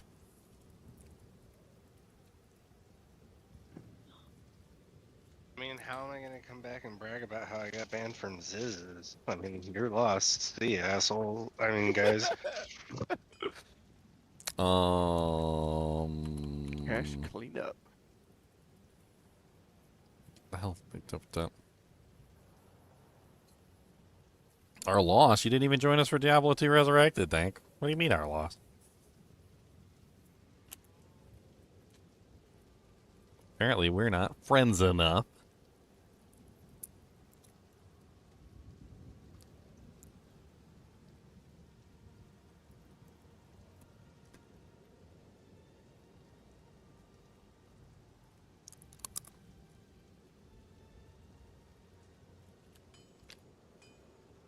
Dank's too busy running by all them burr runes.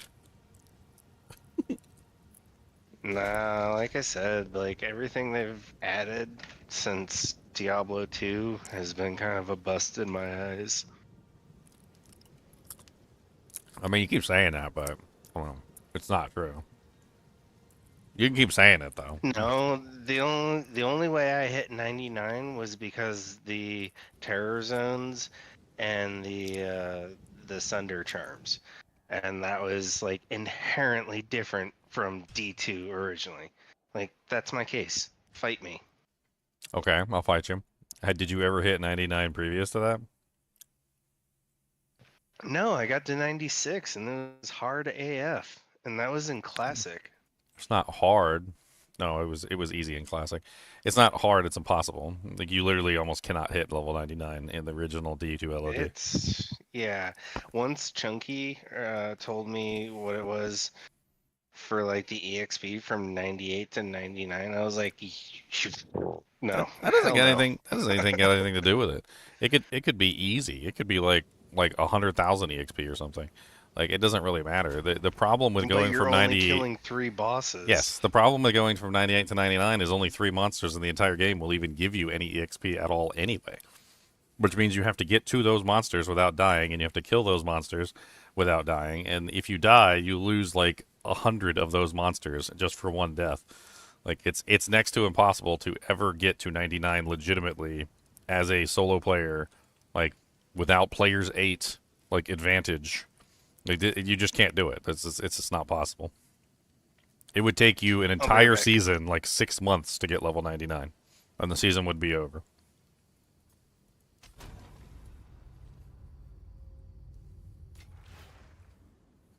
So they didn't change it from like the previous system to the new system. They literally just made it actually possible to hit 99. It's actually doable now. It'll take you about a month, but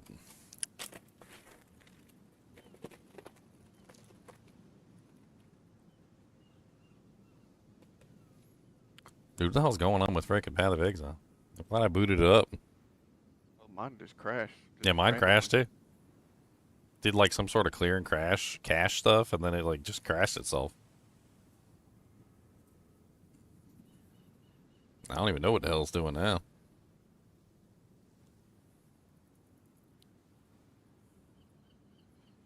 Wear real life Shaco. My Shaco needs to be washed. I keep it in my my apron when I go to work and wear it whenever I need it. I pulled it out the other day and it was a little stinky. It was a little stinky. It's gonna get washed.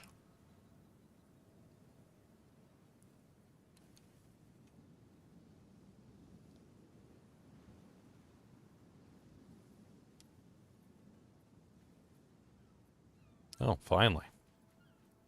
Good news for you. Alright, who am I inviting? Your mama?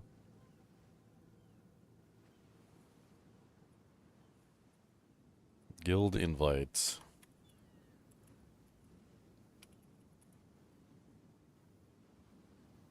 There, you've been invited.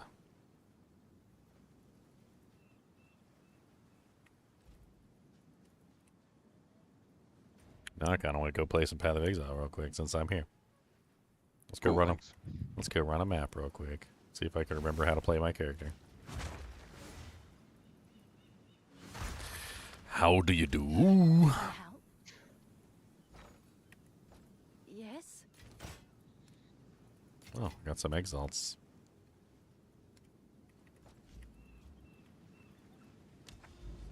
Where the hell did I leave off?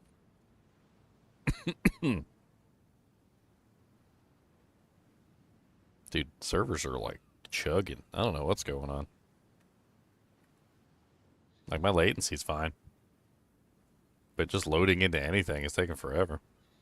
They must be doing like last minute updates on the server.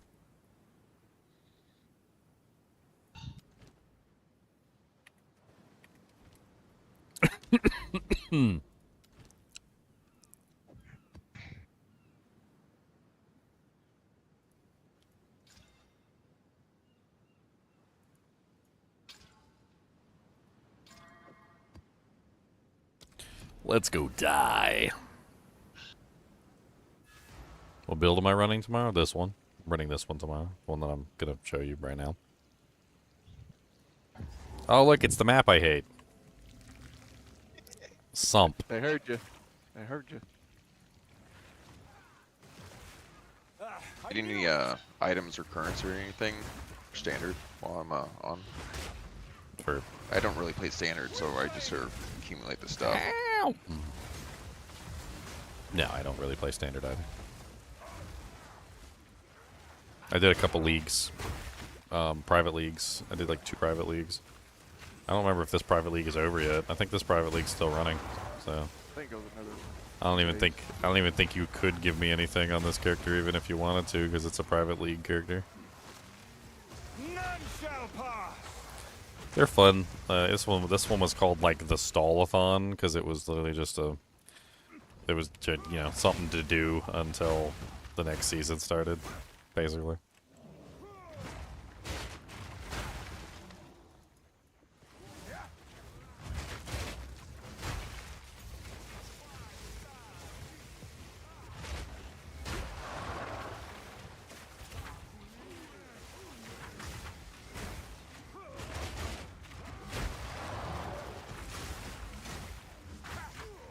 The hell? Like, my resistance is all messed up or something? I ain't got no res. That must be a map mod. I wasn't paying attention. Ow, spicy.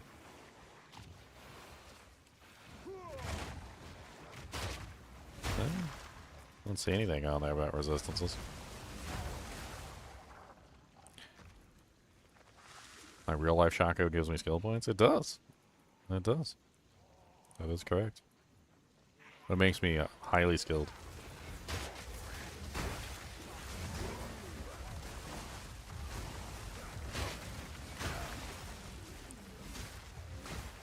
Dude, what the hell is all the lightning coming from?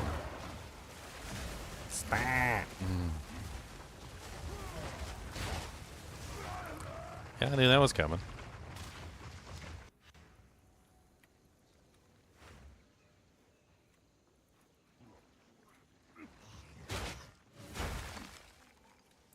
Little babies. I just need to go find the boss. This is for my corrupted Nexus. Not that I really need it, but...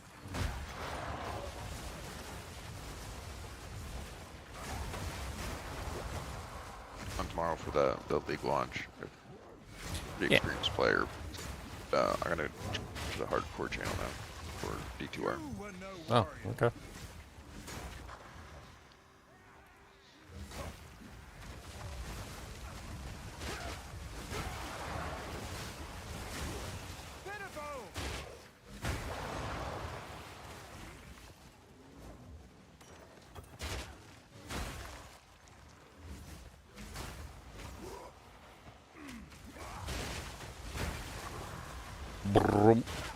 Boom. I don't like you. Stop being rude. Always so freaking rude. Always got an attitude. None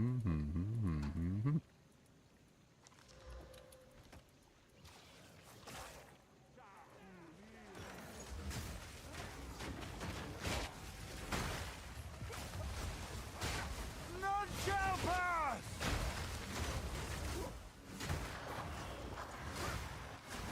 Spoils of war.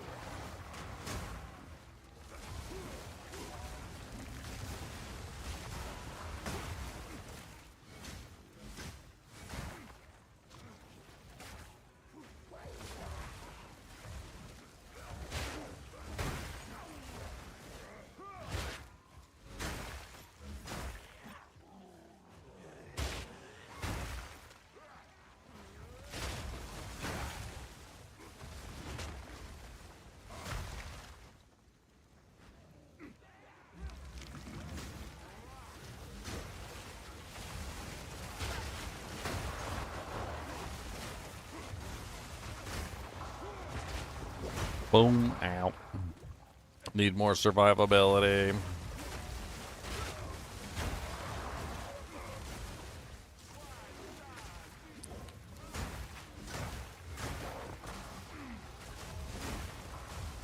Yeah, see, I could have sworn my resistances were freaking capped, and they are capped. Like, what the hell? It must be the alternate shield. Is that what it is when I swap to the alternate shield? Ah, that's what it is. Okay.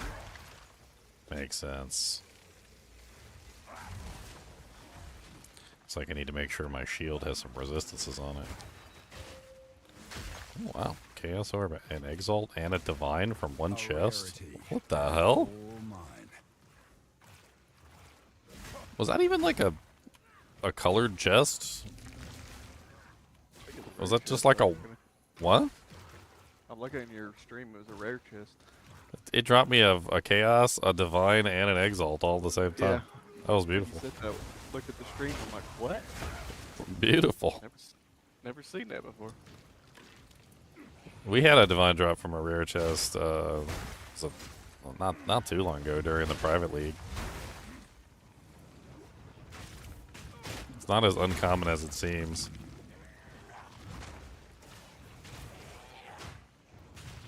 Sounds like there's got to be more common.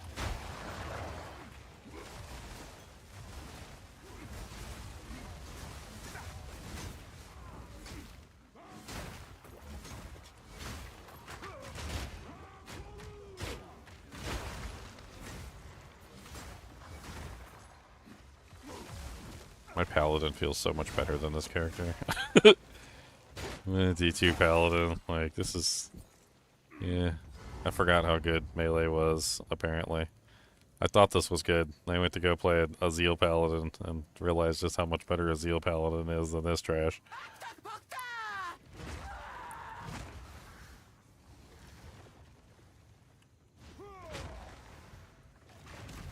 How dare you turn away from my wall? What the hell? No. Come over here and get wrecked. Need mana. Used up all my mana on them frickin' walls.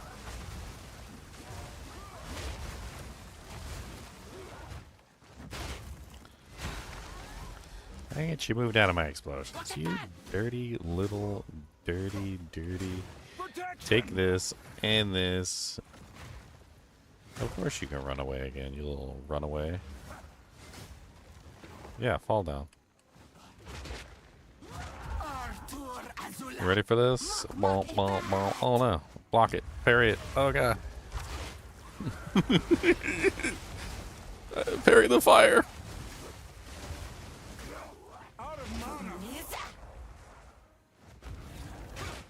Boom! Oh yeah, I forgot. I gotta fight the Pale Angel. Ow! You hurt. Come over here and say that. Boom! Goodbye.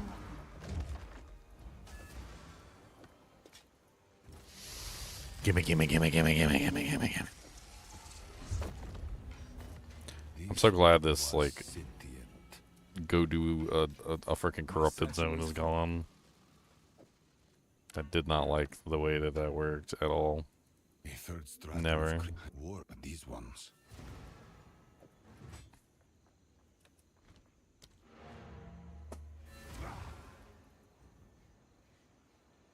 How long does it take you to get to maps from season start? I mean, most of the time I just have fun and play the game. Like, I'm not trying to rush to get to the maps. I might be rushing to get to the maps this time because I've already, like, practiced my character and everything. So I already know what I'm going to be doing. I already know, like, what build I'm going to be running and, like, have an idea of, like, where to put my points, and I'm not, like, going to be playing with a bunch of stuff. I mean, the new Calguran stuff, we'll be playing with those, but... I'll take it. Critical hits do not deal extra damage. 190% crit chance.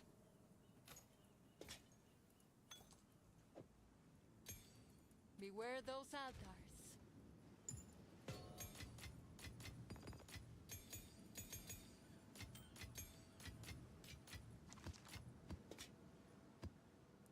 Perfect essence of the infinite.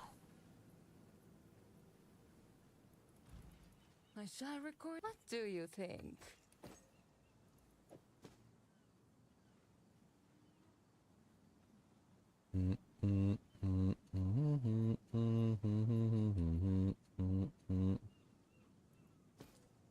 It's actually kind of nice, but I don't really care. It's the end of the season.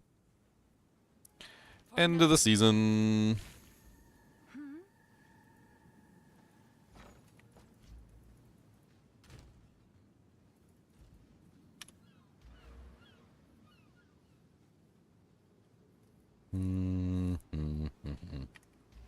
Trying to think how I would even change this character based on the Gemling Legionnaire stuff. I did level up a Gemling Legionnaire, but like I didn't like it versus the Titan. The only reason I would consider going back to the Gemling Legionnaire is if those quality bonuses that they're adding are absolutely amazing. Like that could draw me back in the direction of the Gemling Legionnaire. Maybe. Because they're replacing this thaumaturgical dynamism with the new passive, which does look really freaking sexy. I ain't gonna lie. There's also the added benefit of attribute requirements of gems can be satisfied by your highest attribute. So like you can strength stack or like intelligence stack or do whatever you want to, whatever kind of stacking you want to do. Like. And that also enables you to use things like Frostbomb, like as a strength character, which requires high intelligence. So like, it's an interesting compromise that gives you access to some good spells and other things that you could potentially add into the mix of your build.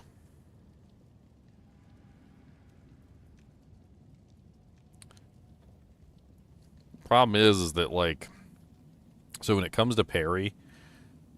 Specifically because the build I'm running is built on parry. Like, you really only have, like, a finite number of these nodes that increase, like, parry hit effects, like parry stun threshold, like the parry range, which is actually pretty cool, and then, like, the parry debuff magnitude and whatnot. And the problem is that even if you take, like, all the parry debuff magnitude stuff that's currently in the game, you really don't end up with, like, an extremely high parry or anything. You end up with actually kind of a low one comparatively to the Titan. Because the Titan gets those crazy bonuses for all of the small nodes. And it adds up. Like, it adds up a lot. That's why the Titan ends up being kind of crazy for the parry build. Let me just grab, like, any parry shield and put it on so I can kind of show you what I mean. So, like, if you look at my parry on this character, I have 96% more damage inflicted. But the Titan, on the other hand, like, I'm pretty sure the Titan could easily go into, like, the 120 range or 130. I'm not sure. Yeah, you can get a lot more additional damage taken. I mean, that's maxed out, 96%. And if I remember correctly, on the Titan, I was sitting at, like, 109, and I wasn't even maxed out. Like, I think I don't have access to some of the other nodes that are on, like, the other side of the tree. Let me double check here. So, like, I do have these. I guess I do have the parry debuff nodes. Parry. Yeah, 109%. There's a lot that goes to it, though, like, because you get access to higher everything. Like, so your parry range is larger, your parry hit area of effect is larger, the parry hit debuff magnitude gets to be a larger percentage. It just makes the parry more effective in general because you hit more targets with it. You don't have to sit there and, like, parry every single monster. You can just parry, like, one monster, and then, like, the whole group gets the parry debuff on it.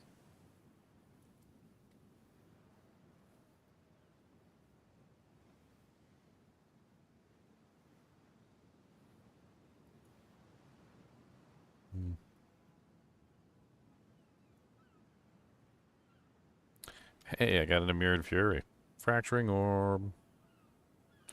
Free Fracturing Orb.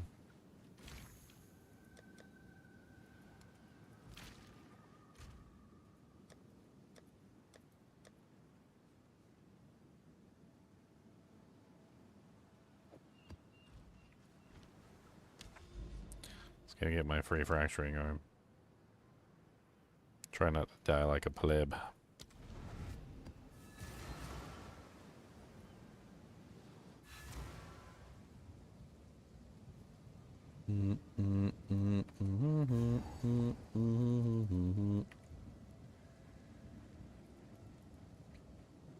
And how late should I stay up tonight?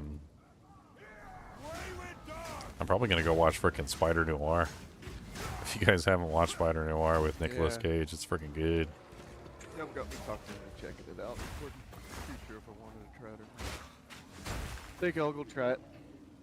Dude, Nicolas Cage is... Just now tuning in. What is it? Nicolas Cage and what? I'm already sold. Spider Noir. Is that legs? He plays the Spider-Man. Wasn't he in also legs, and isn't it similar? No, Spider Noir is Spider-Man. He's one of the... Did you ever watch the, like, Spider-Verse?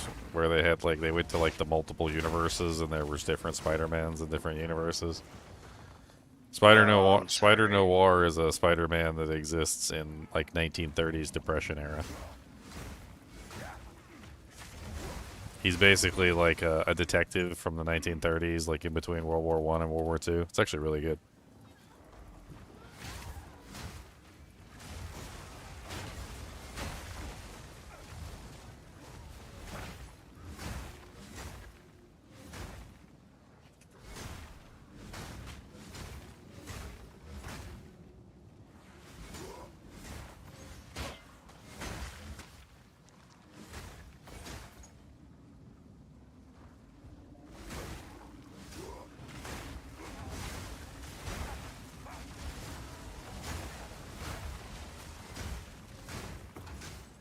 Superior Ancient Buckler.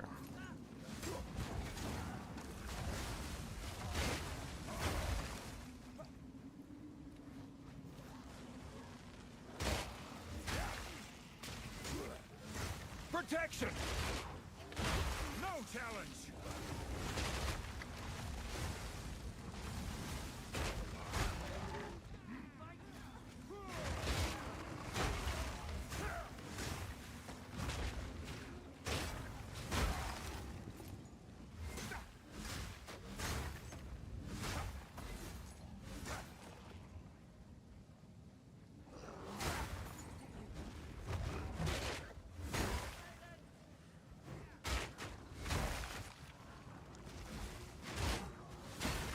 What was the last superhero movie that Nicolas Cage did?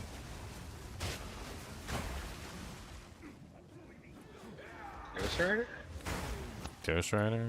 Yeah. I think Ghost. He's just as good in this one. He's just as good in this one as he is in Ghost Rider. He's obviously a nerd. Oh yeah. He's obviously a nerd. I'm gonna call it. He's a nerd. He probably reads comic books and watches the shows just like we do. I guess. Well, you can always tell, right? Like, when somebody plays one of those heroes and they're not, like, comic book nerds, they always play them wrong. Like, horribly wrong. Like, Henry Cavill, like, when he played Superman, you could tell he actually watched some Superman, you know, cartoons and, like, actually paid attention. As opposed to usually it's like a guy who's never even heard of Superman. Super who? Isn't that the guy who's, like, got a green ring and, like, uses his imagination to make penises? Like, no. That's not... That's Green Lantern, but... So with the series coming out, right? New Green Lantern series, I think. Coming out. Fight back. Saw a trailer. I've never been a big fan of Green Lantern. Green Lantern's, either. like, one of, I think it's, like, one of my least favorite superheroes ever. Also, the superhero that makes the least sense out of, like, every superhero.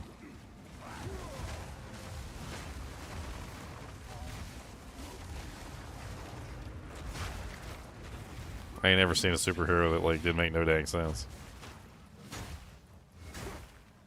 I mean, first off, how is light tangible? How does light have weight? Like, sure, his powers are making, like, light. But, like, how does his powers translate into creating a physical object? Like, we're talking, what, like Star Trek level... like matter to energy transformation at this point.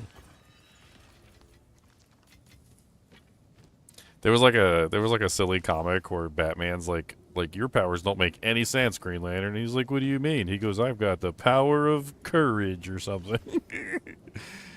And he starts like working out the math on Green Lantern's abilities, and he's like, no, your abilities literally make no sense. He's like if Einstein were here, his head would explode. And he starts working out all the math of, like, how his powers work and how much energy he would need to, like, create something out of light. And then that object have, like, physical mass. Oh, man. Spider-Man's just a genetic freak, okay?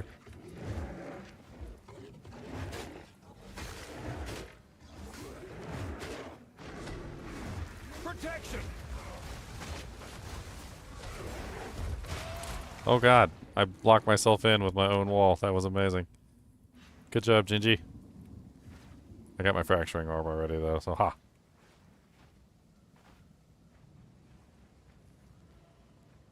Alright, let's one-shot this boss properly. Oh my god, stop spamming your frickin' special move, you turd.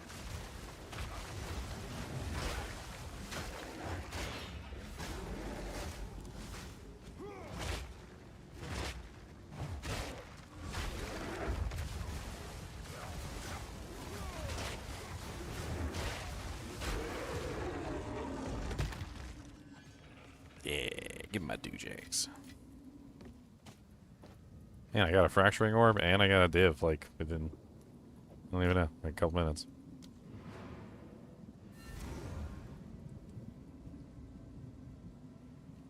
I wonder what fracturing orbs are going for on this season. Hail. This private league.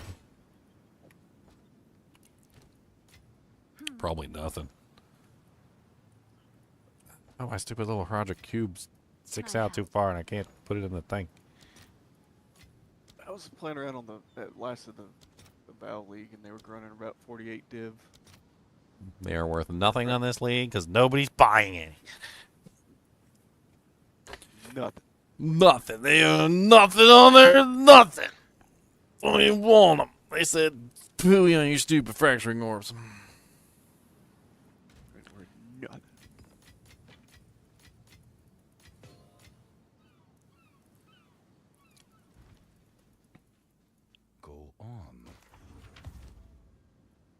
Alright, I don't know what I'm doing on here. I'm leaving. I'm blowing this popsicle stand. We play this tomorrow. Yeah.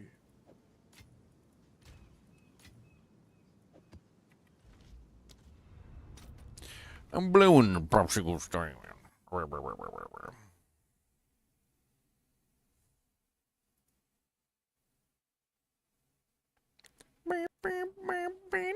back to Diablo 2. Let's go.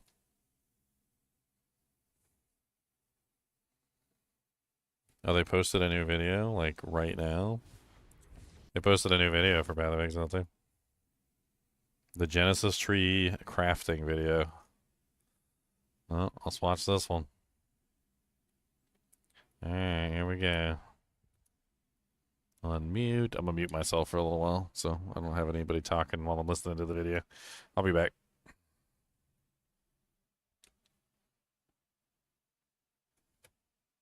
Of the Hiveborn continue to grow. They long for our world. We need to turn the tide in our favor. For it is time we take the war to them. Alright, thanks Aelith. I'll take it from here. As we've just heard, the Hiveborn are a real problem. But what can we possibly do about it? There's one thing up our sleeve, a gift from the Dreamer himself, and it stands proudly in the monastery of the Keepers of the Flame. And that is the Genesis tree in all its monstrous glory. The tree is split up into various branches. The branches all start from a respective womb on the tree. To birth items from the tree, we'll need womb gifts. We can bring those to the tree to grow them by placing them into a womb, but they'll need something to help them grow. When we kill the Hiveborn Aelith spoke of, we accumulate hive blood. That's right, we'll be using the blood of our enemies to feed these things. To unlock the full potential of what these wombs on the tree can birth, we'll need to acquire points to allocate along their branches. We can do this by progressing through the Breach questline and by allocating passives on the Breach Atlas tree. Now, each branch of the tree has its own focus. Let's take a look. This branch focuses on currency items, consumables to help us upgrade our weapons of war. By allocating nodes on the tree, you can manipulate what type of currency can be birthed from the tree, or even how much. On this branch, if we allocate for the price of 1, we'll be able to get an additional Exalted Orb whenever we birth one. Next, if we take Riches Beget Riches, we'll get a chance to birth 10 additional Exalted Orbs. Now that we have all that sweet Exalted Branch goodness, let's pick up this extra Exalted Orb chance here, and if we path all the way up here, taking Refuse Emptiness will prevent Orbs of Annulment and Orbs of Transmutation from having a chance to be birthed, even further increasing our chances of pure Exalted Wealthiness. Now this is the Amulet branch of the tree. If your build is lacking in some resistances, investing in this part of the tree will help solve your problems there. Path your way over to Imbue the Body. Now we can choose which resistance we'd like to guarantee on our birthed amulets. Let's grab Fire Resistance.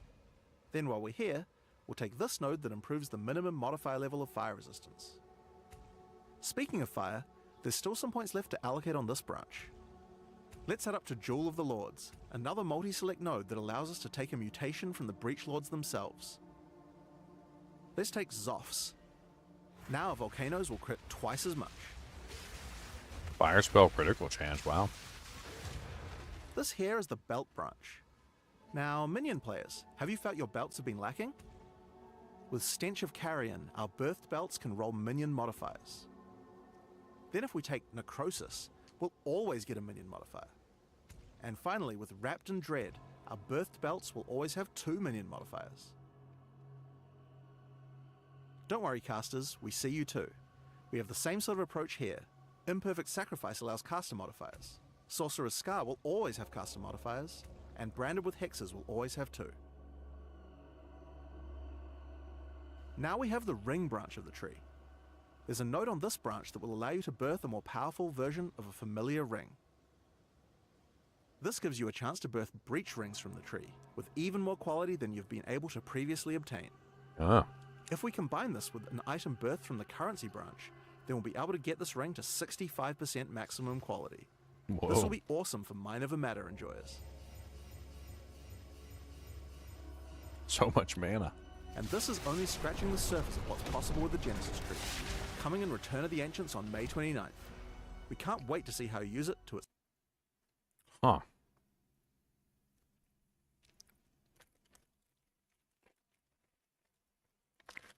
I want to look at some of the modifiers.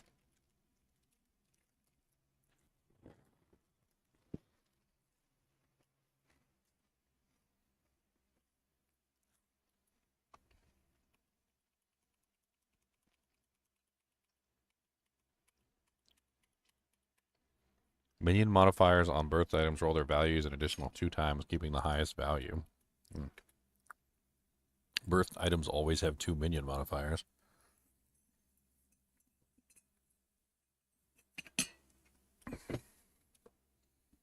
The Genesis tree has 2 extra passive points for each womb. Okay, so allowing you even more crafting ability. 5% increased passive points for the amulet.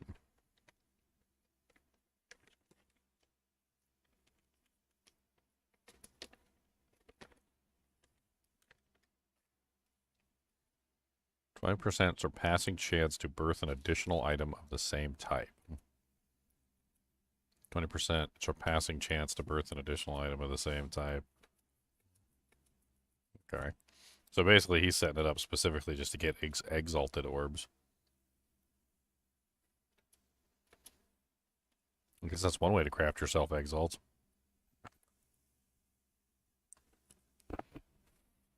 We have 15% chance just to get 10 of whatever the item is you craft. That's kind of crazy too. I wonder if they got anything higher than exalts on that list. 100% increased chance to birth exalts.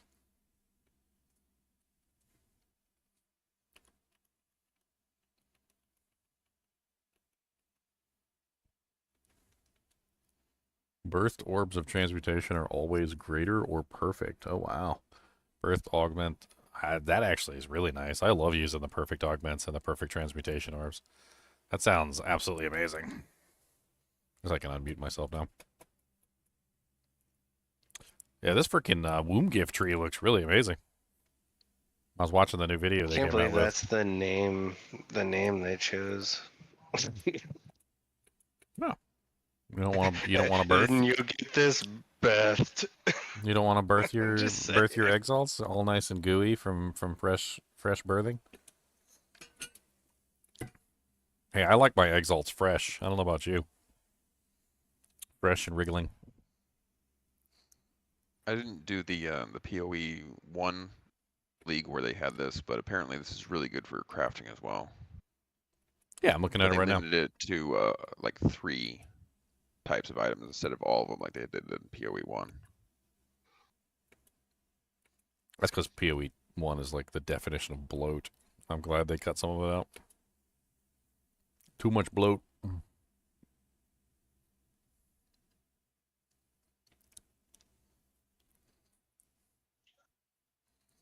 Bloated like big fat pig.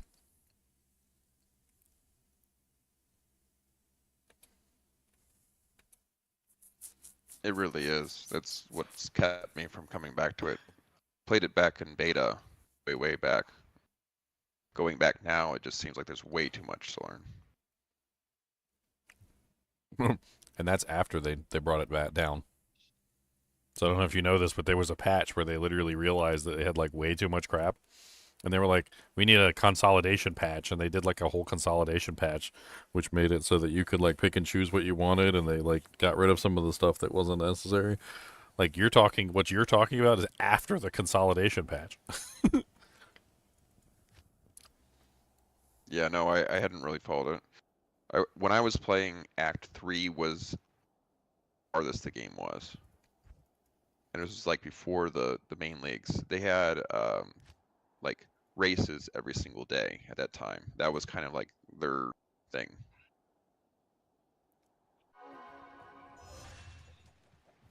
Yeah, I'm not really too keen on the racing stuff. Like, whatever. I just want to play the game and have fun.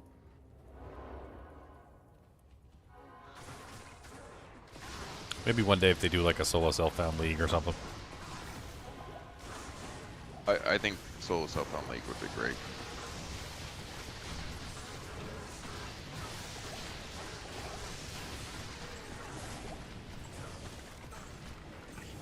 Even then, though, I prefer to play with the group. I just like the group play much better than by myself. Your own private league.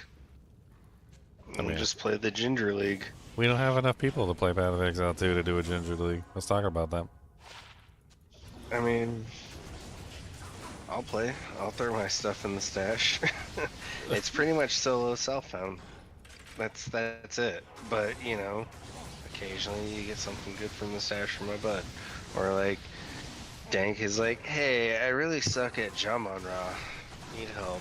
Viper kicked my butt again. Or who's the guy, the centaur right in the beginning of Act 2? Oh man, some of my builds were super bad and I needed some help there. Not afraid to admit. That guy packs a wallop. Pretty sure you can tame him. I almost want to make that build just to tame him. Oh man, second run through. I'm gonna play the Pokemon build for sure. The Centaur guy in Act 2? It was pretty easy.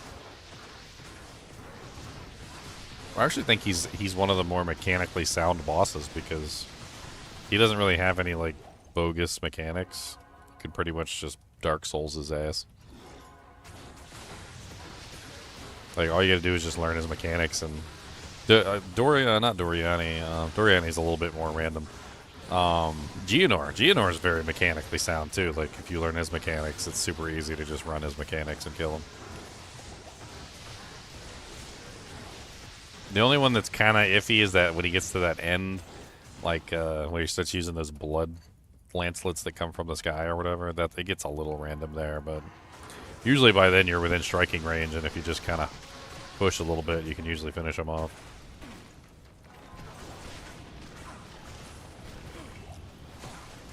There's a lot of good bosses in Path of Exile too that are very mechanically sound, where you just learn the mechanics and you can do the fights.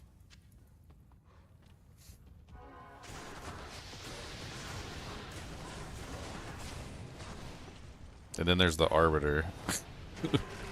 Can't stand that fight. That's the poopy fight.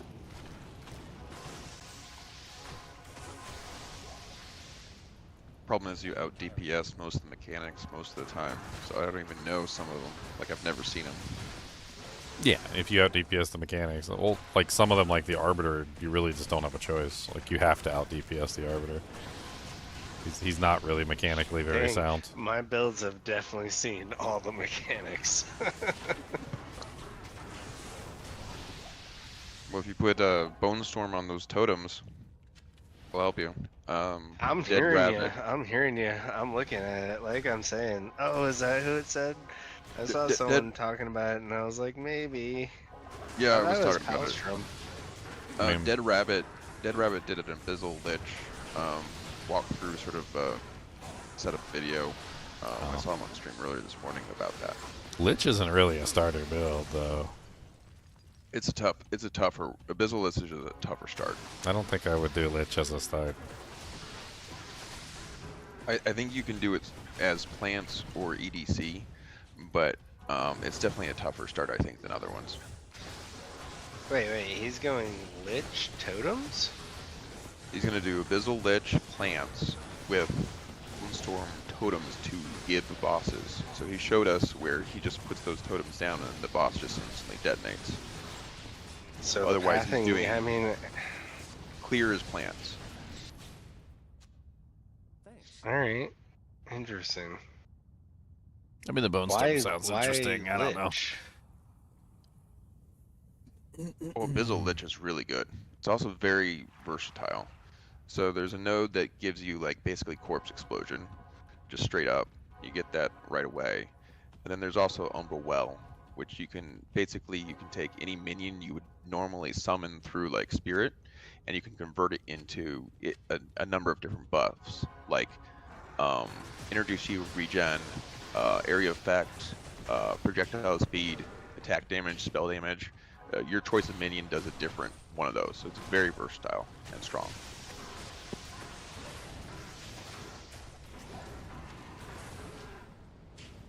Yeah, I made one last league. I guess I just don't remember what it did that was so special that would help.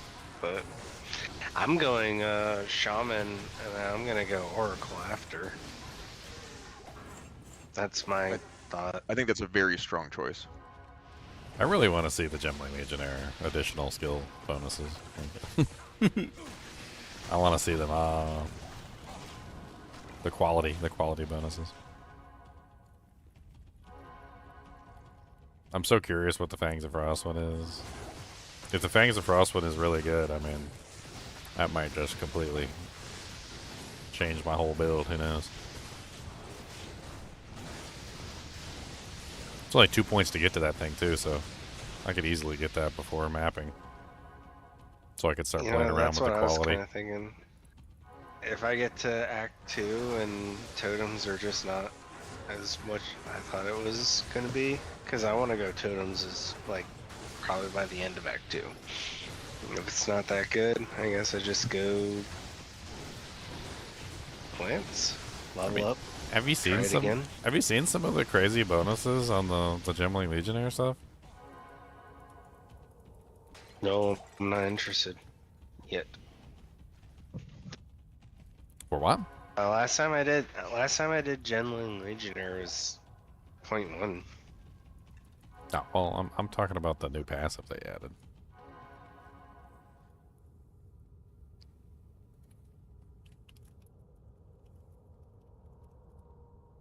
I could put some screenshots in the Path of Exile channel.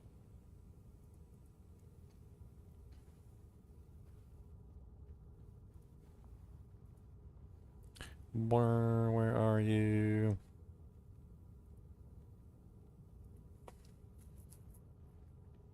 Which one was it? It was the Ascendancy changes. That's what he was talking about earlier with the, Liam was talking about the Chronomancer. They did a bunch of Ascendancy changes on the Chronomancer too.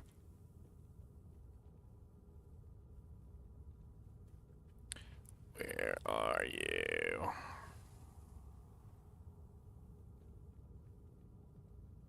Yeah, this is it right here.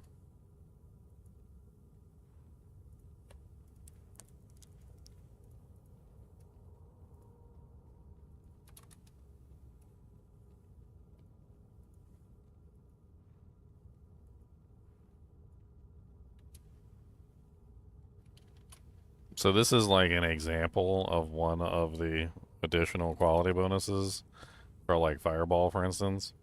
It adds 25%, up to 25% chance to fire 8 additional projectiles in a circle. They basically made it so that every single ability, including totems, including Spark, including the Bone Storm, and all the other stuff that you guys have been talking about. Sorry, were you calling to me? They all have an additional quality effects now. That's why I was posting some of them in chat here, the ones that they showed. Like, the additional quality effects are nutty. Oh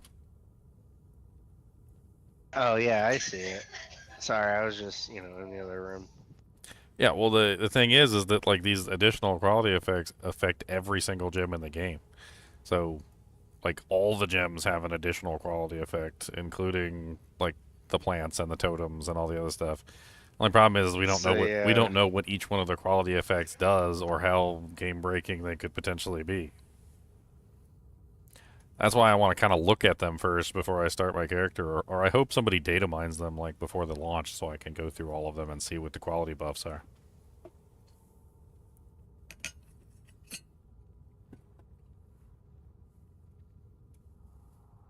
I mean, they said every single gem in the game basically has access to an additional quality with that passive. I can't.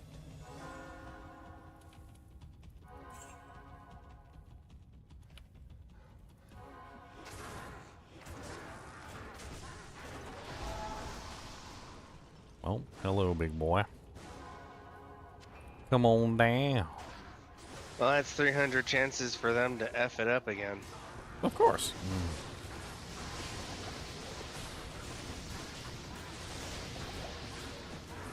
There's probably a broken combo in there somewhere. I mean, that's the whole thing, right? With like 300 different quality bonuses, the only way that we're going to know is if we actually hop on and look at them. I mean, are you brave enough to do it? I mean, it doesn't really take much. I was thinking I could just easily just log into one of my previous gemlings put the point in You there could, and but just. then it's gonna be like a 45-minute like recording session to be like this and this and this, or you're just gonna do it. I'm just gonna check the stuff I'm interested in, and then if anybody else is interested in anything, I'll check. Like like if you wanted me to take a look at the plant skills or whatever, or the totems, like I'd take a look at those real quick and No. check those out. No, but it's like you never know what could be on them. So like anybody wants to look at anything, I can just look specifically at the skills they're interested in. Like I'm interested in Fangs of Frost. I'm interested in Shield Wall. I'm interested in like Frost Bomb, or maybe some other things. Like there's some things that I'm interested in that I'd really want to know what the extra quality effects are. And if they're no good, I'm gonna be honest. If they're not good quality effects, I probably won't take Legionnaire. But I mean, I don't know what they are, right? It's like it's the Schrodinger's cat at this point. They're holding them in secret till the very end. It's deliberate. Who knows? Maybe they're so good we'll all be rerolling Gemling Legionnaire. Like, dang it. Okay. 17 extra totems whenever I cast a totem while I'm standing on my head. Alright. I'm sorry, I got distracted. What about what?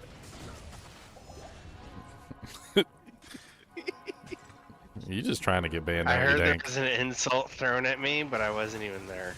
You just trying to you speed running getting banned, aren't you? Not gonna make it. He's not gonna make it.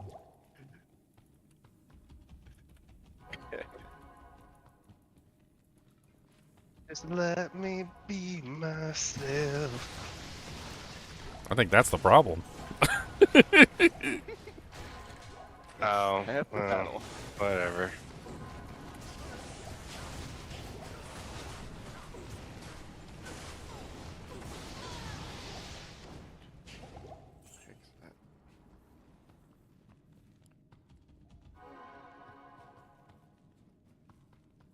I feel like I'm trying to have a conversation with two raccoons that are fighting each other while a squirrel tries to take their meal.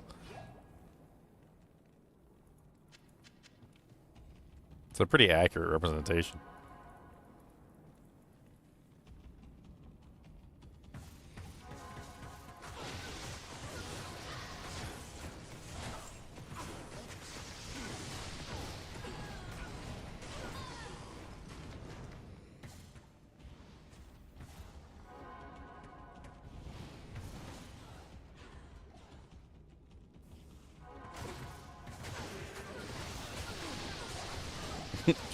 The derelict's just in the back laughing. Yep. Stop laughing at my misery. Cracking me up. I'm dying over here. You're laughing at me. I'm just saying how long you're gonna last before you hit the ban button.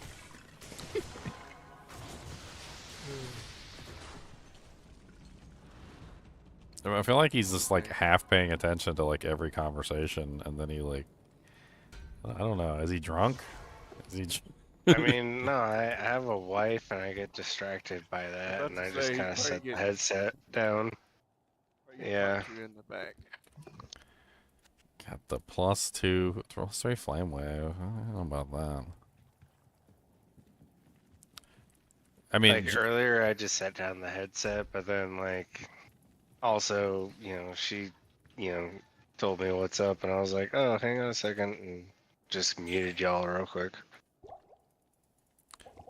Anyway, the Gemling Legionnaire does look like one of those wild cards. It's going to depend on what the buff is specifically that it gives you for what you're trying to do. If it doesn't give a good quality bonus, I'm not even sure if it would even be worth moving in that direction. There's other benefits to taking the Gemling Legionnaire, like being able to strength stack, being able to actually utilize the like frost bomb and stuff like that.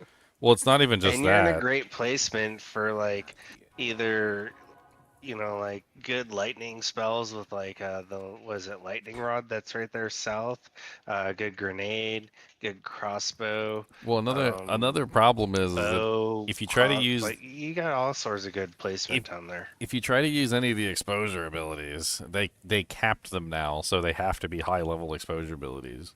Like in the past, you know how you could just get like, you know, like whatever the minimum level of Frostbomb was, or you could get like the minimum curse level and you could use it. You can't do that anymore. Like they capped it so that if the monster isn't within like a certain number of levels of the gem or whatever, like the exposure won't hit the target and it does nothing. So, I mean, one of the benefits of that is essentially you can, like, even as a strength or a dex character, you can essentially still have like maxed out Frostbomb or like a curse or something that you're running like at the same time, because the requirements will be the same across the board. So you can have like a strength or an intelligence gem on as a strength character, which you can't really do with the strength builds anymore because they highly restricted the exposure stuff. You can't even like put on the curses or the Frostbomb anymore at the high levels because they require too much intelligence. And then on top of that, they don't work if you put on the lower level versions because they're restricted. They still technically function, and it lets you use the ability. It just doesn't actually put the exposure on the target. Not the way it was in 0.4, though? Yeah, it was the 0.4 change that did that. Oh, okay. But before had the Vertex helm overpowered and got nerfed. And we don't have that anymore, huh? No more skills plus skills. I mean, is that why you guys did Vertex? Because I did Vertex for the no stats for the gems. Plus 4 skills is pretty awesome. Plus 4 skills yeah, is amazing in this the game. no stats on the gems is what I did. I think it sounds like you guys did too. That was more residual for what I was doing, but plus 4 all skills was really the deal. Alright. Well, I mean, don't think we get either in this one, do we? Skill level is so important in Path of Exile too that it's kind of hard to ignore it. And they nerfed the skill levels this season too, so. Oh yeah, for melee martial, whatever, the battle essence, whatever, isn't that one that got ripped? Yeah, they brought it down by like 1 or 2, like for each, the one-handed and the two-handed. Like they both got nerfed. I'm assuming that you can still get one higher if you actually roll it legitimately, but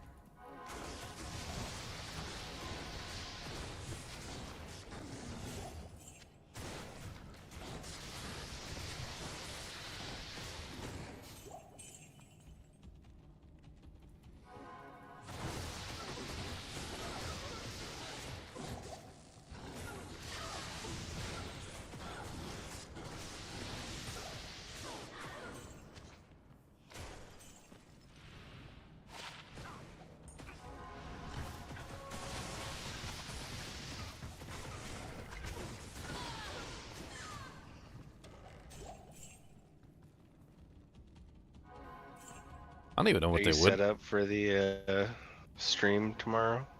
Yeah, it's already up. You can hit the reminder on it. It's been up. I think it's been up for like a week. For my Twitch drops. Yeah, yeah. Did you get the Twitch drop for the live reveal? That was crazy. Yeah. The fountain or whatever, the well. I think it's cool. Yeah, I just put that in my hideout.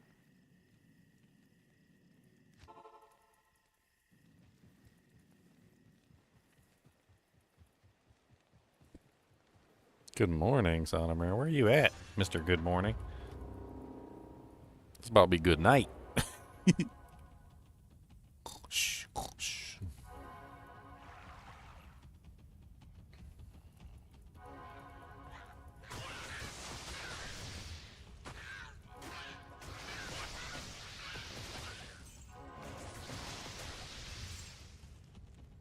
Sorry, Wi-Fi aggro again.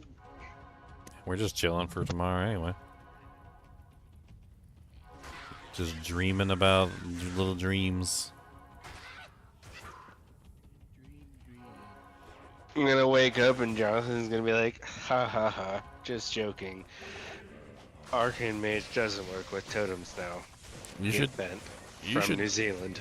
You should check out the Ascendancy video I linked in the PoE 2 channel though. It's pretty cool.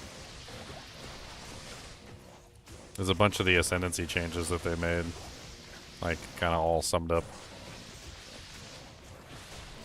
Honestly, my first thought was originally to go Chronomancer Frost and try to see how many times I could abuse Winter Storm, because that was like a 10-second cooldown, right? I was like, oh, you get the double cooldown. How can I get double more? And I just saw the Just Sweet video or whatever it was. And I was like, wait, what? It was like Chronomancer abuse video. Did you see that yet? I don't know. I used the Chronomancer several seasons in a row to abuse the crap out of mechanics. I had one where literally I was just spamming Hammer of the Gods. Like I went up to a target. It's like Chronomancer grenade. I went up to a target and I literally like a boss and I was just like Hammer of the Gods, Hammer of the Gods, Hammer of the Gods, Hammer of the Gods, Hammer of the Gods, Hammer of the Gods, Hammer of the Gods, Hammer of the Gods. Oh, I messed up. And I'd get like 9 Hammer of the Gods before the cooldown would trigger. It was pretty ridiculous. And then the boss would just flatten like a pancake because I got like 9 Hammer of the Gods on his head. That was before, you know, it might be my fault. I don't know. But that was before they put the glory requirement on the Hammer of the Gods. Might be my fault they put the glory requirement on there. I was like running around just spamming like thousands of Hammer of the Gods everywhere.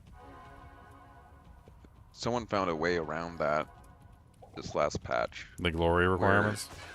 Well, basically you get glory for life spent. They did life spent on a curse, and then they got their glory, and then they could spam the Hammer of the Gods, and then they had reduced duration, so it was just super fast. But that also got nerfed in this coming patch, so you can't do it anymore. That seems like a backfeed glitch. That definitely would have got nerfed. Because I mean, technically, you would spend if you put the gem in, or you use the thing on the board or whatever, like where the Hammer of the Gods costs life, it would basically feed the glory into itself. Well, you had to make a curse cost life. So you did a curse, and then you did a Hammer of Gods, back and forth, back and forth. Oh, so it didn't backfeed into itself. Okay.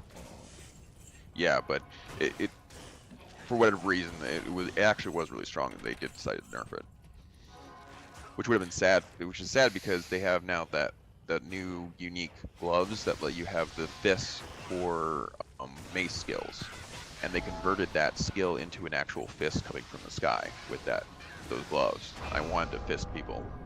Oh yeah, he wants to fist people in there. Fist them.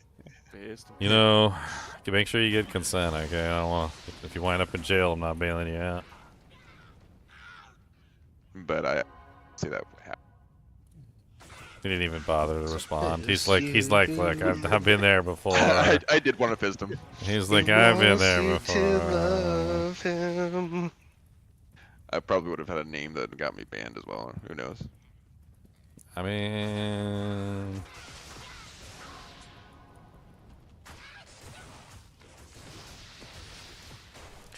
I Good don't like golly, your stupid is all I gotta dinosaur. say there.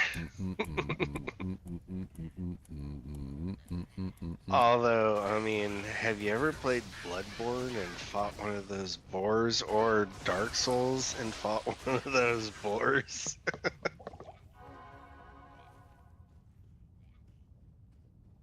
Yeah, it'd be kind of like that. Yeah, I guess if you know.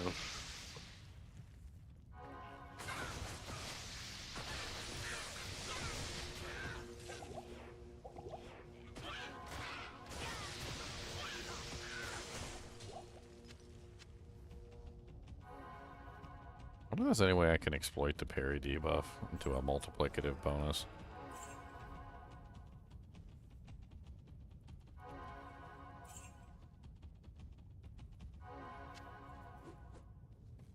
I mean, I can get like 100% increased damage applied to the monster, and since it's applied to the monster, not to me, it's like it doesn't increase my damage on my panel, but it does increase my damage when I hit the target. I wonder if other things that would increase the damage could somehow backfeed that. Where it basically just goes in a loop. I wouldn't be surprised if there's something no one's found yet. I mean, it's just not very commonly used, so. Well, no, it's been crap for multiple seasons in a row, so I'm not, of course it wouldn't be commonly used. Yeah, but maybe there was something hidden all along. You'll find it. I mean, it doesn't seem like they changed the fundamental mechanics of the way that it works. But what they did do is they made it, like, ridiculously powerful in terms of, like, how it functions now. So before, how it worked, to make it explain as simply as I can, if you parry a monster, it applied a debuff to that monster that you parried. That was it. Like, didn't really do much else. The debuff that applied to the monster does increase your damage. You can pull that debuff, you know, yada, yada, yada. Now, mechanically, all they really did is they made it so that it's like a cone. So when you parry a monster, like, all monsters within the front of you in that cone also get parried, which is what makes it kind of nutty. So you end up with a, like, you know, 10, maybe even like 15 monsters in the front that are all parry debuffed at the same time, which is just functionally works way better now. On top of that, one of the things I noticed is they increased the total number of attacks that you can parry across the board, like on pretty much all the monsters. And while they didn't necessarily change the way the parry functioned, they did make it so that you could parry things that you couldn't parry before. Like, before you couldn't parry, like, a boss's fire breath, like if you did, like, a fire inferno or something, right? But now you can. And the crazy thing is that when you parry the fire breath, it stops the fire breath entirely. And even more so than that, like, there's other mechanics that I noticed when I was leveling up. So you know the shark, you know the really annoying shark, he goes under the ground and you gotta wait for him to come back up, and he, like, jumps up and down a bunch of times and does stupid stuff, right? Like, yeah. Basically you can parry him when he tries to jump into the ground, and when he jumps into the ground, he gets basically cucked, and he can't go under the ground anymore. And he just stands there and stares at you like he's stupid because he's, like, trying to do the mechanic where he goes under the ground. And it makes the whole fight so much easier because you don't have to sit there and wait for him to do his stupid little, like, jump up and down mechanic crap. You literally just parry him the first time he's going to go under the ground, which is, like, almost instantly, and then he can't go under the ground, like, anytime after that. And I was literally using it to abuse multiple bosses. The guy at the end of the interludes in Act 2, the one that, like, gives a lot of people trouble because he does, like, massive amounts of damage, I literally just parried him into the wall, and he couldn't move. Every time he would attack, I would parry him, and he would get knocked backwards. And I literally just parried him until he was in the wall. He was just sitting in the wall, and he couldn't move and go anywhere, and we just, like, wailed on him until he died. Like, you can pretty much shut down... I can see that as a speedrunning tactic. Yeah, right? you can shut down mechanics. Like, you can basically cancel boss mechanics with the parry. It's so good that I think that even if I wasn't doing a parry character, I might still use a parry shield just for the ability to shut down the boss mechanics at will. Because you can literally just exactly what I was just thinking. Yeah, you can literally just walk up to a boss, hold down the parry during a specific mechanic, and you can just shut him down. Now, granted, the parry doesn't work against, like, the big red attacks, the ones that have, like, the red line or whatever. And there are some things that it doesn't work against, but the sheer number of bosses that I was able to lock down with parry was beautiful. Just absolutely fun. It was fun going through the process of learning everything and seeing all the bosses you could, like, manipulate and, I mean, basically bully. Let me put it this way. Bully. You could literally bully some of the freaking bosses. The shark boss specifically, man, I just bullied him into the... He just stood there. Like, he just, like, couldn't do anything. He didn't know what the hell was going on. I stopped him from going under the ground, and he was just like, huh, that's never happened before. What do I do now? I'm definitely going to try that as an offhand. Yeah, and it's not really that difficult to use either. The only problem that I have with the parry is stun threshold, because you can get, like, heavy stun through the parry. And I ended up building some specific things that helped out a ton with that. I ended up solving, like, the entire problem. I wasn't getting heavy stunned at all anymore. So... The parry debuff itself is massive, too. Like, I was able to get up to 109% increased damage on any target that had the parry debuff. So, like, even if you don't use the parry debuff and pull it like I'm doing with Fangs of the Frost, I mean, what's not to like about 109% increased damage on the target? Like, You walk up to the boss, you hold right click, you parry the boss, he has a debuff on him, and then that debuff I think lasts for like 4 seconds, I think, if you get like the prolonged duration. And then you can just sit there and wail on him for 4 seconds and do like massive amounts of damage. 4 seconds is enough to kill a boss. Exactly. So walk up to the boss, let him do his mechanic, block him, it locks him down, he then has to figure out what he's doing with his life, and in the meantime, he's dead. It also works really well to make those bosses that run all over the place, like crackheads, sit still. Like, there was a couple bosses that were, like, charging all over the battlefield and, like, doing stupid stuff and, like, constantly jumping. And you just walk up to them in the middle of one of their attacks, you parry them, and they get, like, stunned or something. I don't really know how to quite explain it. It's more like an AI lock or something where they're trying to figure out what their next move is. Like, you interrupt the chain of attacks before they start the chain of attacks.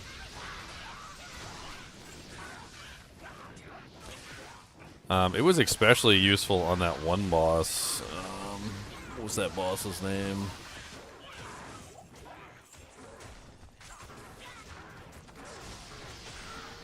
It's the one that has like the really long chain of attacks where he's like swipe, swipe, swipe, swipe, swipe, swipe, swipe, swipe, swipe, swipe. And like you parry him at the beginning and it stops the whole chain and he doesn't do the whole chain anymore, so he just stands there. Because apparently once you interrupt the first hit in the chain, the whole rest of the chain breaks. Are you talking about the interludes boss? I can't remember which one. I mean, there's also stuff you can't parry, like, and like it was a learning experience trying to figure out which ones you could parry and which ones you couldn't. So it does take a little bit of effort. It's skill based. There's some of those really power moves that are channeled, like Bone Storm, Plasma Shot, Snipe. That like, if you just had a parry window and the increased damage, that could solve that issue of having to get it off. I mean, most of the bosses will give you an easy parry. Like, there are some bosses that give no parry windows whatsoever, but it's few and far between.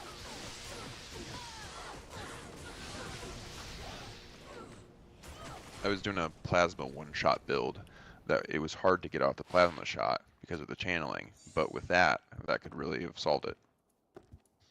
I mean, give it a try. Like, see how it works with each boss. You can play around with it. There's some decent parry shields too. Like, I think Dunkelholt has a problem where it causes you to take 50% of the damage when you parry the attack. But because parry technically counts as a block, so when you block, you block all the damage. But Dunkelholt gives you like a parry magnitude increase, which increases the overall damage that parry gives you. I mean, it's kind of nice. It's like 50%, which I don't know what that would be total magnitude-wise.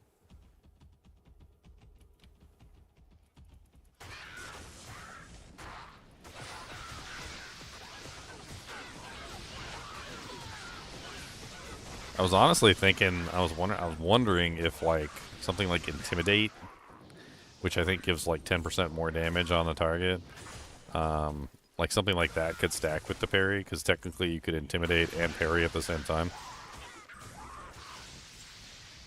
There's a couple items that allow you to intimidate when you parry.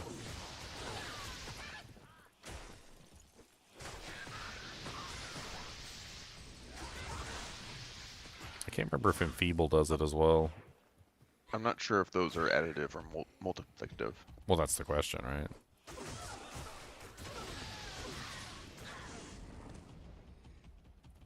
Any advice to get a high rune, please? Feels dank, man. Is that dank? The dank. No high runes for you. You don't get high runes. I didn't say any of that. Feels dank.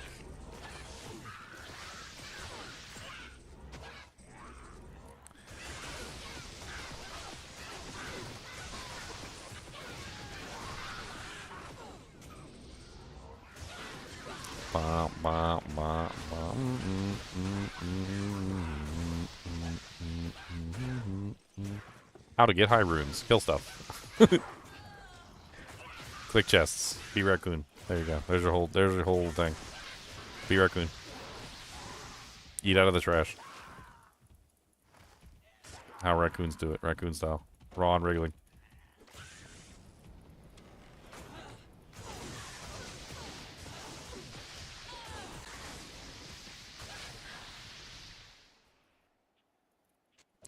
Just imagine if you were a raccoon, you would have a favorite bug. Mmm, delicious.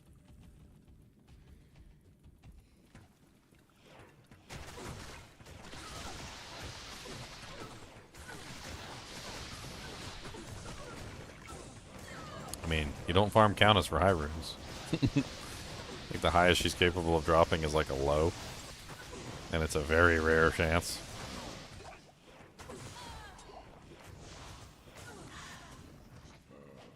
Countess is for mid runes and like low runes. LOW. Mid runes and low runes. That's all the Countess is for. Unless you're me, and then it's only low runes. Because that's all she drops me.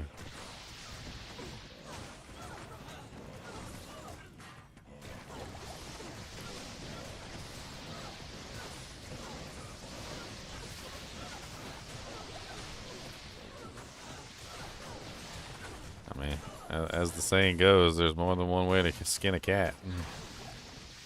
You can get a burr rune more than one way. You can find it. You can find 2 Sirs and transmute it up. You can find an item worth multiple runes and trade up to that item. You can just simply collect lots of runes until you have the value of a burr rune and trade for it. Heck, I even got an infinite burr rune trick you can use and get yourself infinite burr runes on single player.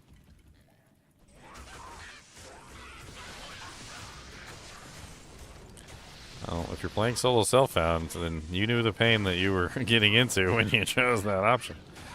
Solo self-found is not about having the highest, best, most elite pieces of equipment. It's about making do with what you have and making a character that works based on the equipment that you find. If you're hoping for a burr rune in solo self-found, I mean, first off, good luck. Second off, it's kind of against the spirit of the way solo self-found works.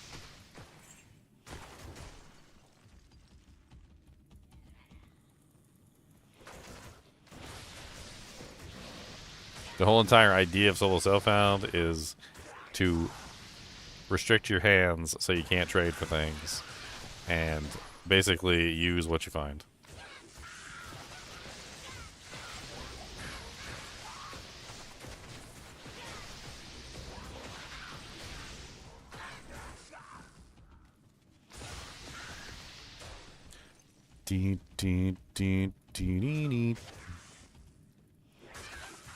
It's like being MacGyver. You gotta make $1 out of 99¢. You gotta make $1 out of 99¢. Come on back and pay that rent. You don't even know how to trade. Tradery has a bunch of stuff. You can just go to Tradery. Tradery.com. Tradery.org or whatever it is. If you go to the wrong one, it's probably a porn site.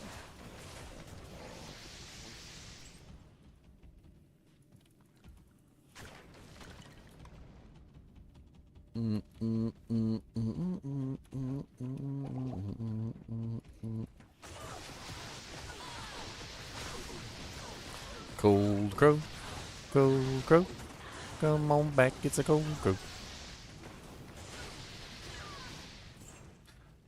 Wait, I'm in cave. Level 1? Why did I go to Cold Plains? This isn't even a TZ zone.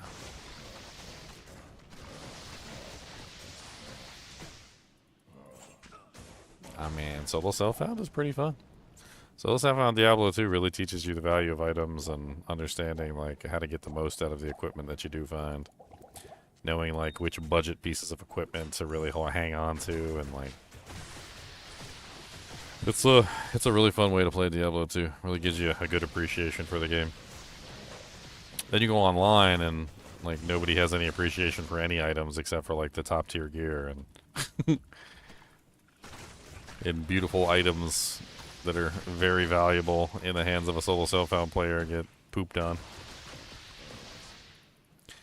Take Nord's Tenderizer, by the way, for instance. Nord's Tenderizer is an absolutely amazing melee weapon for, like, solo self-found. I find it a lot on my solo self-found runs. It's really good damage. It has really nice cold damage. It's just really good crowd control in general because of the freezes target and whatnot. I mean, honestly, I've used it on, like, Vengeance Pallies and all sorts of stuff. It's crazy how good that thing is for, like, a mid-tier weapon. But it's useless in-game. Like, there's so many better weapons than it at the end-game that it doesn't even matter. So, like, in online, you'll never see people talk about a Nord's Tenderizer, but, like, if you're solo self-found and you find a Nord's Tenderizer, you're like, yes! Nord's Tenderizer! Exactly what I needed!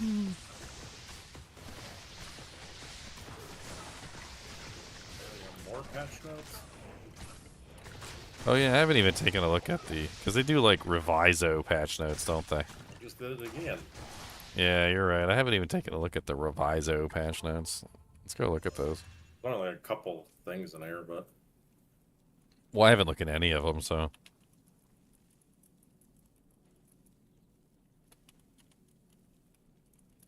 Oh, any of the updated ones since the first one. Alright, let's take a look at the Revisos to the patch notes. They're usually at the bottom right in like a little spoiler section. Ooh, them patch notes is big. These big patch notes. They're like split up to each day that they released them. Is it the new ones at the top and the old ones at the bottom? The new ones are all the way at the bottom. It says 20. They're dated. It says 22/5/26, and it's weird, but I mean that would be the 22nd, right? So the ones at the top are the 29th. That's where mine show at the bottom.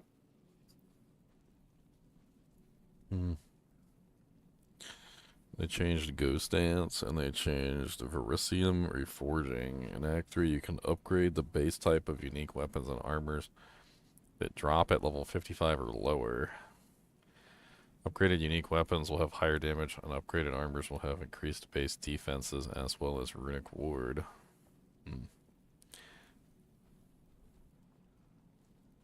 Added 23 Calguran skills that can be crafted from Remnants, Animus, Exchange, Animus Splinters, Bitter Dead, Conductive Runes, Detonate Living, Eternal March, Explosive Transmutation, Fragments of the Past, Frost Flame Nova, Grim Pillars, what the hell is that? Hollow Shell, Ley Lines, Power of Verisium, Rain of Blades, Refutation, Remnants of Calgar, Repulsion, Runic Reprieve, Skyfall, Triskelion Cascade, Verisium Manifestations, and Voltaic Barrier, and Wardbound Minions. Voltaic Barrier sounds kind of weird. Following items have been removed from the currency exchange. Yeah, all the artifacts that were from Expedition. The following items only appear in currencies as Standard League: Omen of Corruption, Omen of Homogenization, Cornization, Omen of Exaltation. Legacy Expedition currency can now be sold to vendors for gold. They said bye. Converted to non-interactable doodads. Okay, this NPCs will no longer be invited to your hideout. Existing primary calamity fragments are converted to ancient crisis fragments. Okay. Wasted modifiers that added damage to monsters, penetrated player elemental resistance, or reduce the player's maximum resistance have had their values reduced across the board. Nice. He's stuck in a loop. Extra I projectiles. feel like I've heard this before. This is the new changes to the patch notes. I'm looking at the changes. This literally sounds like everything before. Yeah, I don't know. They're in their own little updated patch notes section. If you take a look at the patch notes at the bottom, they have like updates. There's an update that literally launched today. Like it was just a few minutes ago. I was just going through them because I haven't looked at the updates yet. Contains identified items can no longer roll on strong boxes. That's amazing. Thank you. base duration of all shrines is 45 seconds now. Trying to see if there's anything actually interesting in here. Ignites that are reflected onto a player can no longer spread to other enemies from the player. Culling strike thresholds are no longer lowered in party play for non-unique monsters, but they are still lowered based on the number of players in the party for unique monsters. Oh, that's good. New lineage support gem, Olroth's Hubris. I don't know what that is.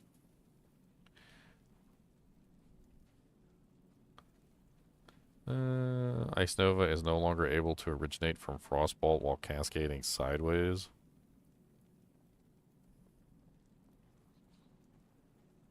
Yeah, these were a couple changes they didn't have in there. Primal Strikes now has a minimum gem level of 7, previously 9. Tame Beast has a gem level of 7, previously 9.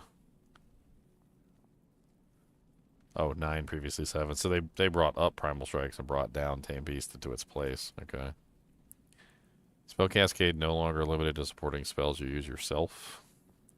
Oh, so does that mean you can put Spell Cascade in like a cast on crit or like a totem?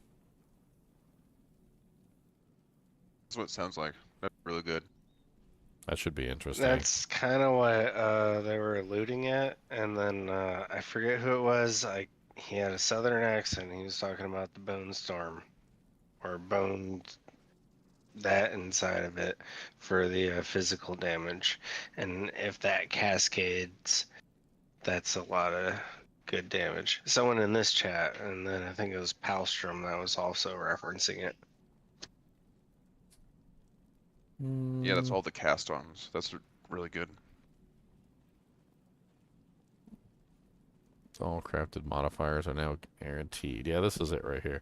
All crafted modifiers are now guaranteed, but items can only have one crafted modifier at a time. Desecrated modifiers no longer count as crafted modifiers, but items are limited to one desecrated modifier. I mean, that sounds... So then, yeah, that just takes up a slot. There you go. Boom. Well, I mean, it sounds like to me like it's gonna, yeah, it's basically a fracture. I mean, the only thing that makes it not a fracture is that you can still change it. I mean, it very clearly says all crafted modifiers are now guaranteed, but items can only have one crafted modifier at a time, which indicates to me that you could potentially replace that crafted modifier with a different crafted modifier.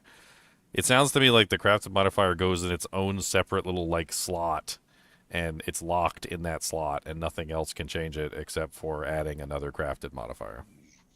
I just think they're treating it like a new slot, like the desecrated mod. You know, you just get one desecrated mod.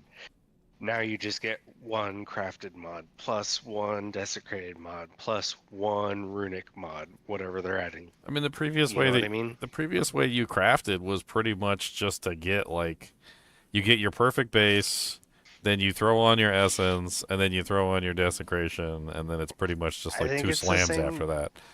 I think it's kind of the same concept, just a different flavor. You're still gonna gamble your last, like, 2 or 3. Well, the only thing it does is it prevents you from either pieces. getting your essence to start or your battle at the end, one or the other.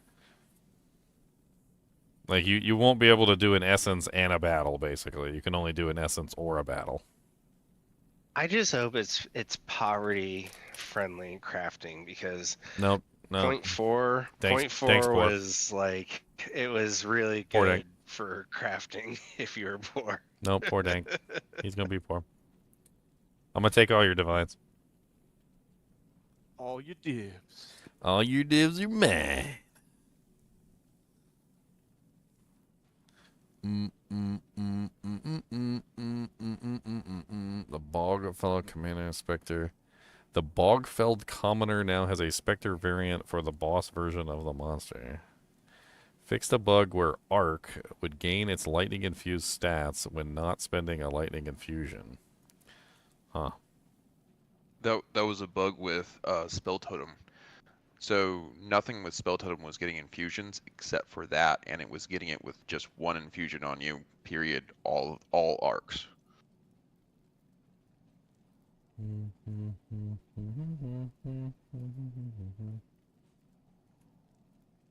Yeah, I love it. They're giving us a condensed form of the patch right like the night before we launch. Hey, by the way, assholes, you got 12 hours. Good night.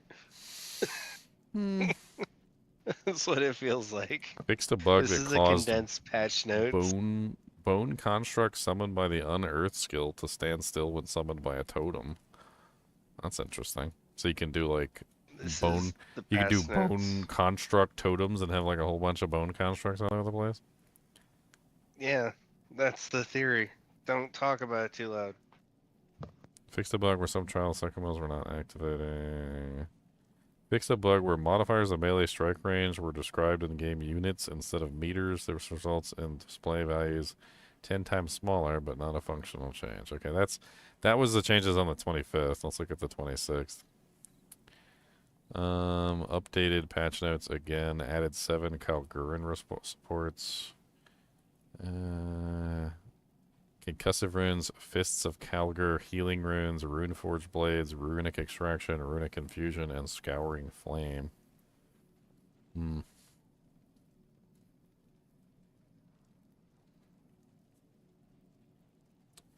of these are just like meh changes. I'm trying to like scan through them, see if I find anything interesting.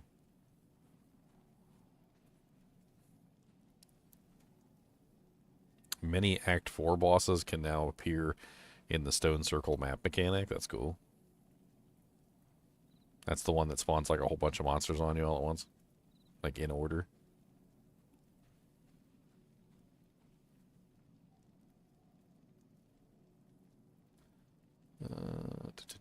Added a new armor applies to elemental damage and faster start of energy shield clusters to the passive tree.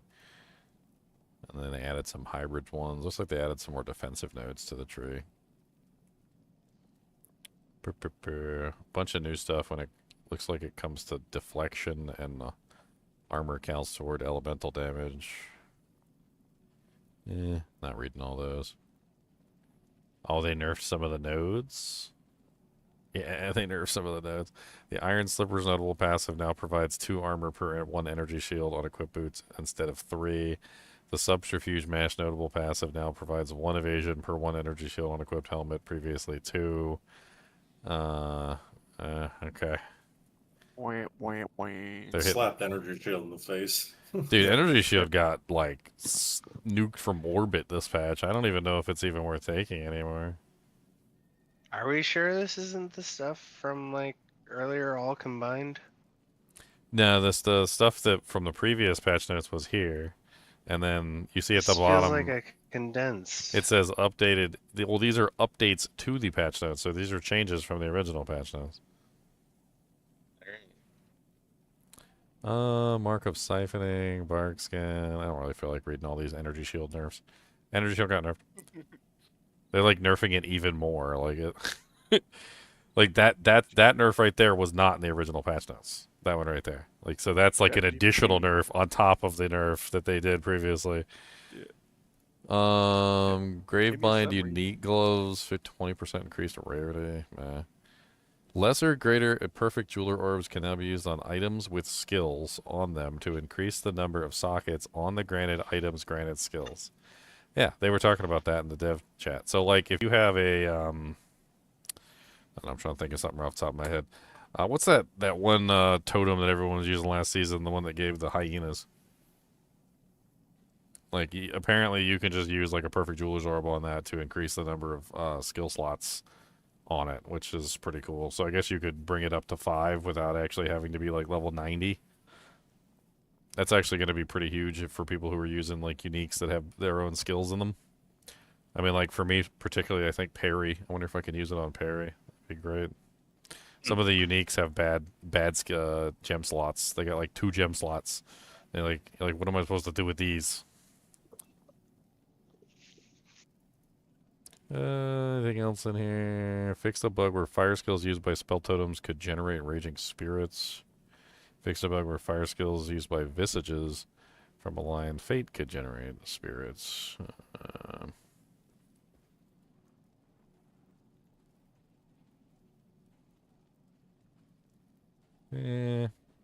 Something about chaos inoculation. Fixed a bug where chaos inoculation was overriding maximum life to 1.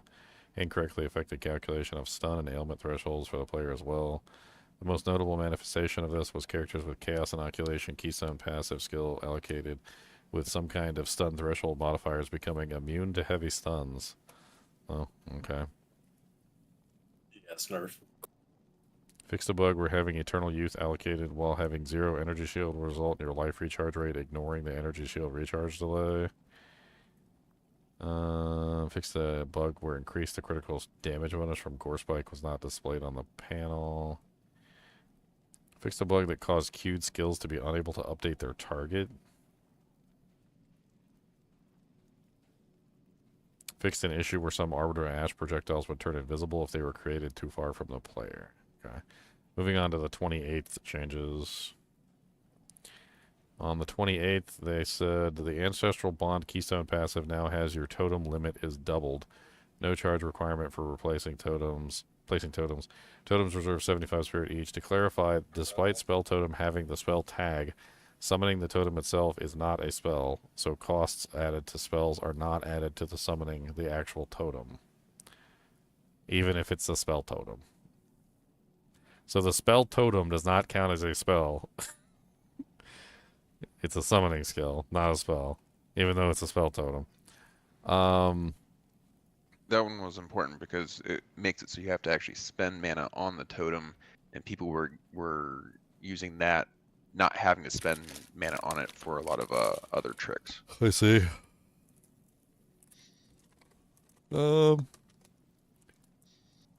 Blood Mage, Sanguine Tides, Ascendancy passive now grants 1 flash charge. I don't know anything about that. The additional chest level modifier on strong boxes is now +1, down from +2. They nerfed strong boxes? You dirty horse. How dare you? Added new prefixes to strong boxes. You no longer get offered ritual altar rewards after defeating the King of the Mist in Act 1 Freythorn. Why? He never gave you anything good anyway. Hive Winter now describes the number of sharp projectiles it fires per second while in flight, and this number can be modified by adding additional projectiles. Okay. Fixed a bug that caused minion damage bonus against non-unique enemies introduced in version 0.3 to function incorrectly. Depending on how specific circumstances, this will result in very little change to early minion damage, approximately 35% more late-game minion damage against non-unique enemies, and approximately 25% more late-game minion damage against unique enemies. This bonus is no longer factored into the damage numbers displayed for the skills of your minions. Okay. And then we got the changes for today. I'll see you guys tomorrow. Have a good night. See you, Dank. Good night. So the changes for tomorrow, or for that happened like literally today. Supported gems cutting UI all valid tab now also displays supported gems that are valid for any skill gem socketed into the selected meta gem. Fixed a bug where reducing presence radius to 0 could cause certain buffs to incorrectly apply to yourself. What? Fixed a bug where stolen monster mods from Behead support would be lost on killing a monster. Fixed a bug where some item mods that grant flat thorns damage could roll minimum damage equal to or higher than the maximum damage.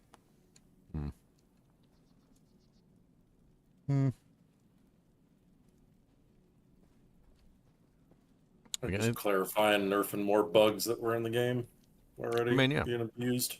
Well, bugs that haven't even had a chance to like show their head yet, but they're probably watching people play, like Theorycraft, and they're like, "Oh, gotta nerf that." Some of these bugs fixes came from content creators that were complaining about stuff. Like the Blood Mage one, there was like some loop about Flask in a certain way where you could like never die on a Blood Mage using certain items that someone found out recently. You just sit and spam your life flask forever, basically, and never run out. Yeah, that was in the notes.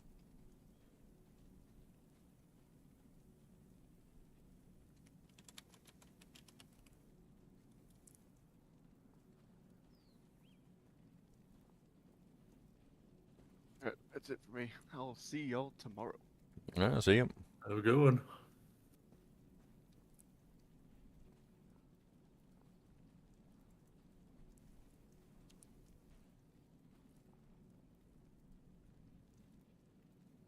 I was trying to see if I could find anything on that Ascendancy node. What was it called on Gemling Legionnaire again? The one that actually gives the crazy passives. I gotta pull it back up. Can't remember. It's some weird name. It's called Advanced Thaumaturgy. I've been looking. I haven't seen anything different than what they already showed us. That's why I want to start one, because I want to see what I think you could just build anything off of that character then. I mean, you just never know what you're gonna get. Like, you know, it's like a box of chocolates. It's like a box of chocolates. You never know which one All the you're grenade gonna skills get. are just cooldown reduction. Every grenade skill, like the main ones, are just cooldown. That's the only thing you get.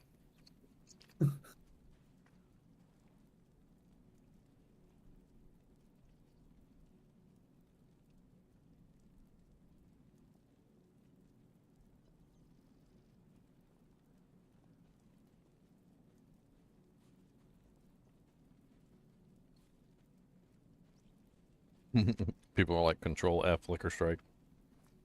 What's the quality on Flicker Strike?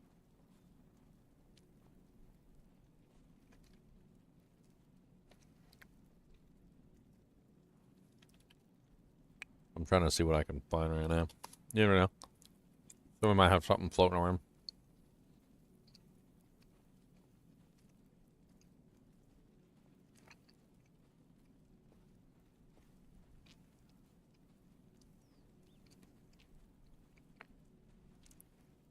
That's the PoE 2 DB page.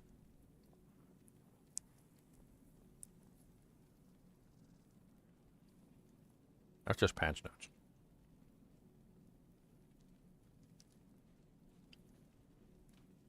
Can we look at like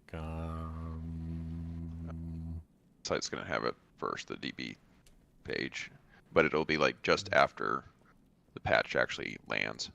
Oh, I know, they're gonna data mine it. I could probably go into the game at that point and just look at it. Technically, the patch will download slightly before it, so who knows, maybe they'll have it on there quicker.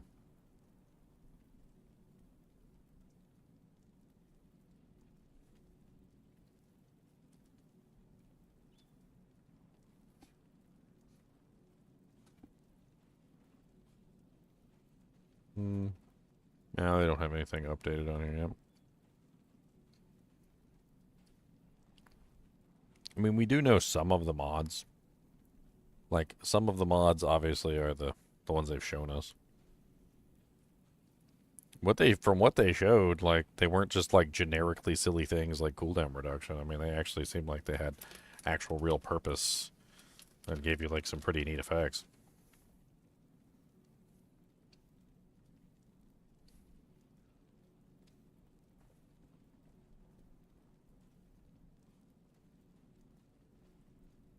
Who's got the leaks?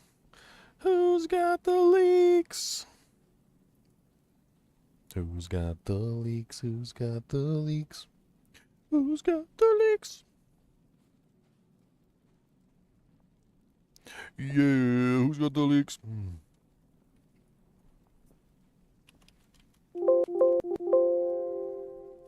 It said this website had thaumaturgy on it.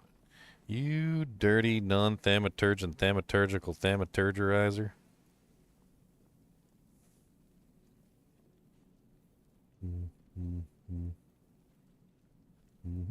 They turned Gemini Surge into a actual stockable skill.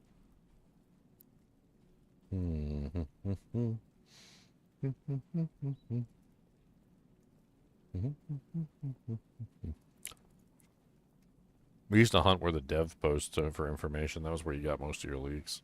Because the devs would just be like commenting on random posts.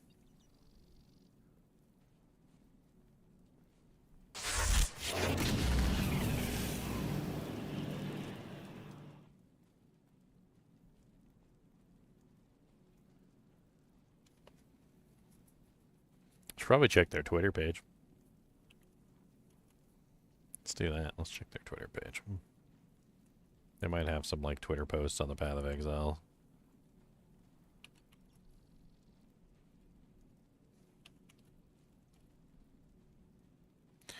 Path of Exile. There's their page. Let's see.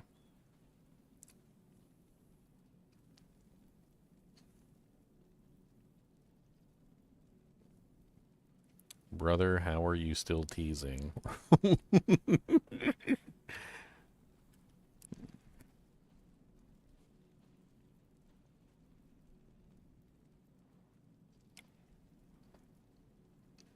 There's the one where they posted the actual ascendancy changes. Maybe they gave some hints in there.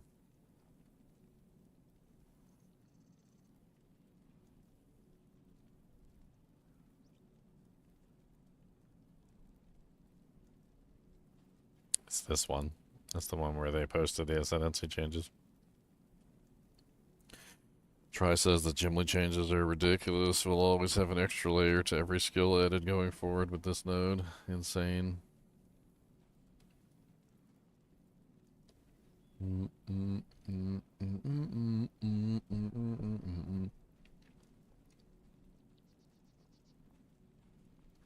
Gemming was always a character that required high investment to get off the ground, even in 0.1.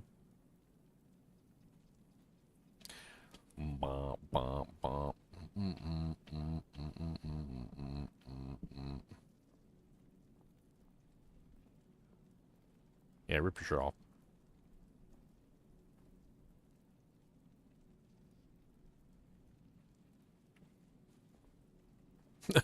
I got really baited with the Chronomancer received some love. Of course, we don't know the patch notes yet and how the changes will work. He's like, they baited me already. I think they baited me with the Gimli Legionary. They got me. They got me.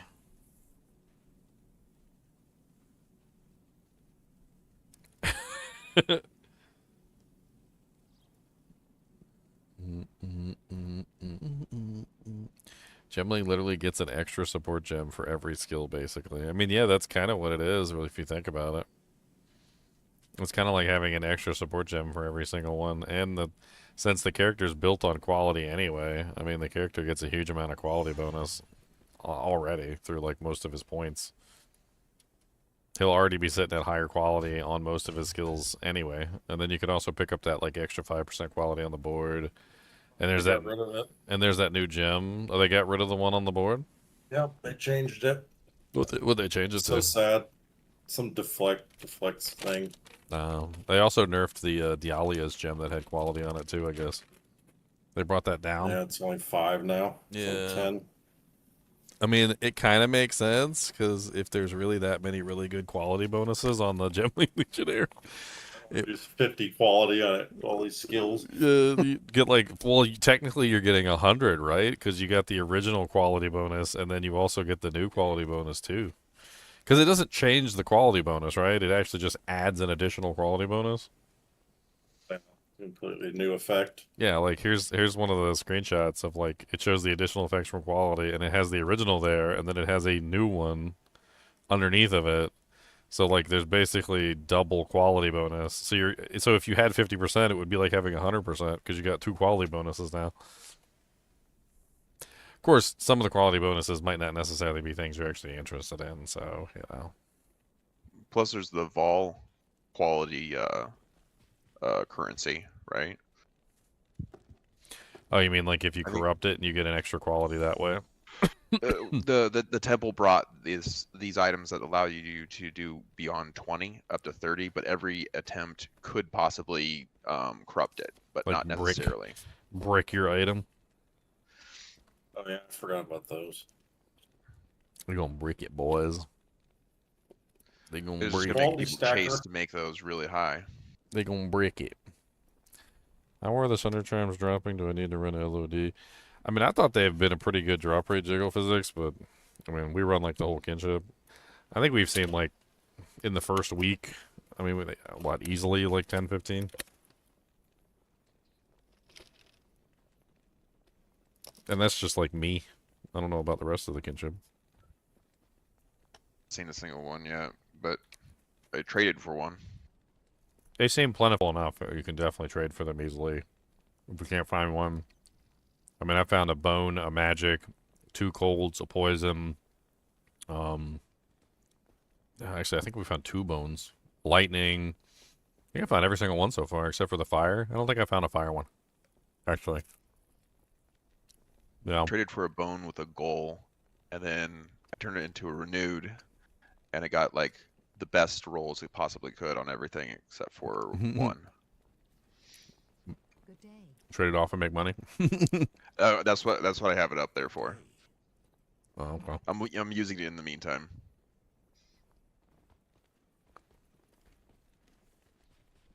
I mean, it's a good season. I like the changes to the heralds. I like how common they are. They're fun to fight. Good challenges. I like it. I wish our drop rate was slightly higher. I wish our drop rate was slightly higher, but I feel like they nerfed their drop rate a little bit too much for this patch. They were too high in PTR and they're too low here. Like, there's got to be like a middle ground. I just found out there's a staff that gives you a minion righteous fire of ravens.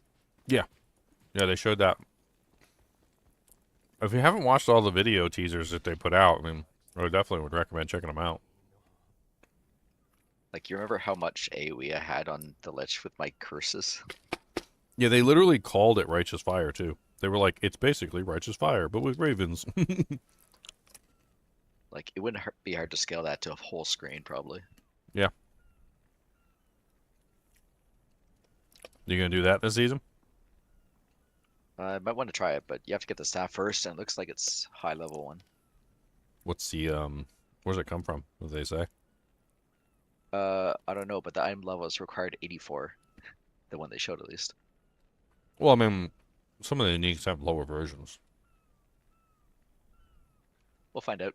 But, yeah, I want to try that out, at least. Like, that high sex claw I was using for, like, a whole season, there was, like, a level 90 version, and there was, like, it went all the way down to, like, I think it was, like, 33.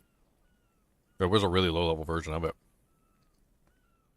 I had to keep upgrading it to keep the damage rising. Because the minions were based on the level of the weapon. And, like, so I had to keep leveling up the weapon to get a higher... Like, you'd be surprised at how many freaking high sex claws I went through. I must have gone through, like, freaking 20 or 30 of the damn things.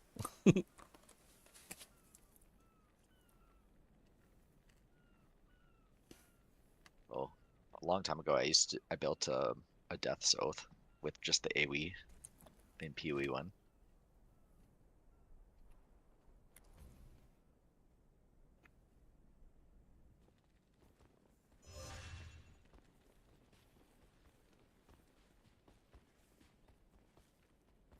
Didn't the Ravens also have, like, a bomb thing that you could, like, bomb them on the target?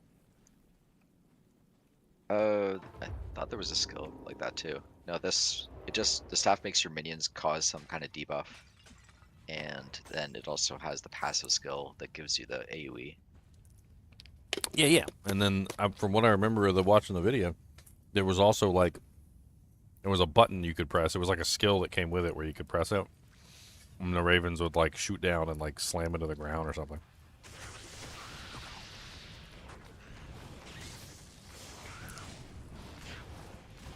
I'd have to rewatch it. Yeah, I just saw a clip of that now, but that looks interesting. But the slam down thing, too? Yeah. Well, just the build in general. Probably gonna like that. Yeah, I the don't whole know build if I looks have to go Lich interesting. for that, though. Like, I might have to go Lich on a second character if I need the AoE or something. Do they count? Do they count as minions or? Yeah, the spell counts as minions. I'm trying to remember what it was called. What was it called? But yeah, I'm still going to start Disciple Sork, and then we'll see from there. What was the staff called so I can look it up? Flock or something.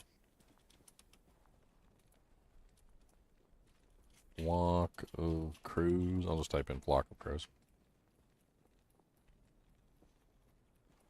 It's called Conspiracy. The Raven's Flock, Perching Staff, Conspiracy, Yeah. Spiraling Conspiracy.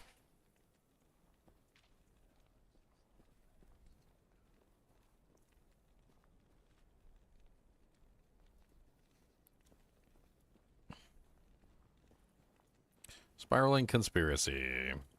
A flock of mist ravens circle you, dealing damage over time in an area. Their numbers are bolstered by slain foes or in the presence of dangerous enemies, but the flock as a whole is considered a single minion. You can command some of them to take flight, leaving the flock to assail your enemies. A raven joins the flock every 1.15 seconds while a rare or unique monster is in your presence. Looks like scaling presence would help you keep the ravens. Oh, okay, no, that's different then. A raven. Presence. Hmm? If you have to scale presence, it's not going to be like spell AoE, so it's going to be harder to get big AoE then. I don't know. It says persistent physical chaos duration. Here, I'll put a screenshot of it in chat for you. Yeah, but if the spell itself is presence, that you're losing a lot because you'd be using the staff and not a one-hand scepter, which is where you get a lot of it. So it's going to be a lot harder to scale AoE, I guess. So yeah, they have a command skill. You command some of them to take flight, leaving the flock to assail your enemies. I mean, it looks like you gain one raven every total power of enemies slain by you or your minions, and you gain 1.15 for every rare unique monster in your presence. So there's two ways to scale them. One is killing things, and one is to have a rare unique monster stand near you. I mean, larger presence would include more monsters, which would probably keep them active for longer. I don't know. Converts 70% of physical damage to chaos. Mirror width is 2.2 meters. Mirror duration is 5 seconds. 10 ravens depart when commanded. Flock hits every 0.12 seconds. Attack damage on the flock looks crazy. It's 550. 550% for the command skill. It's kind of nuts. Yeah, I think it's more comfortable starting. I'm not going to plan for a starter for it, but looks interesting if it's not bait. Oh, yeah.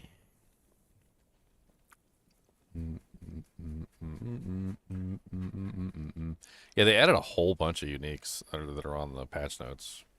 There's a whole bunch of new ones that we don't even know what they do yet, so I guess we're going to find out maybe when they do the data mine or whatever. We shall see. I'm going to go downstairs. I'm going to get something to eat. I'm going to go watch some more Spider Noir. It's really good. Have you seen Spider Noir yet, Zane? No, I haven't watched it yet. I saw the trailers for it. That's good. Nicolas Cage does really good in it. He's basically playing like an old 1930s like Depression era Spider-Man, like he was in World War One. It's really neat. He's a detective. I mean, it kind of has that old what's that one movie?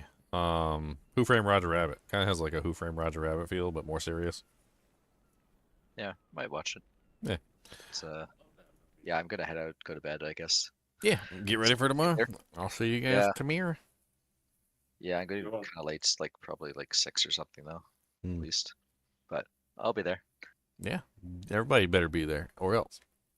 All right, guys and gals, it's been fun. It's been 6 hours. As always, I appreciate you guys and gals watching. Be sure to hop in tomorrow with me when I play Path of Exile 2 for the new League launch. I'm actually pretty excited about some of these cool new builds and like end game stuff.